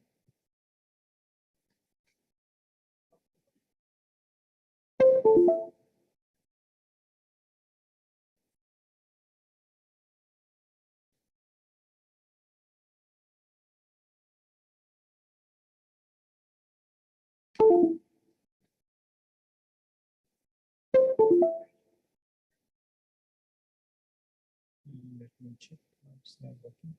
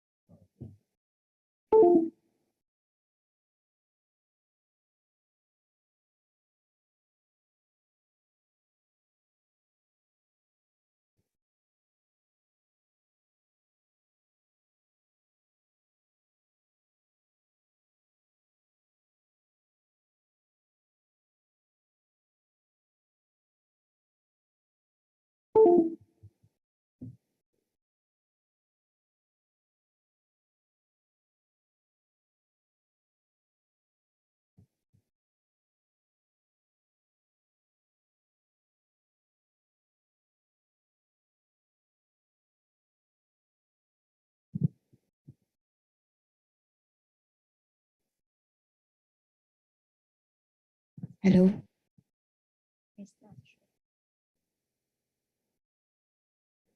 Can you open the Zoom here, the Zoom screen?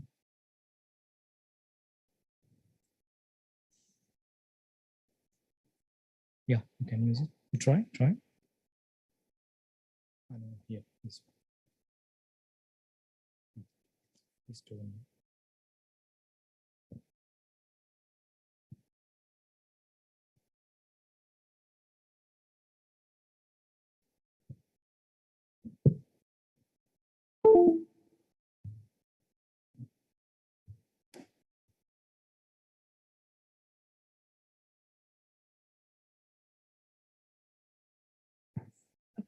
Okay, I can start.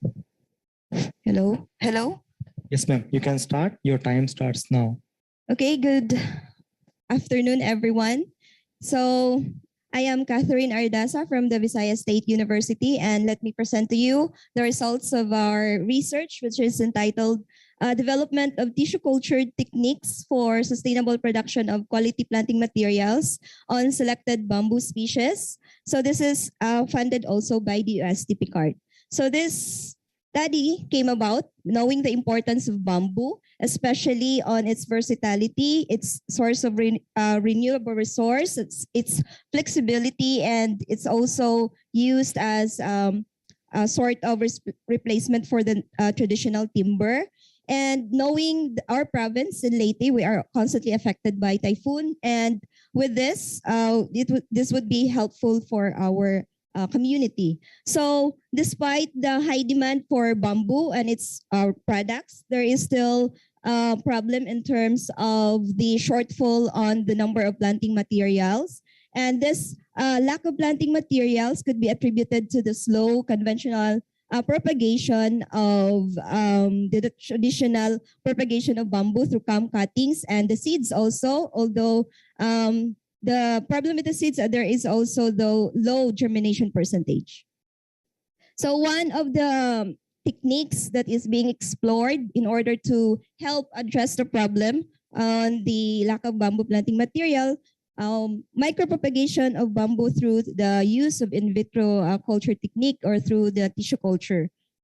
So we aim to develop an effective protocol in terms of sterilization procedure, in terms of culture medium formulation and multiplication, as well as develop techniques on how we are going to establish the tissue cultured plantlets in the field, and I mean in the nursery and later on in the field. So the research is actually composed of two studies. We have study one, more on the in vitro culture techniques. So this is conducted in the laboratory, and when we have enough plantlets, we are going to put them outside and develop some protocols as well on how they are going to survive in the nursery and in the field. So based on our experiments, we conducted a sterilization protocol. We used the local commercial bleach that we had and an ethyl alcohol as our sterilization procedures. And we found out that since there is no difference among the treatments, so we recommended to use the ethyl alcohol and commercial bleach alone for our test bamboo species at first, which is the Dendrocalamus gigantea. So by the way, we use at least 4 to 6 bamboo species for this. This bamboo species is known for its industrial uses. So based on the application of the sterilization procedure, when we use the developed technique, sterilization procedure for the test species, so we use that to the other bamboos that we had, and we found out that only the Guado angustifolia has the higher low survival percentage. And based on the multiplication experiments, we use a different BAP, which is a cytokinin. So that's control without the BAP. And T1 is 1 ppm, T2 is 2 ppm, and 3 is 3 ppm. So we use the MS Marshigay basal salt solution. So in here, we can see that at 3 ppm, Dendro membranaceous and Bambosa tolda has a good response to the 3 ppm BAP. So these are examples of our cultures. And during the rooting experiments, which is also very challenging, we summarized our results and found out that the use of MS with the addition of auxin, which is IBA and coumarin, so we have the highest, the earliest days to root initiation. And the Guadua angustifolia responded to MS alone, so without addition of auxin, so they responded well. And the highest root length is also observed in the Dendrocalamus asper. So for our study too, which is on the tissue culture plantets being planted in the field, so we tried different protocols like acclimatization period and potting medium. So we use our local carbonized rice hull plus the vermicompost that we had. And there is no actually significant difference here. So they survive. And then for the influence of forms of levels of nitrogen, we found out that the form of N actually affects the dry weight or the biomass weight of our tissue cultured bamboo. And we have tried to plant our tissue cultured bamboo in the field. So we have partnership with the local farm owner there. So we agreed that we plant the bamboo in their area, and then later on the community can use the bamboo for raw materials for their products. So we found out, for conclusion, that the different bamboo species have responded differently with the treatment in terms of sterilization procedure and multiplication. And the highest survival rate we observe is on the Bambosa tolda and Dendrocalamus giganteus. The application of N did not significantly affect the size of the plants, but it had significant effect on the biomass weight. And we also observed during our test demo planting in the field that the Dendrocalamus asper did not respond well. So for our recommendation, there is a series also of additional experiment for this, trying another X plants, as well as we also continue for our phase 2 on the improvement of the nursery management and outplanting techniques. So thank you very much. So I would just like to add that tissue culture bamboo actually is not new, but it also, the challenge there is the high contamination and also the browning on the different species. Thank you. Thank you for your presentation. So now the session is open for the question and answers. Anyone have the questions?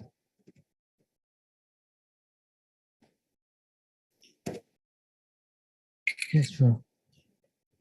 Yes, Dr. Mishra, please go ahead. Yeah, Catherine, that's a really very applicable research. My question about the control. Hello. Yes. Hello, ma'am. Oh, yes, the control, sir. Yeah, control. What is the aspect of you choose the control? Which bamboo species you have chosen as a control? Like what kind of control you have used for your experiment? The control for the we use for the sterilization procedure is we use the test bamboo species, which is the Dendrocalamus giganteus, and for the multiplication experiment, actually we have the culture medium formulation. So we have the MS basal medium alone. So we actually when you mean the variety of the species, which is the control. Because when you are choosing a control, we should take the best varieties. No? So we can compare the impact of additional growth medium or impact of additional implication to the growth of that bamboo plant. So when you are taking the control, it should be a high efficient one. So we can analyze. Actually, we don't have the control because these are all tests. The bamboo species are new to us. So we wanted to develop which one would respond well to our culture medium formulation sterilization procedure, which is our objective of the study. So which among these different bamboo species? Oh, thank you. Okay, thank you. Anyone have questions in judges? As ma'am, I asked you the question when you are presenting. I already asked many questions to you. Just I need to ask one more. Did you manage any photo period, like the dark period, like how much light you supplied, or did you play with any different kinds of lights? No, not yet. We are not doing the photo period because I think bamboos are not that sensitive to photo period or daylight. Okay, so when you do the tissue culture, is it you keep 12 hours dark period and 12 hours light period? We kept 8 hours and 12 hours. 8 hours light is period. a dark period. 8 light and 12. Okay. Our normal cycle. Okay. Sun. Okay. Okay. Thank you very much. Any questions from audience? I think no questions. Okay. Thank you very much for your presentation.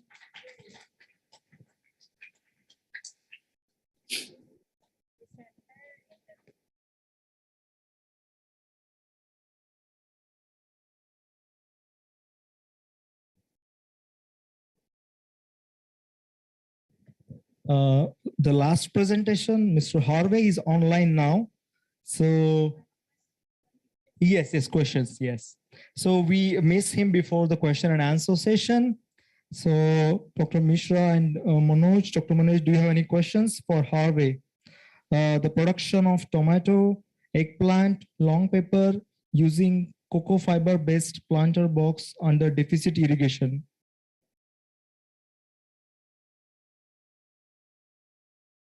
Your mic is off. Yes. Actually, on that time I have question. I can't get clear. The student analyzes the impact of charcoal or the cocoa peat. That's my question. Hello, Mr. Harvey, are you here?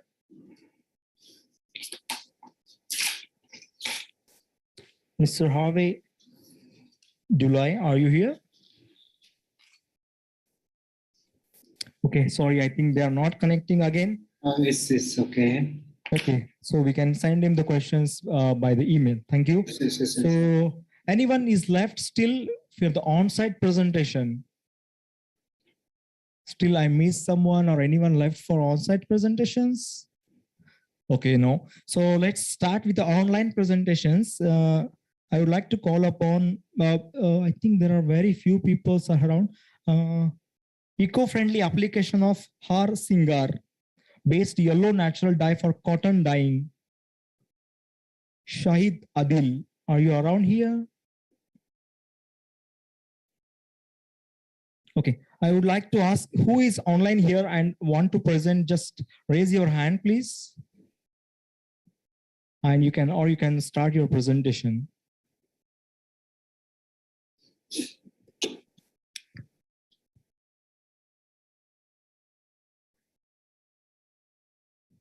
I can see few participants are online, and anyone want to present, or if they are already presented.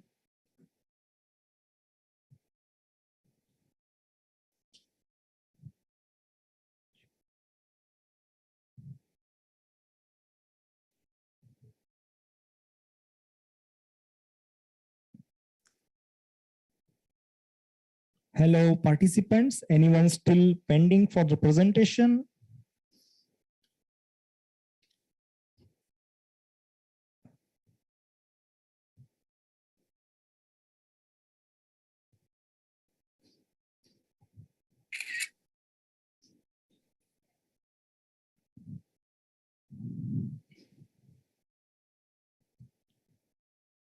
Yes, I think there are no more participants who would like to present online, and the on-site participants have already presented.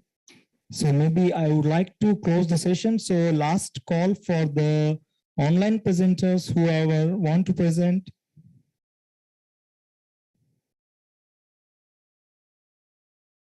Okay, Lianmei, Mary from SLSU, Dora C. Anyone is there to present? Okay, so I think I would like to conclude for the today's presentation, on-site presentation. And first of all, I would like to thank our judges who joined from the online for their time. Dr. Manoj from Hong Kong and Hong Kong State University, and one more Dr. Mishra from the Hong Kong Baptist University. So thank you for your time for joining our sessions. And thank you for all the participants for giving their time and wonderful presentations. So if you have any thing in future, like we have given some suggestions from the judges and like we give some suggestions, so please consider them, or we just consider as a question, comments. So thank you very much. So I would like to conclude. Thank you, Dr. Prakash. Yes, yes. Thank you so much. So, do you like to take a talk about anything? No, thank you. Yes, okay. May I leave?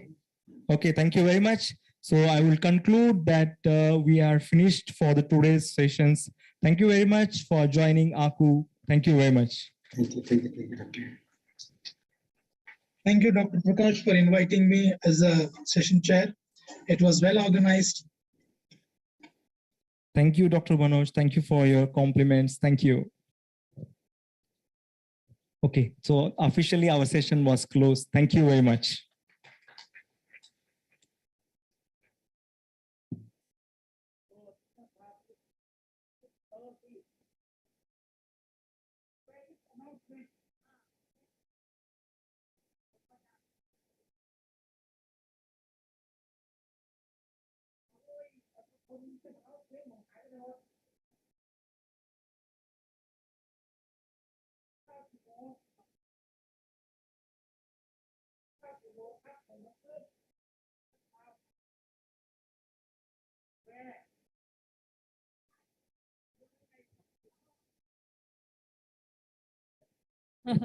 Okay, thank you very much, Dr. Prakash, for your session share today. Our dinner is offered to you in the first floor, the same as we have lunch.